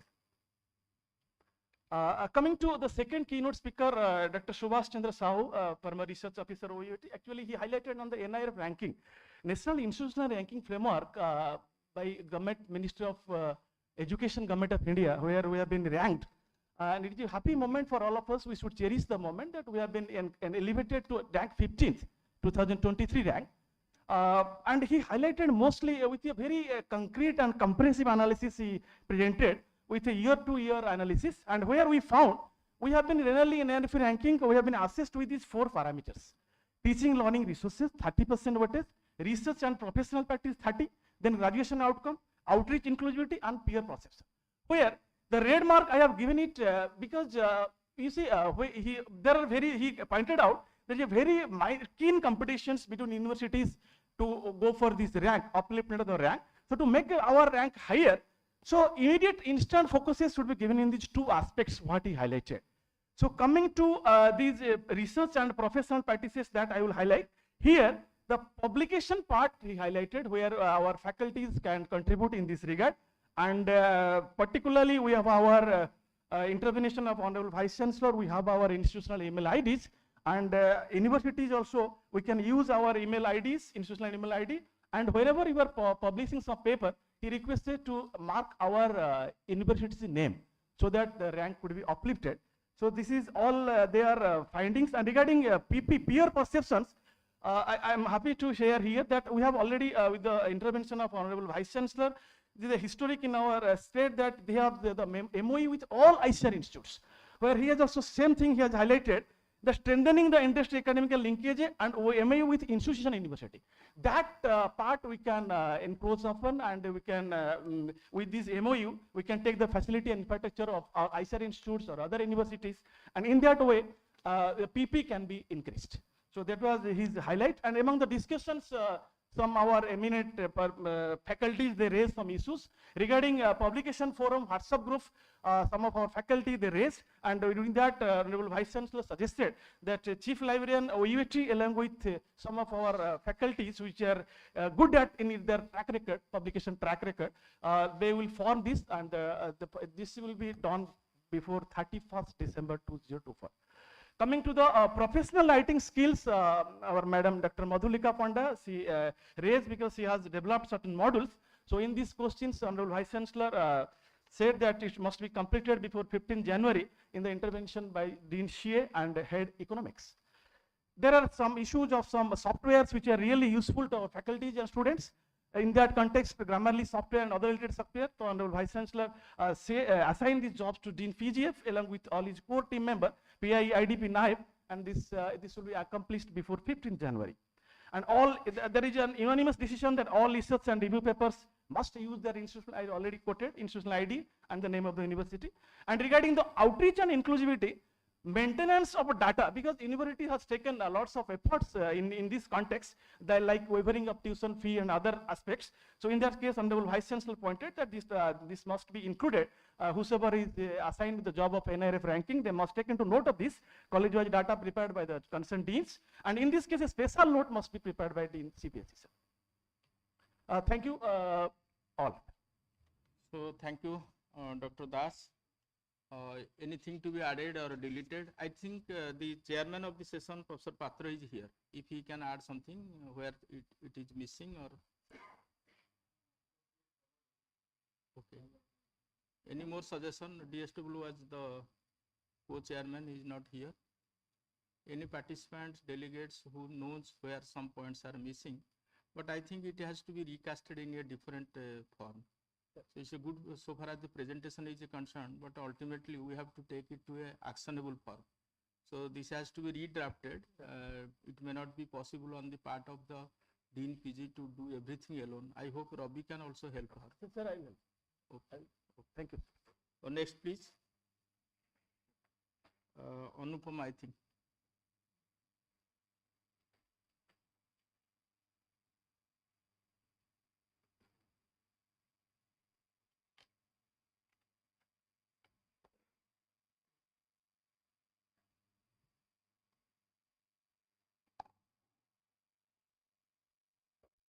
Honorable Vice Chancellor Dr. P.K. Raul sir, and respected Dean PGO from DRI Dr.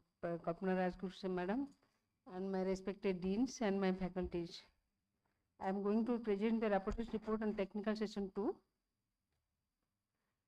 And one speaker, Dr. S. Biswal, Controller of Examination, and Chairman of the session was chaired by Dr. S. K. Ponda, Dean, College of Veterinary Science and Animal Husbandry, Co-Chairman Dr. S. K. Udgata, Dean of Fishery, and the topic and this session coordinator Dr. Ritun Patra Madam, and the rapporteurs myself and Dr. Abhiram Das.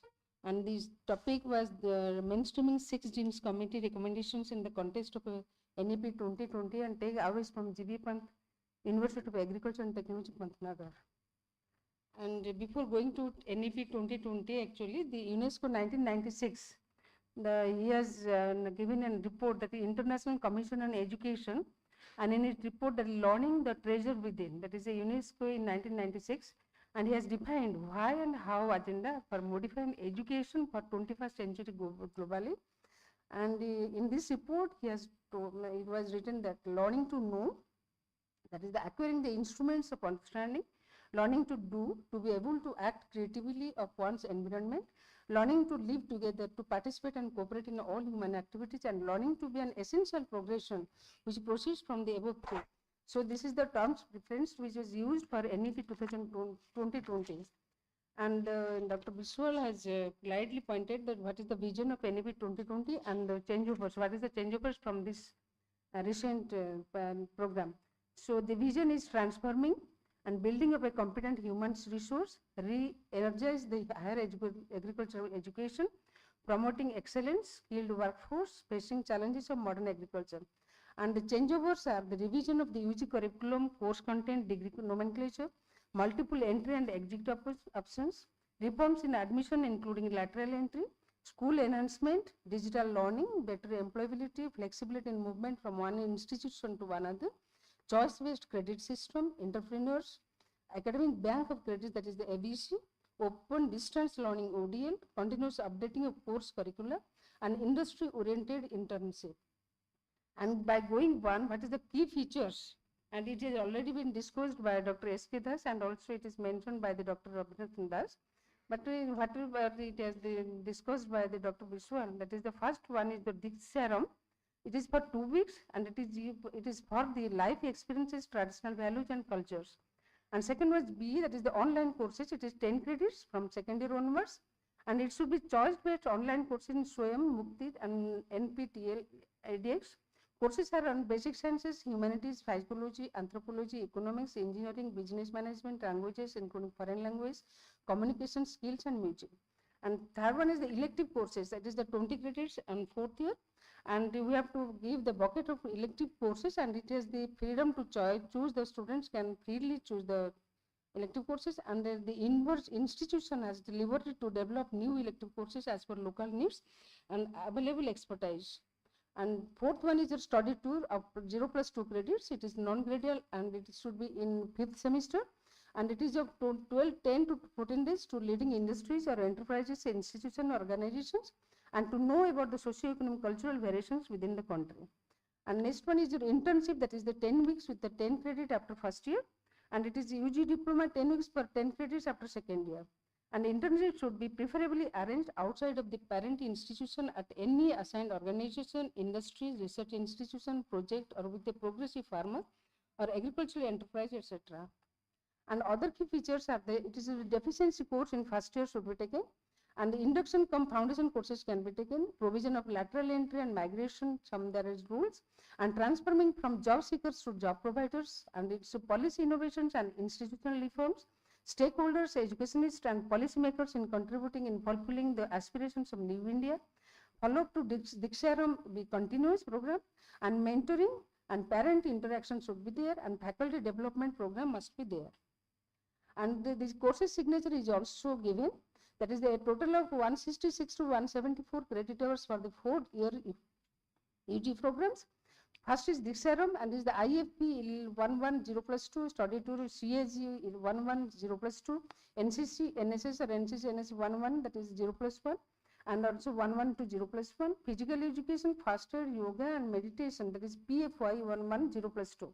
And the new course signature, suppose for example agricultural extension, course number is EXE11, that is the 3 letters should be given for each subject, and is the for core subject is the EXE112, and course number elective you have to mention the E, and for skill enhancement you have to mention S, and course number for multidisciplinary programs you have to mention the college, that is the agricultural engineering, suppose AH for agricultural horticulture, that is the FO is the forestry, and the CS is for community science. So course signature has to be changed in this NEP 2020.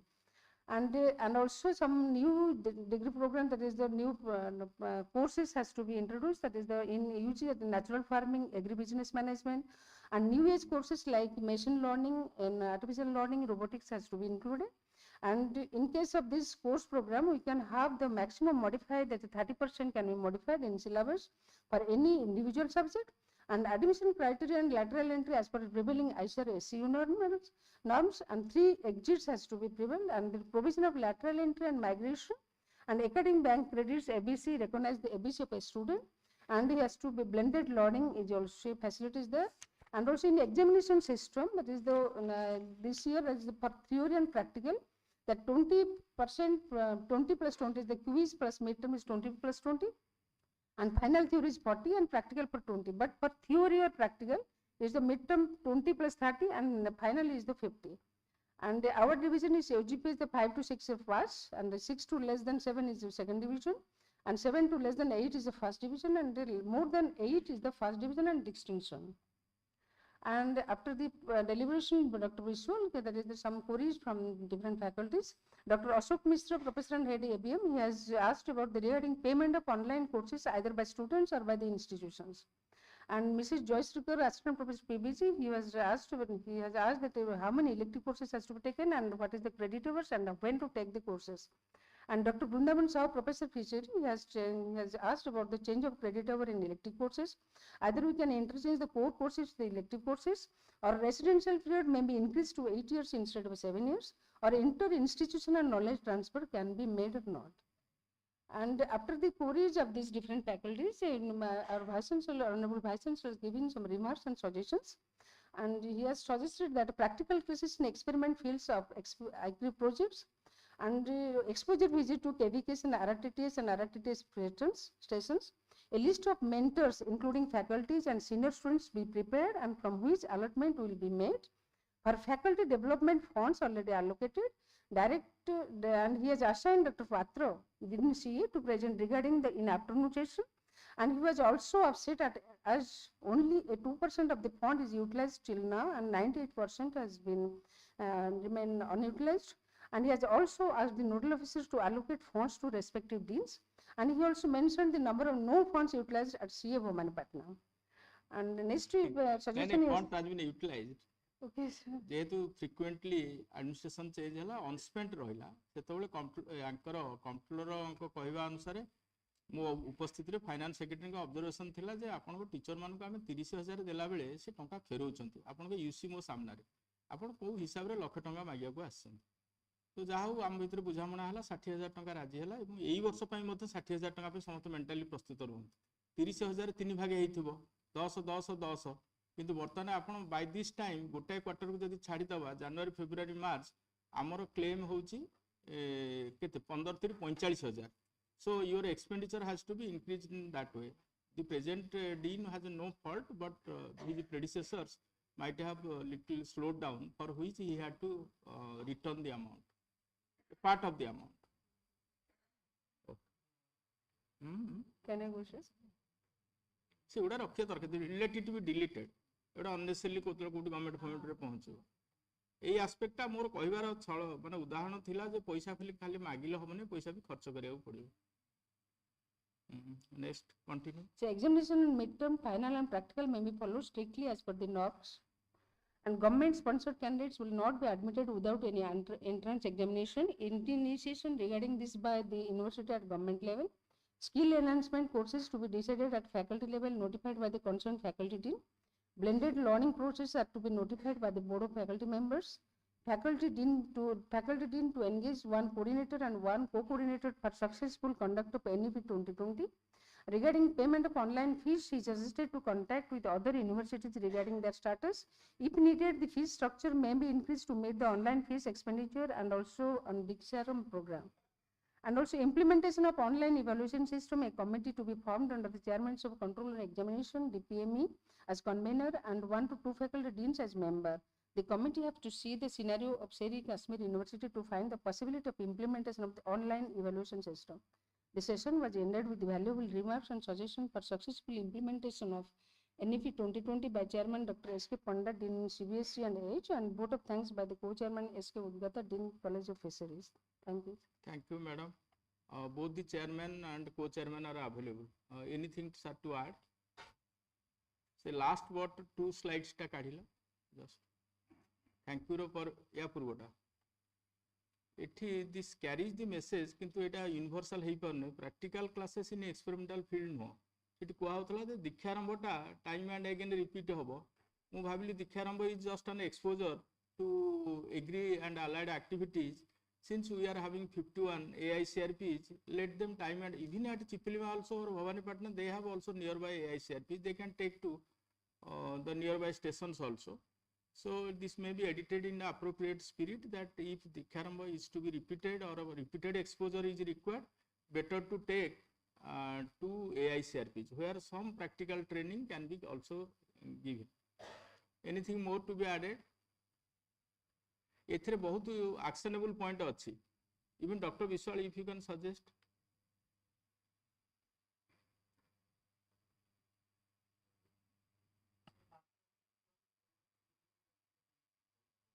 Kota कोटा last point secondary exposure आसी जे किंतु से केवी के आरआरटीटीएस आरआरटीटीएसएस हला किंतु सेही कर देले हो नहीं नहीं मते जहाँ धारणा दिहला जे Deeksharambh is a continuous process true or false if it is a continuous process जहाँ तो कले कले एवं संजय सर कहले जे आमे 5 लाख टका भी खर्च करि सारिछु तो आपण गोटे टेंटेटिव कहउतले इन डिफरेंट किए कहले 5 लाख ना हां यू आर एस्टिमेटिंग सो मु भाबे एबे पुणी आमे आ फाइनेंशियल मॉड्यूल को न जाई गिरी जदी हमर nearby research station KVK नल सिद्र खाली एआईसीआरपी जोड़ी दियन से जो थर्ड टारे KVK RRTTS and RRTTS and concerned AICRP.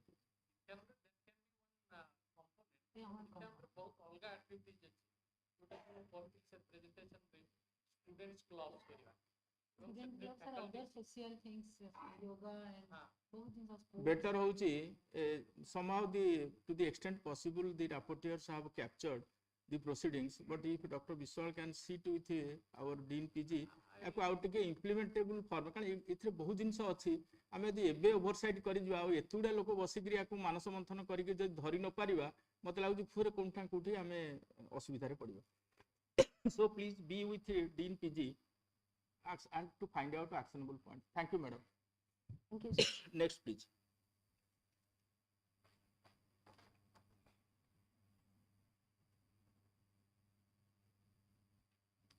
Presentation by Swagat.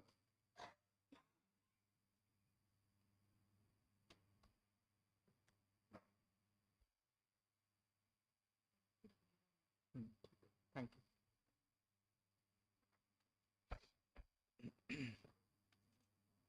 आउ टिके एसी टा बढ़ौना मते टिके सफोकेटेड लागु समस्त लागु ना हां टिके एसी माने टेंपरेचर डाउन करि हबो देखि टिके विभूति नले रमेश को जा पठेली से कर दो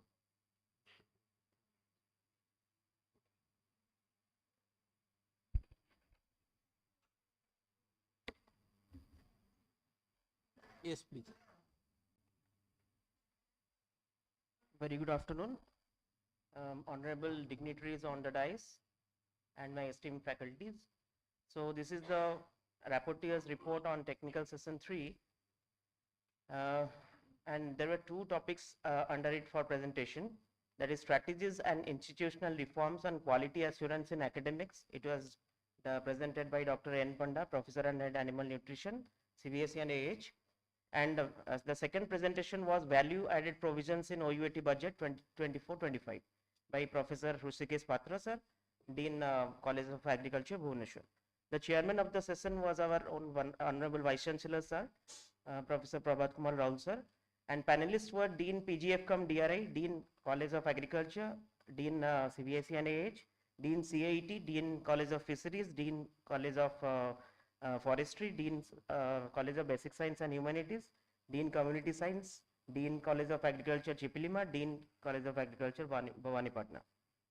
And the session coordinators were Dr. Ritun Patra, Assistant Professor, CBSE and AH, and the rapporteurs were myself, Dr. Swagat Mahapatra, Assistant Professor, CBSE and AH, and Dr. Jiban Jyoti Behra, Assistant Professor, College of Agriculture.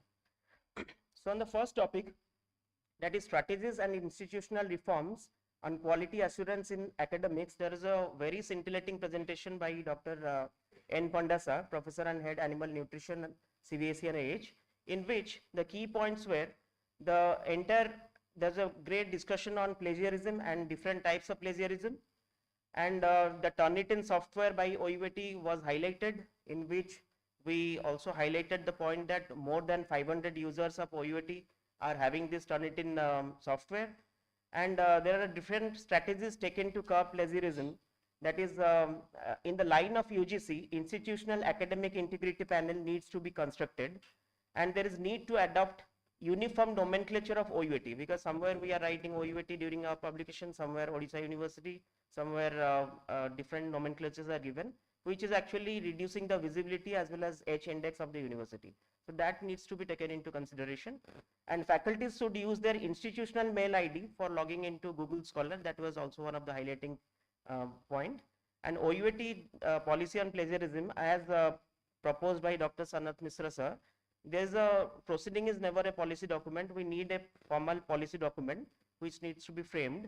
And after the session, there were some questions. Since it was a panel discussion, there were some questions from the faculties as well as from the students, in which the first question, that is whether similarity index and plagiarism, they are same or not. Yes, they are same, and at OUAT we all must be knowing up to 15% is accepted.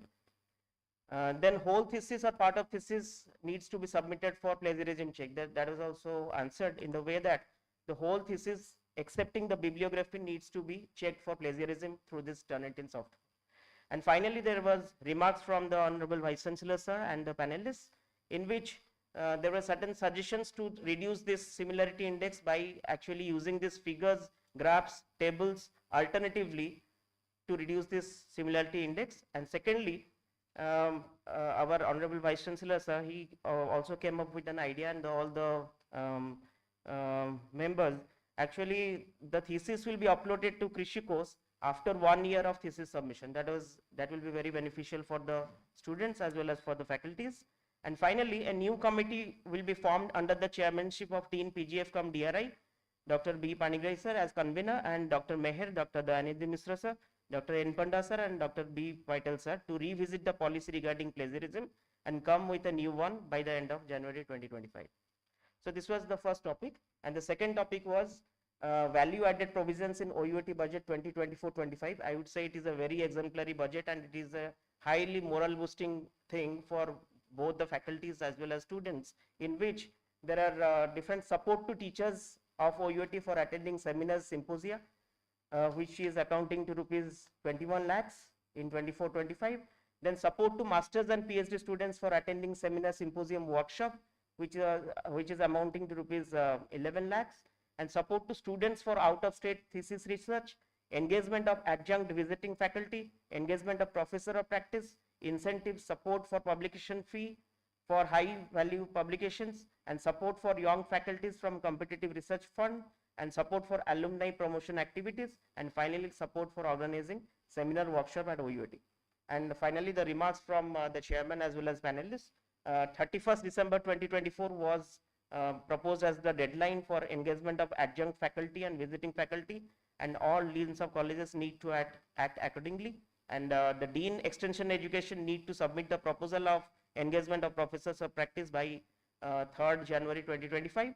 And the Dean of Research need to finalize the outcome of application by young faculties from competitive research fund by January 7th, 2025. Dr. A. Patra sir and Dr. B. Paital sir are requested to guide the students and young faculties for better publication. And finally, one point is missing from here, that is institutional email IDs will also be provided to PhD students on the first phase, then it will be provided to MBSc students. With this, the formal vote of thanks was proposed by Even Dr. yesterday, late in the evening, I talked to CEO OCAC. So incidentally, he is also our alumni. He told that, sir, you have taken 10,000, take another 10,000. So if that is the case, we should be liberal for our students, and ultimately they are adding to us, to the institution. So thank you, Dr. Swagat. Anything to be added or deleted? Any observation? हाँ कौन जीवन ना हाँ please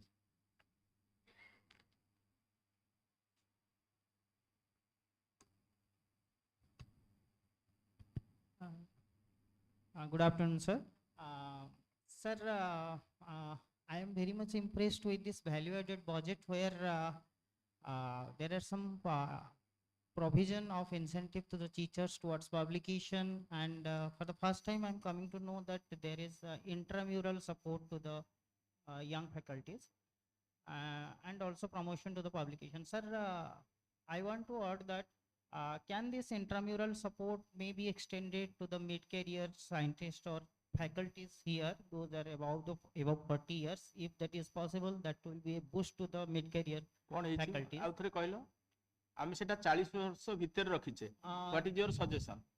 That is for the young faculties below 40 years. Okay. If such type of intramural support to the mid-career faculties We or will see to scientists. that. आमे इथिरे दीटा लिबराल करिवु मो मन भितरे अछि subjected to your efforts. 5 lakh टंका को 10 लाख करि परिबा.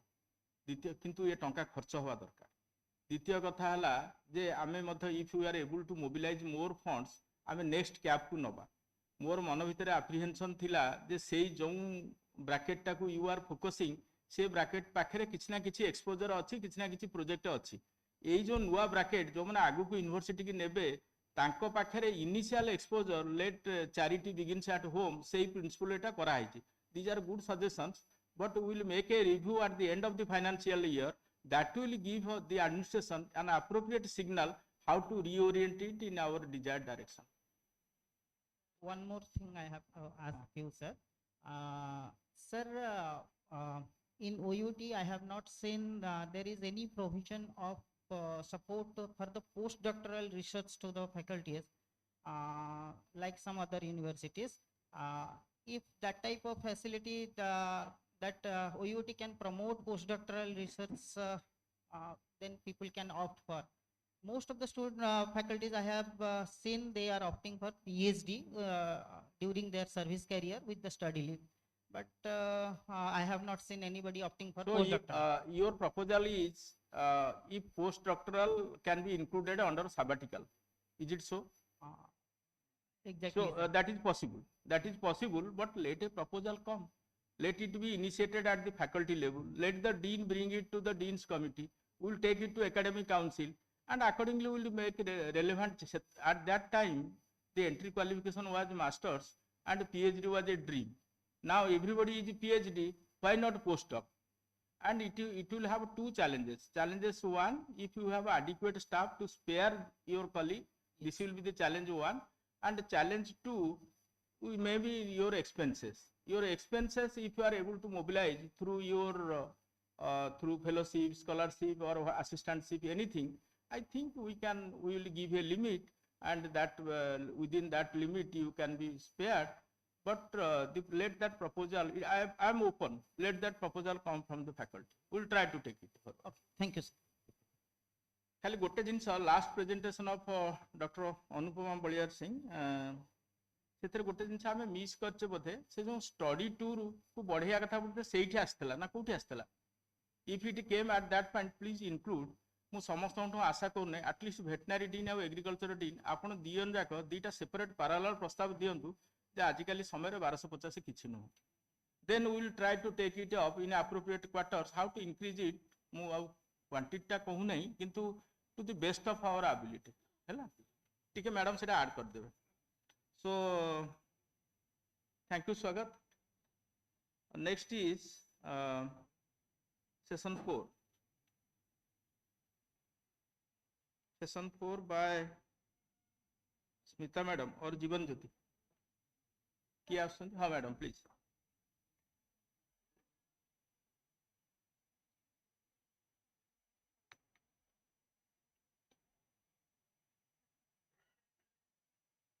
Honorable Vice Chancellor of OUAT, respected Dean PGF cum DRI, respected Deans and Directors of the DIAS, colleagues, I am going to present the report on the session 4, which is on the action taken report on the recommendations of the 11th Educational Council 23-24.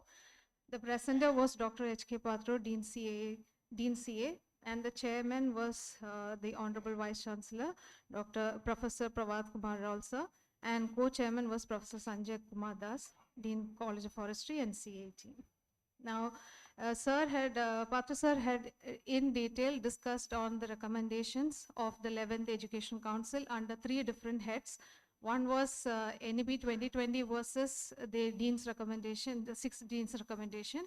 The second was on blending of research in UG curriculum, and the third was on how to enrich the academic excellence in OUAT.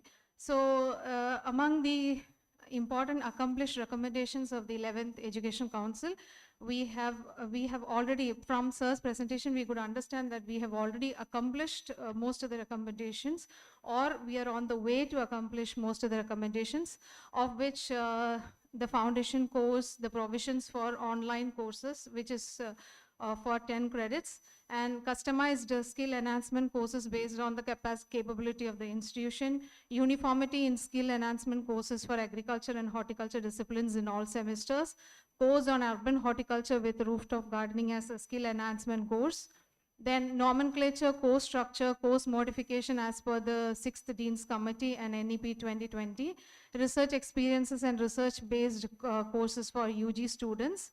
And apart from this, Best Teacher Award with cash prize, identification of 18 feasible technologies for establishment of 3 Center of Excellence of Cutting Edge Science. All these recommendations have been already accomplished, and the actions that are yet to be initiated include the development of farmer innovation and student innovation centers co-created by farmers and students, and a 3-minute presentation by the faculty members to motivate the students to work under them. These were the main 2 actions that were yet to be initiated and was presented by sir. And moving on to the remarks by the chairman of the session, The inclusion of the skill development courses beyond regular skill enhancement courses like weather prediction, like just an example, like weather prediction for students and faculty members, and faculty feedback form for all students through Google Forms was also recommended by the chairman of the session. Students to be exposed to blended learning modules of other universities under the coordination of a concerned faculty member on Saturdays, and utilization of seeds of OUAT varieties for KVK trials and seed supply. These were some of the major comments that were remarks given by the chairman. The session ended with a vote of thanks by the session coordinator, C. Patro of College of Agriculture. Thank you. Thank you, sir. Anything to be added? Professor Sanjay Das, sir, kon miss heichi ki thre?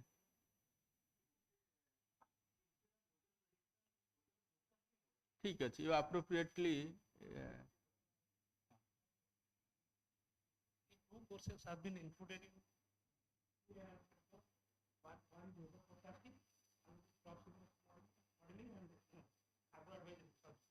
तीन टाक अच्छी skill रे very good आपन थिले तो पूर्व ठीक है most welcome so since we are already into it मोर कोटा हठात एट कथाबार्ता भितर मोर मन भितर आसिला हम कहली एमता केतेटा एरिया रे पिला मानकु स्किल डेवलपमेंट देले ताका इंटरेस्ट टिके बढ़िबो दैट वाज माय पर्पस बाकी we invited in between also doctor Sanat Mishra to throw light on incubation and innovation whatever possible steps have been taken he has enumerated. We are hopeful if not today by tomorrow something can happen.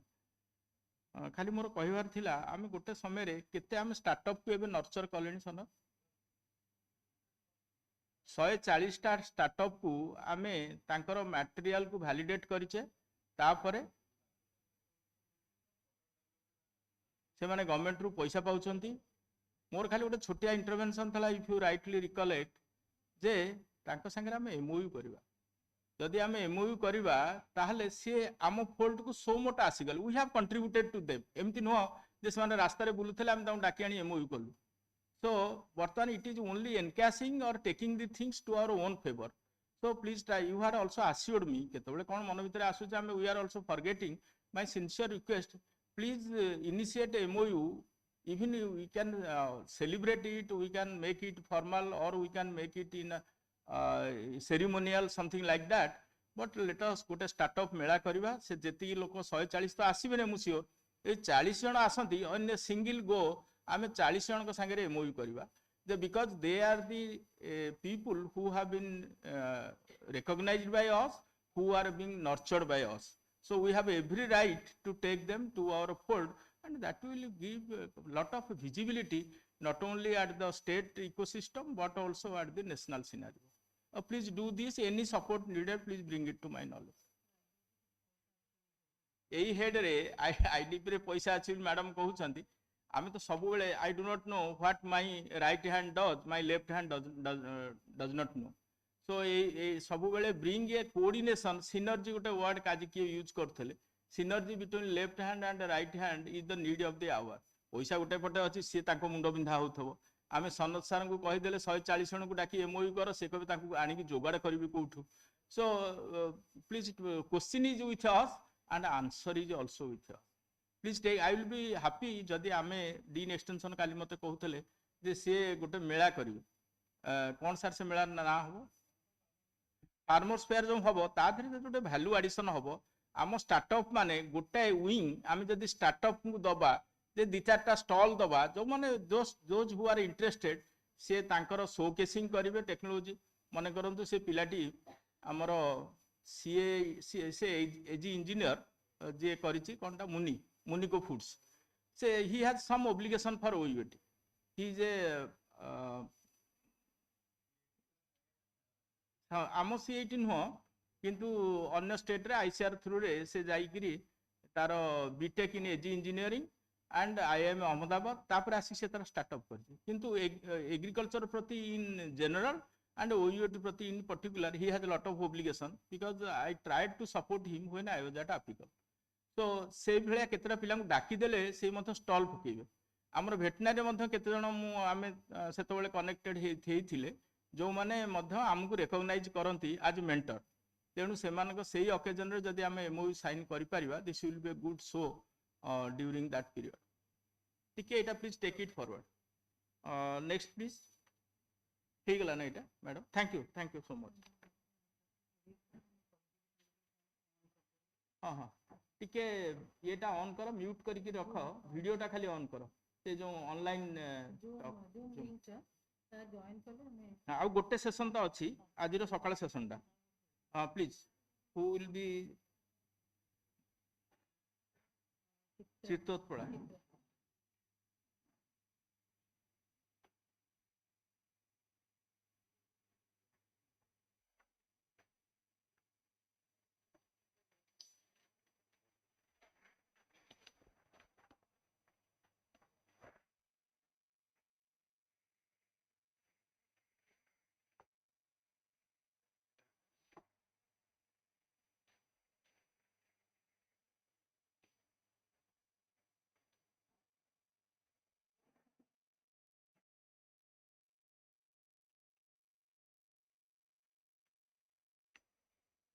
Good afternoon, Honorable Vice Chancellor, Professor P.K. Rahul sir, esteemed Dean PGF Con DRI, respected Deans, Directors, faculty members and students.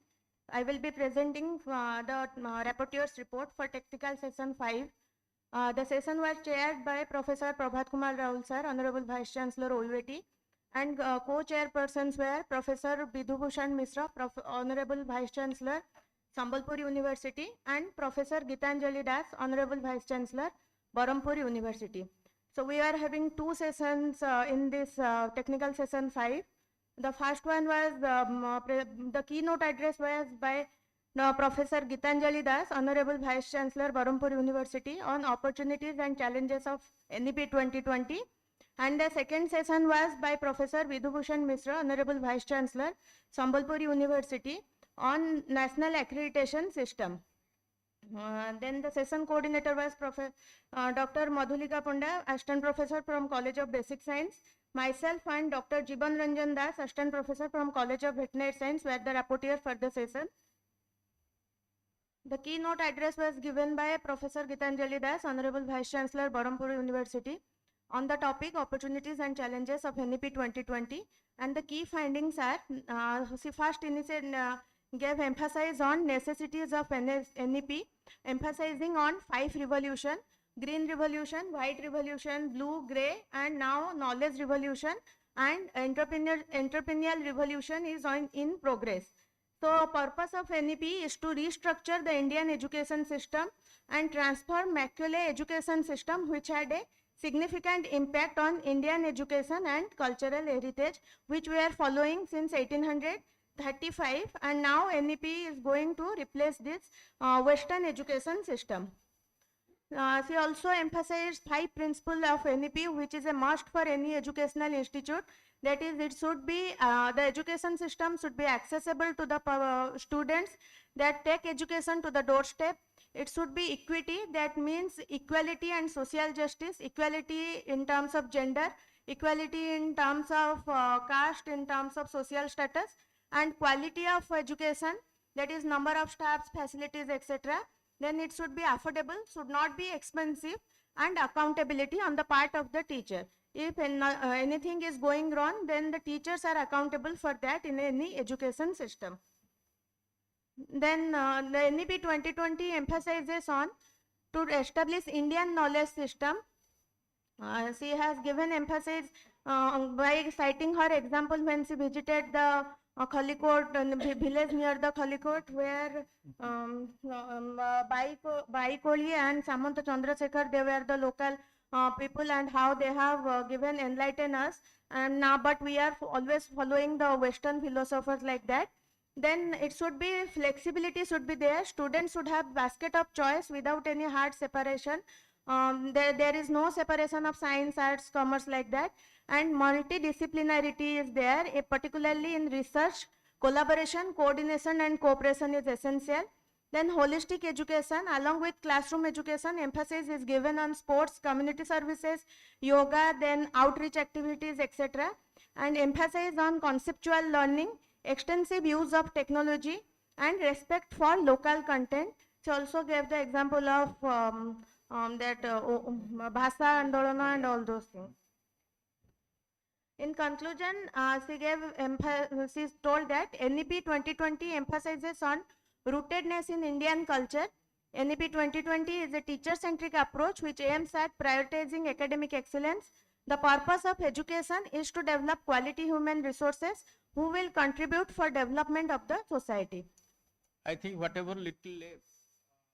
Sir, I will add it.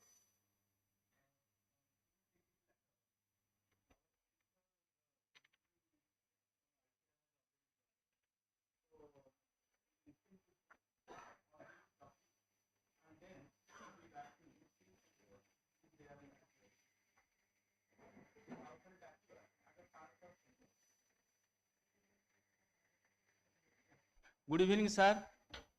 We are expecting your physical presence here. Somehow you tried to pacify it and satisfy us with your virtual presence. Once again, welcome. We are here in the 12th Educational Council of the University. This is an occasion where we prepare the new academic agenda, fine-tune our ongoing agenda, and also we discuss how to take it for smooth implementation. And the flagship agenda for this year Academic Council, Educational Council, is NEP 2020. Obviously, sir, you are the lead speaker. We are expecting you on the inaugural. Somehow you have made it possible.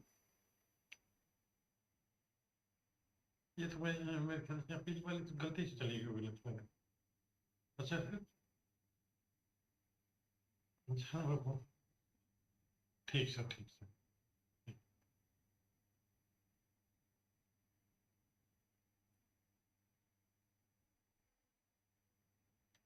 Our faculty members and the PhD scholars are here. We have been discussing several issues relating to NEP 2020 and NAC accreditation and many more such issues which are challenges so far as the academic ecosystem in agri universities are concerned.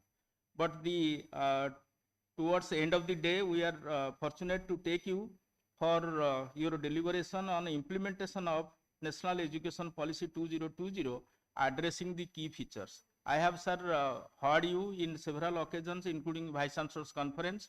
It is very comprehensive. Hopefully, you will try to impress our my colleagues and students so far as our basic understanding on NEP 2020 is concerned. With this, I will request my colleague to have a brief introductory, to have place your brief introduction. This is a customary, sir, kindly bear with. Thanks.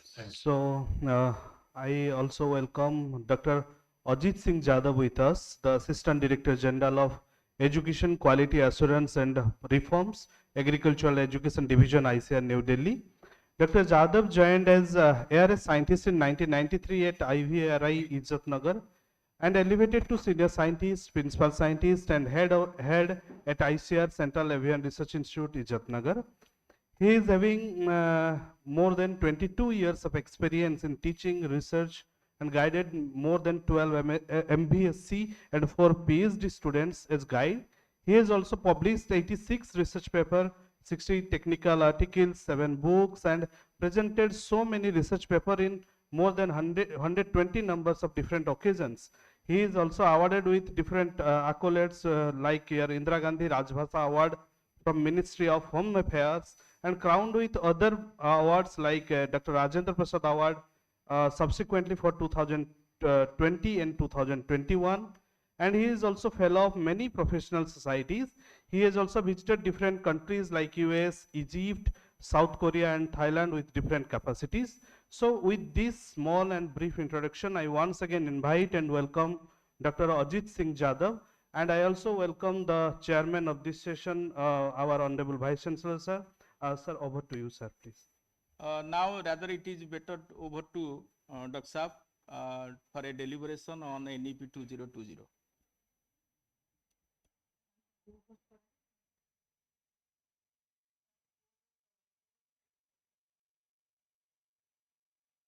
Sir, slides are visible.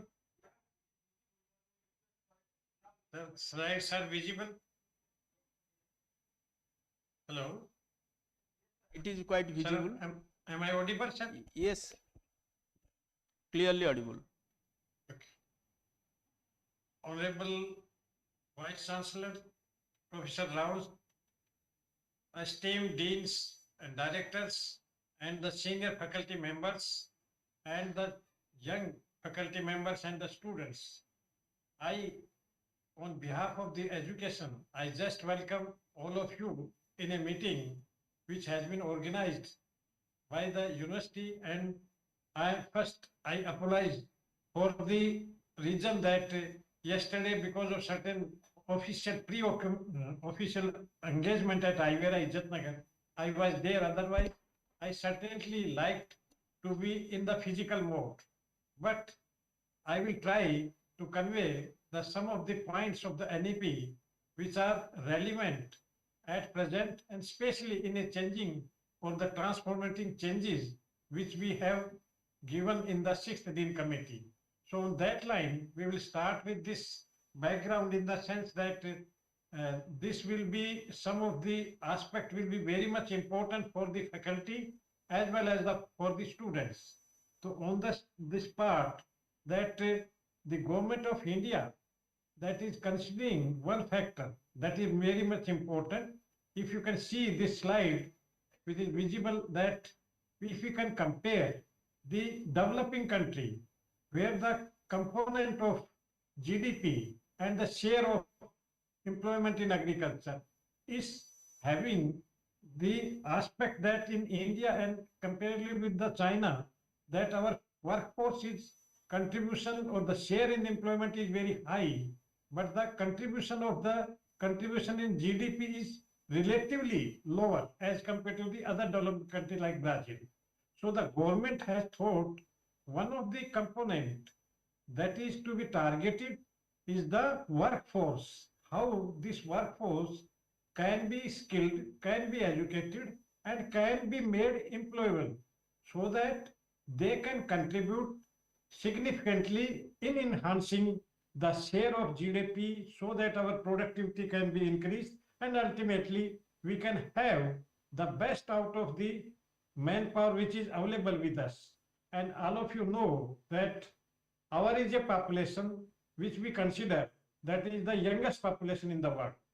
And this youngest population has certain opportunities for us. No doubt, the high population has certain challenges, but we consider, the government consider that if the population, especially in the younger group, that is available with us, and that can be trained, and that can be trained in such areas, those areas, especially in our case, it is agriculture, where the GR, gross enrollment ratio, is very, very low, that is 0.9%.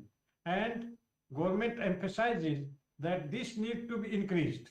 And much more focus is that the higher education, that there should be much more better skill force which have much better higher employable skills, which is very, what you can say, mediocre. Maybe 50% people, they have the skills, and those has to be trained, educated in a manner that can contribute to the higher productivity in our agriculture and allied sector.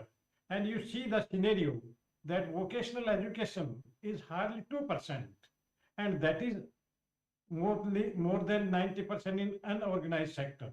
So the government thinks that to be on the right side, it needs that our workforce that should be trained with knowledge and better employable skills. So that is the major aspect that government is targeting. The second aspect that I want to emphasize in the NEP, now there are 3 segments, and our educationists, especially higher educationists, they consider that education, higher education is a separate phenomenon other than the vocational and skill, or even it is not related to the earlier experience that a person can gain from any other sources. But right now, Government of India thinks the NEP that that our higher education, that is also a part of vocational, as well as we have to recognize the earlier skills, earlier experience. That is why there is government emphasize that there is need of integration of all the three sectors, whether it is higher education, or it is the vocational education, or it is the RPM. And on this basis, the policy has been formulated, and we will be having some aspect in the next slides to be discussed. As we know that when the policy NEP was formulated, the basic target was that the population or the higher education youth, they are having certain limitations. What are those limitations? Those need to be addressed. And the total reform of the education system needs to be carried out. That is why in 2020 the policy was brought up by the Honorable Prime Minister, and they considered that our course curriculum, in our case with agriculture and right fields, that is a similar situation, that it is outdated, and our course curriculum is not matching with the industry needs or the market needs. That is why the focus right now is that we have to align our course with the industry, and so that they can start their own business, or even they can have better employment skills. And also the government thinks that we have to integrate the vocational training and skills in the higher education, which is lacking, and that can impart a better skills for the employment, and they can perform better. That is why these three segments, they have given the much more priority areas. That our agriculture and allied fields, they are considered to be less aspirational, but our focus of this NEP modification with our case, in our case, that we have to give more focus on the aspirational values of our degree program, so that better skilled or better students, or the students, they can be attracted, and this profession of agriculture and allied field can be made much more attractive and much more aspirational. That is the focus of this policy. And we have already discussed that our this education need to be matched with the industry with modern skills, and much more focus of this NEP, or what we have formulated the 6th Dean Committee as the focus on entrepreneurship and innovations. That new aspect to be what you can say taught to the student, and their skills, especially in the area of entrepreneurship, that to be enhanced. And much more important that earlier we were discussing in this what you can say meeting also, that the policy has been made with flexibility in mind, lack of imparting some of the advanced pedagogical approaches that need to be integrated in our day-to-day teaching aspect. And much more important aspect is that even NEP suggests, and also we have incorporated in our 6th Dean Committee, the digital aspect that has to be carried out, because that will enhance the accessibility, the easy, and also the more and more reach of the students to take the courses on online or other modes. And we have challenges that we have, that it need to be restructured, and it has to be made student-centric with flexibility and market needs. We have just discussed all these things in the earlier slide. Just to make aware that how we moved in our case, in our agriculture and allied field, how we moved, how the ICR moved. The policy was approved by Honorable Prime Minister on July 29, 2020, and after that, this was focused by the government that the student will take it as an aspiration, or better aspirations for the teachers, for citizens of the India. And NEP is basically revolves on 5 pillars: access, better access, equity, all persons of any economic status, quality, much more focus, and affordability, and also the accountability.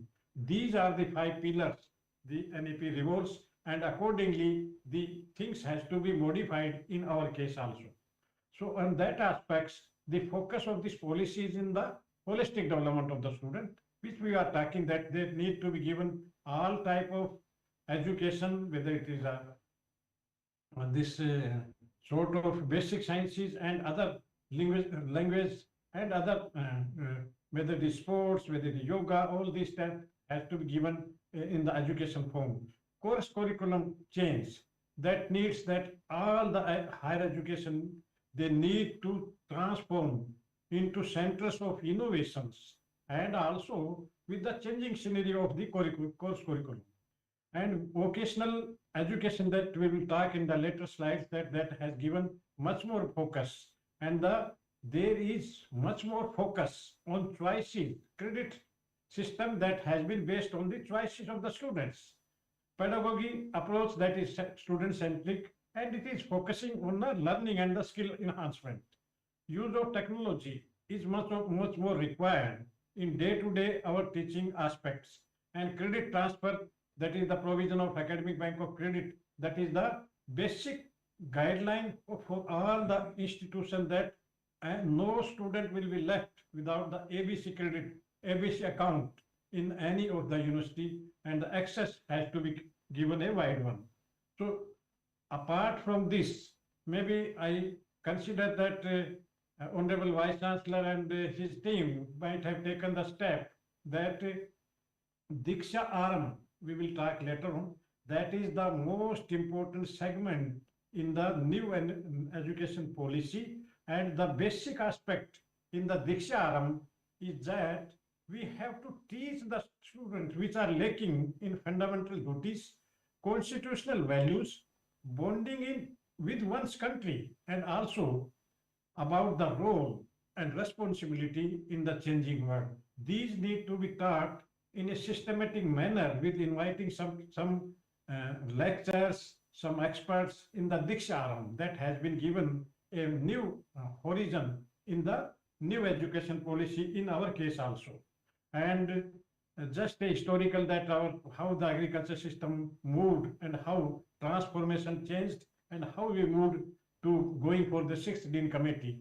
The first agriculture university was established 1960 at Panagar.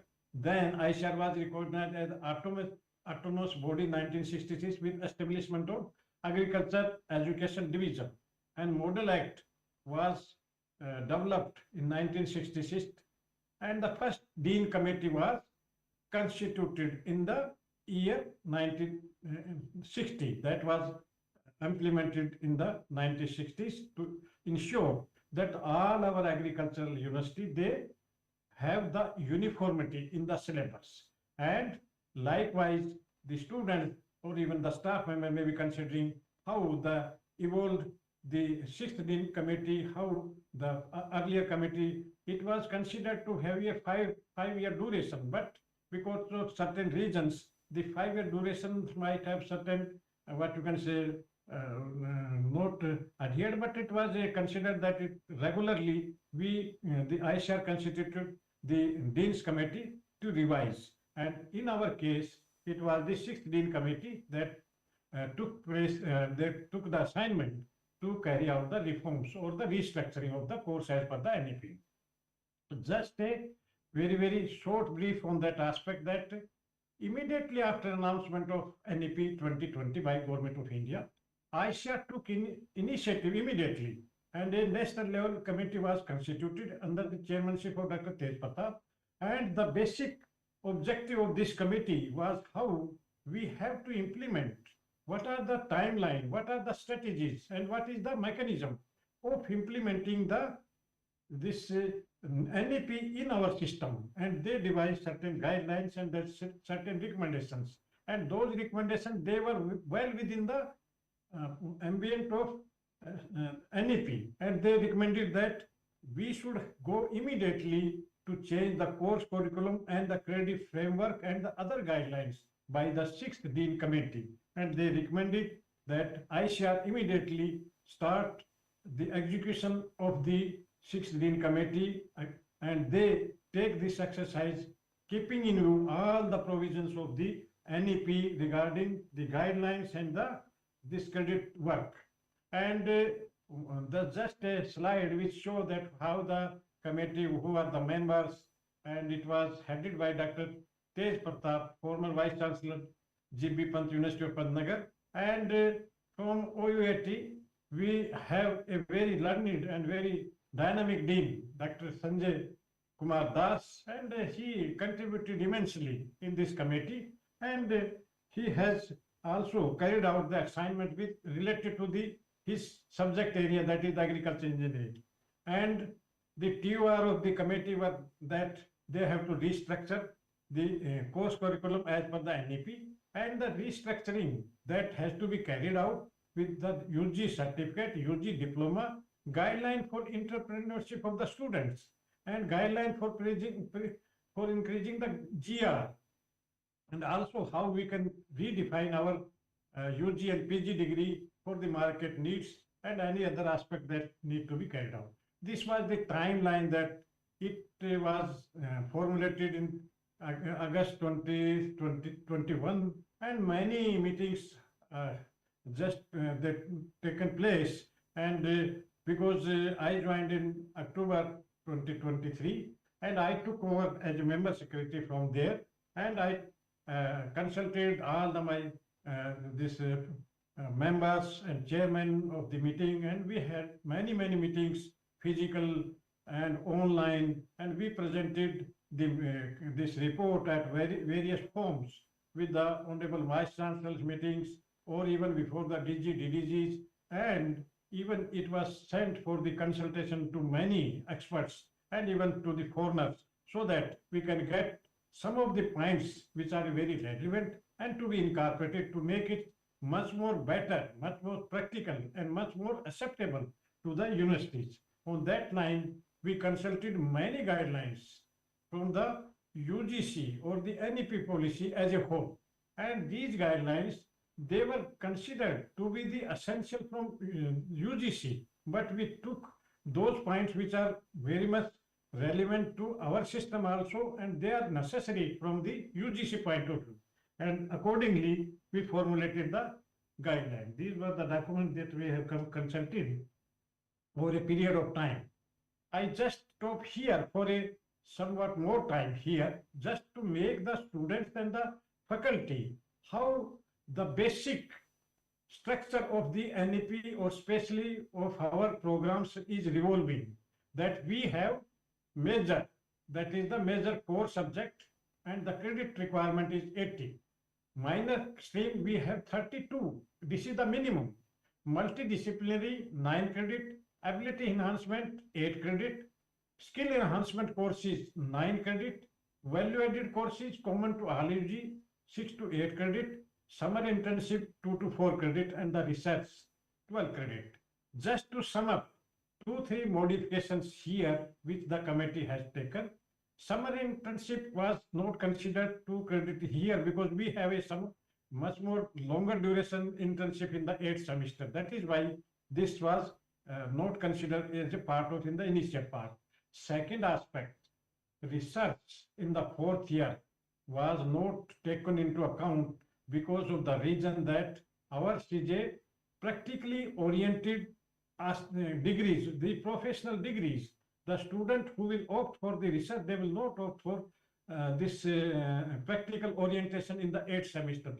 Right now, it has been deferred for the decision to be taken by the Higher Education Committee for the MSc and PhD. That at that time also it will take that how we can incorporate the research also, and that will be thought at that time. But the major important is that the credit requirement for the 4-year degree is 160 credit hour. That is the minimum. And these were the courses. It is the in animal, this plant and animal science. It is the only biotechnology. It is wrongly written. Otherwise, it is the total 13 subjects are there. 2 are the newer one in the other than the 5th dean committee, that is the agribusiness management and the natural farming. And all these 13 disciplines, they have been restructured, their course curriculum and the this credit hours, they have been realigned as per the NEP. We will stop here for a minute because the faculty and the student, they should have the clarity before going to the, what you can say, in the what taught to the students that what will be the happen after 1 year, 2 year, and after 4 years. So there are certain movement here. The first, suppose this is the admission. Admission will be taken by the university as per the norm. After first year, there will be two movements. One will be vertical in the second year, and second movement will be the side by side, that is the horizontal movement.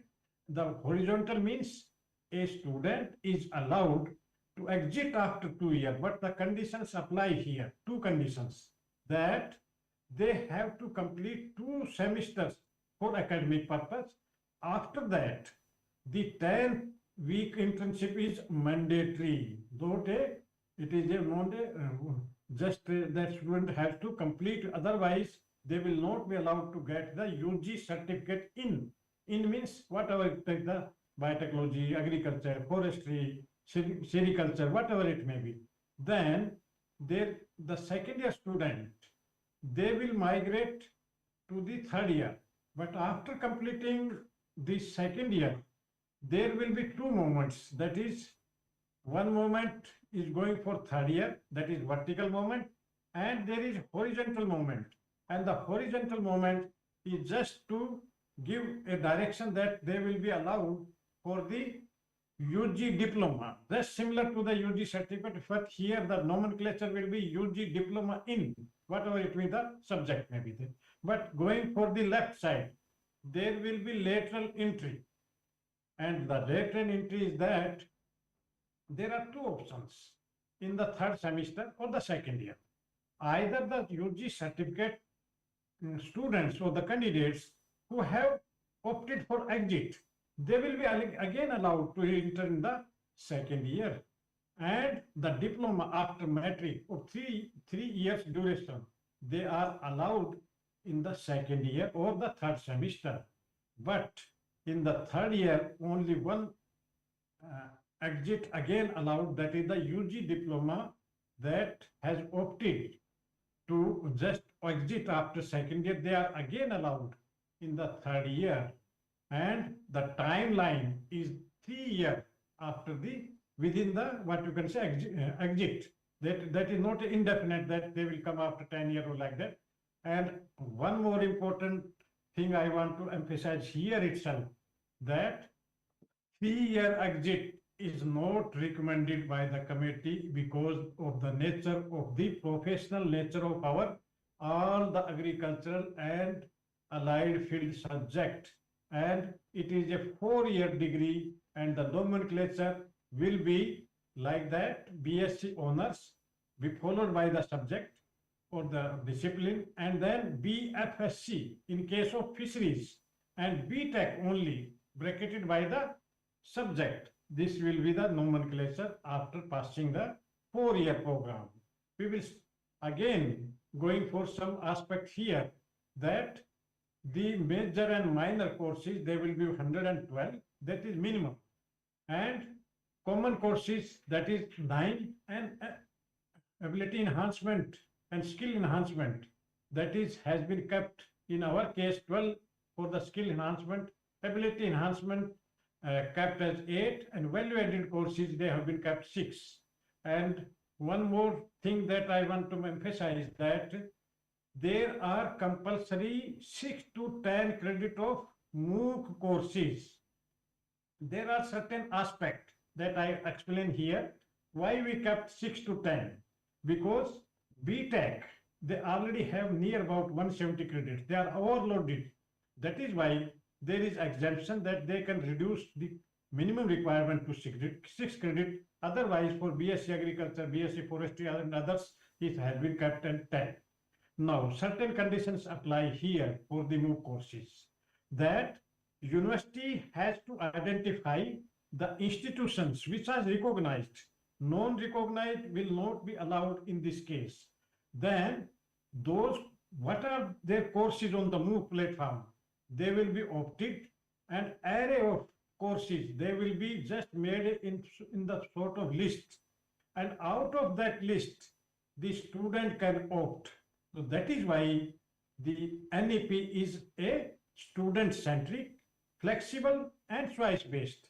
There is a choice, but the choice is among the courses which has been selected by the university. It is not that student can take any courses from anywhere and that is why the control of the university in guiding the student will be here, and these will be non-gradient, that is just a satisfactory, and they will be in synchronization with the academic cell of the university, that they will intimate that I opt this course as a MOOC course, and the university offering this one I just has registered, and the evaluation will be carried out by the awarding university, and the result will be communicated to the academic cell, and the academic cell will enter the grades or whatever satisfactory grade in the academic bank of credit, and that will be a sort of total mechanism to carry out the MOOC courses for the our UG program. And one more important thing which we have analyzed, that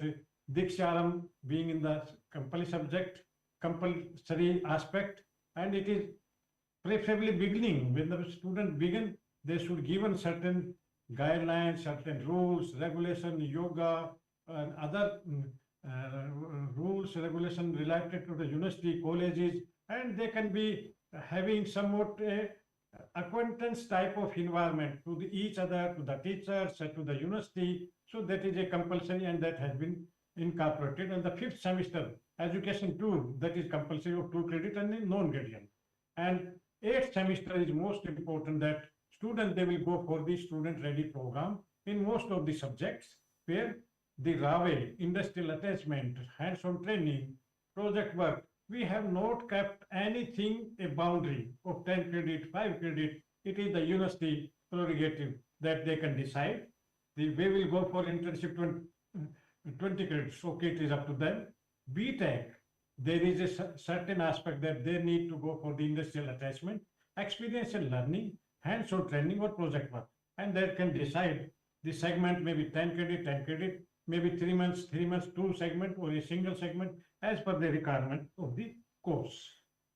Here I just want to emphasize that the NEP has totally transformed all of our education system, especially in the first 2 years. And we are teaching Diksharam, farming-based livelihood system, that is a multidisciplinary course, communication skills, that is also a ability enhancement course, NSS, NCC, that has been made compulsory in the 1st and the 2nd semester, and the core courses contribution is hardly 54% or 55%, whatever it may be.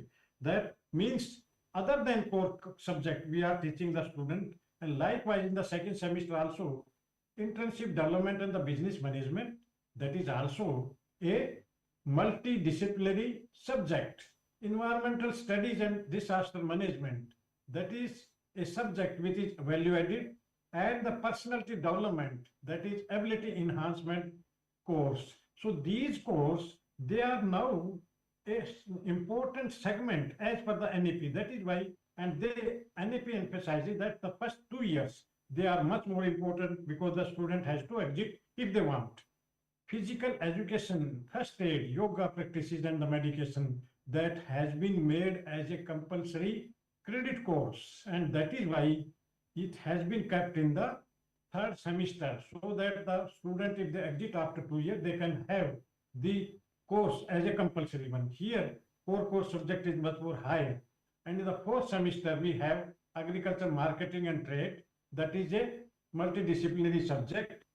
And after that, agriculture, informatics, and artificial intelligence, that is also comes under the value-added courses. And here also core courses, they are limited to 60%, other than we are teaching to the students. So how our 4th semester or 2 year, that means nearly 50% other courses which are compulsory as far as the UG NEP is concerned. And if you can talk that we have already talked that internship will be compulsory for UG certificate only, and for the UG diploma only. For those moving to the vertical direction, there is no requirement of such internship in between. And the 5th and 6th semester, they are much more focused, totally focused with the core subject. That is why I am emphasizing that 3-year exit in professional courses would have produced the students which are lacking some of the aspect, whether the practical or the theory also. And in the 7th semester, elective courses. There are guidelines for the elective courses, whether they belong to minor or major courses. And the student has the choice. The university can formulate the list of the elective courses, and they can opt that the student can choose from these elective courses, whether suppose it is the agriculture. A student say that I want to read more agronomy. Okay, they will be allowed to have this choice in the 7th semester. And in the 8th semester, we have already talked that it will be the student ready program and RAWE program and other programs which are related to the BTech. They can exercise for better entrepreneurship experience and the skills of the attachment with the industry, and they can acquaint that how the industry requires their expertise and they can develop the skills. And some aspect related to the evaluation, we are under the process of some redefining this aspect. Some minor changes we are just having with because of certain this representation we received that this may be. So much more emphasis in the new courses, that is newer aspect we have given, and this is the list of defining that artificial intelligence, precision farming, many aspects that you can see in the slide. They have been well addressed in many of the what you can say subjects as per their requirement.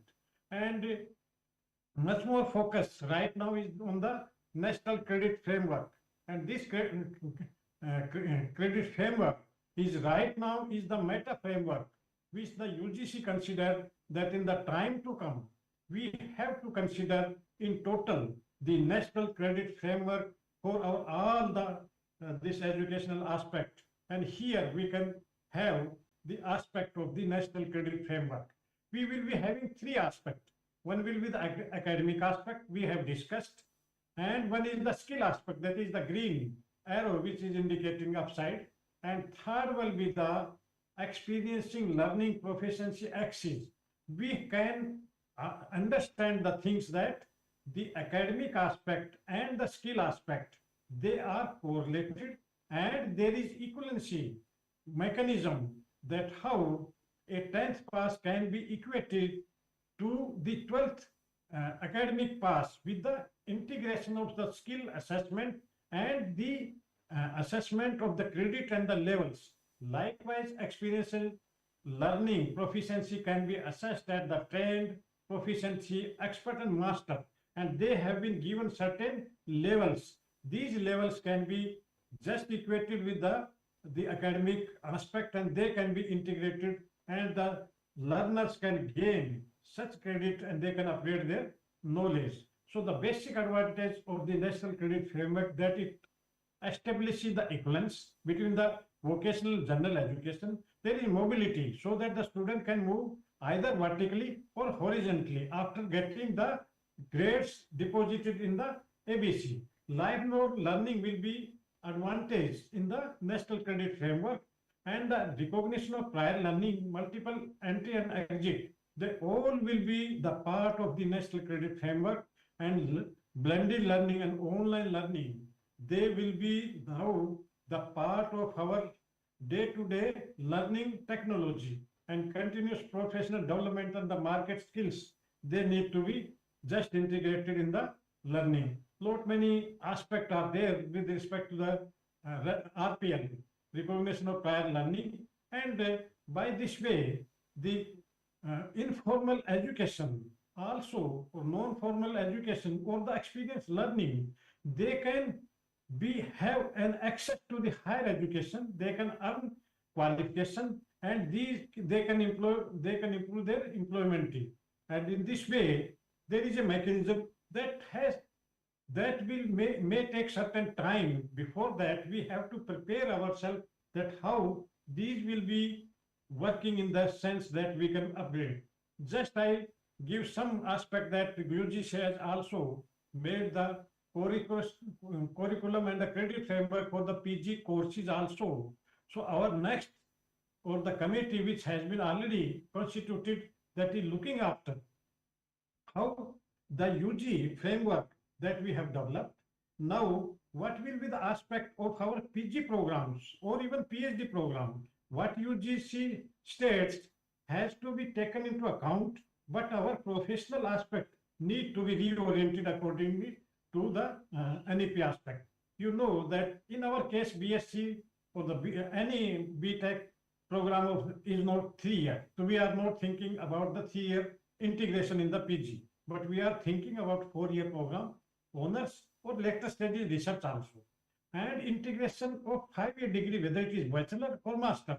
The committee is looking after all the aspects, and that we have to align with the National Higher Education Qualification Framework and the different levels that already has been defined by the UGC, whether it is a degree, that means PG diploma, means when the student enter, they will be having 2 options. That is, they can opt after a year with the PG diploma, and the level has been defined that 6.0, degree 6.5, and in case of the engineering BTech degree, it will be 7.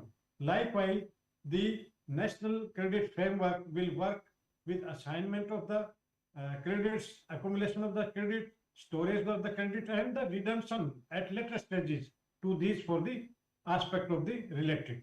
The PG curriculum also have flexibility, movement, and lot of choices for the students, and lot of choices in the mode of learning also, ODL, online, in the hybrid mode. And there is also provision of the ABC and multiple incremental options. And we have already spoken that it will be a 2-year and exit after 1 year, and the PG will also be integrated with the vocational courses. That is the major aspect of the NEP, that the skill of the UG, even PG student has to be enhanced with the integration of the vocational.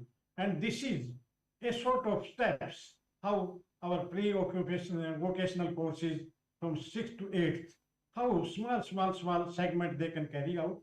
10th and 12th student, they can be dairy farmer, small scale poultry farmer, ornamental fish technician, interior landscaper. So these are the skills which are pre-higher education, but in the higher education, there will be much more better and wide scope for the horizon of their knowledge. That is, big scale poultry farmer, organized dairy farm, organic poultry farm management, fertilizer technology, plant clinic operator. These will be segment which the learner will learn, and they can be integrated into the higher education. And likewise, they will move with a lot of flexibility in online programs, maybe pursuing 2 postgraduate programs simultaneously, whether they are physical mode, online mode, or the mixed mode. That will be the part in the near future. And I just conclude with the sense that how the administrators, the Honorable Vice Chancellor sitting here, and he is very dynamic, as we have heard many times that he is running the university in a very cordial manner, and he is implementing the things in a very phased manner, that the NEP has to be implemented, because we have given the 6th Dean Committee right back in September, and most of the this institution, they have already implemented. I just request the Honorable Vice Chancellor that, sir, it should be a NEP implementation cell, and the coordinators, they totally monitor the implementation strategies. And just to brief you that this is the position, and how, whether we are on the slow speed or whether we are in the fast speed. And also, I will request the Honorable Vice Chancellor that much more needed that the instructional facility for e-learning management system need to be strengthened in our agriculture education system. ABC, I think that has been implemented, no need of this one emphasizing. Opening of academy industry linkage. Sir, I will request that a separate cell may be established at your university, so that they can link the students on how we can have the industry linkage, how vocational training in near future has to be integrated, and how the overall coordination of this type of linking will move. And likewise, we have to train the faculty, and I will request that all the faculty members, they should have the option to get themselves trained in the fronted areas of the, what you can say, your subject domain, also with the NEP requirements and development of the courses. I do again request that the NEP has so many options, and they will give some assignment also to the administrators, that whether it is the skill courses, whether it is the MOOC courses, whether it is the elective courses, or whether it is the entrepreneurship, the things has to be developed by the university as per their requirement, and the faculty members has to be taken into account that they develop the courses as per their requirement of that particular region, and they also enhance their capacity and just support the program in a total. And focus of this NEP will be flexibility, industry linkage, faculty capacity building, and ultimately it is the enhancement of the skills, competency, and knowledge of the students. With this, I, on my behalf, convey my sincere regards and thanks to the Honorable Vice Chancellor, who is so concerned that no doubt it was happens to be a physical meeting, much more better. But what I just say that Sir has invited me, I just thank him from my core of my heart, and I also thank other listeners who are sitting at a quite late evening and in a what you can say, after what you can say, so much of concerns. Thank you very much, sir.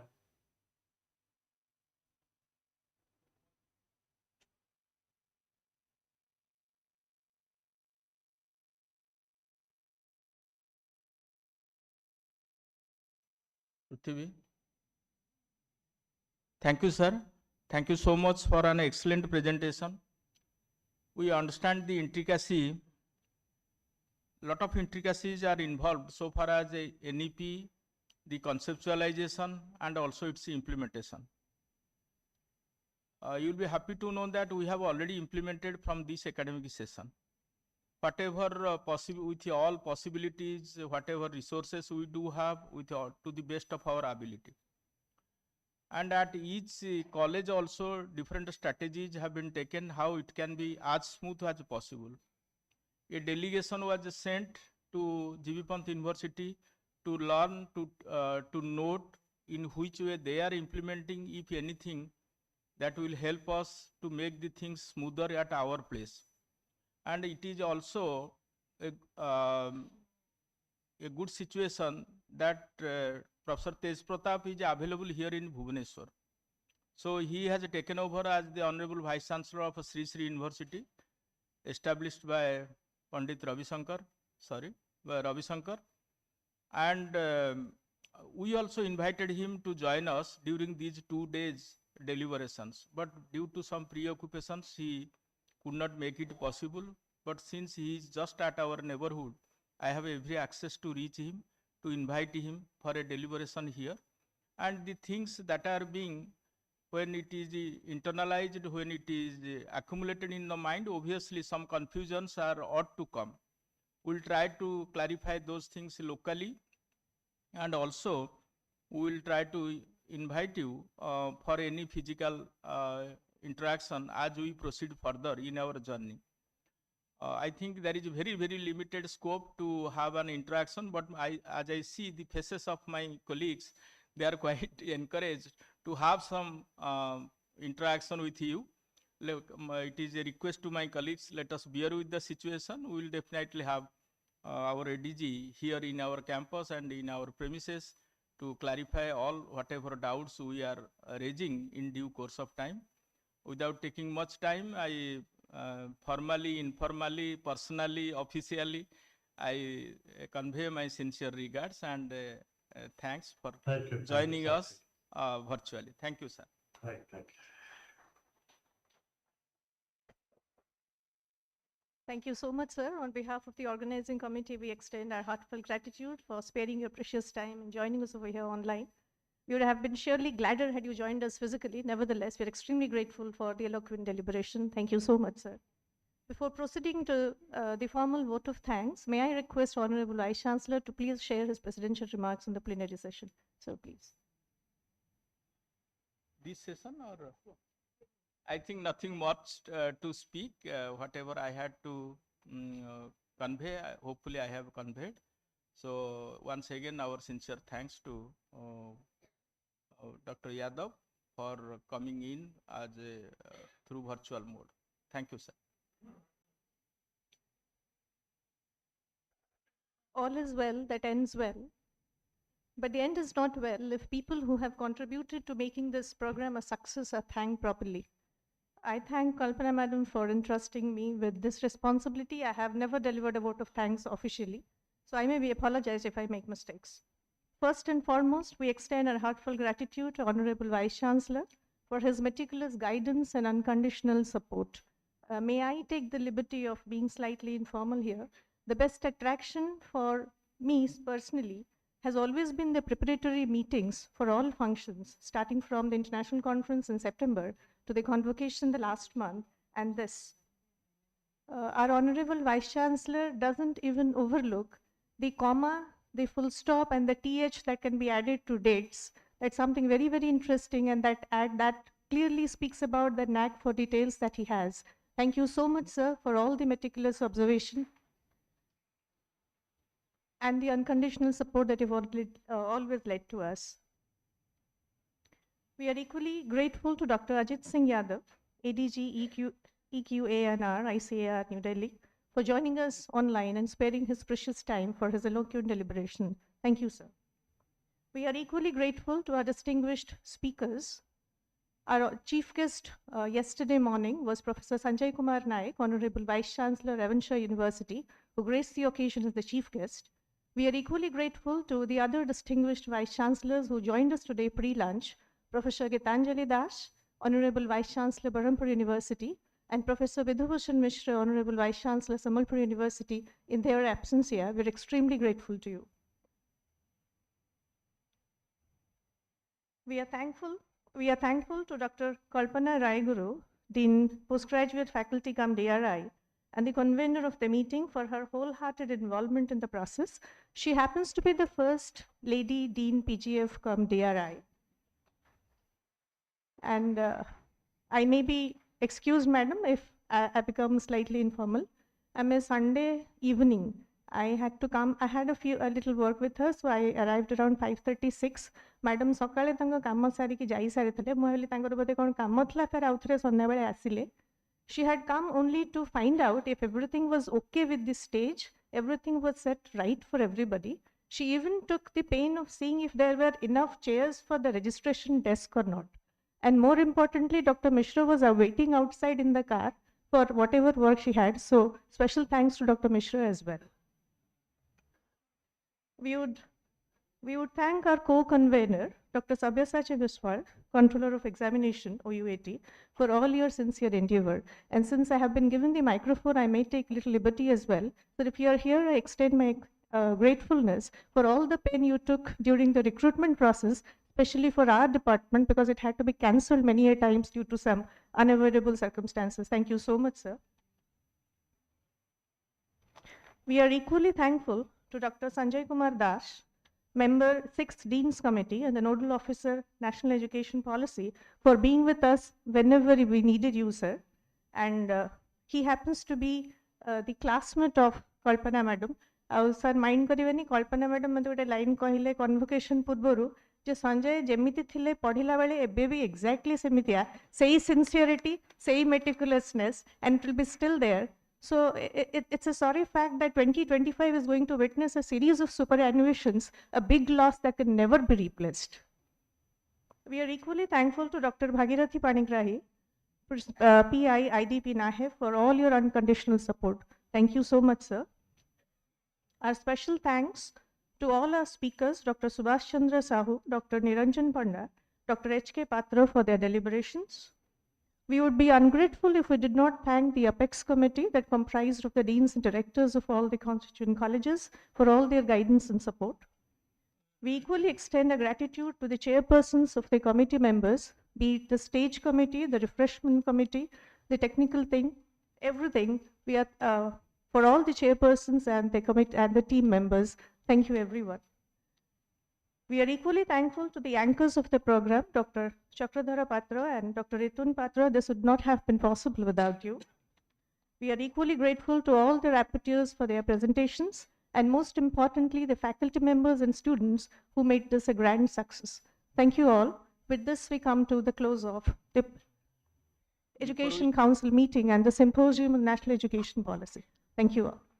Before we close, our sincere thanks to Madhulika Madam also. She contributed a lot. And I consider myself fortunate to have you all as my esteemed colleagues. Thank you.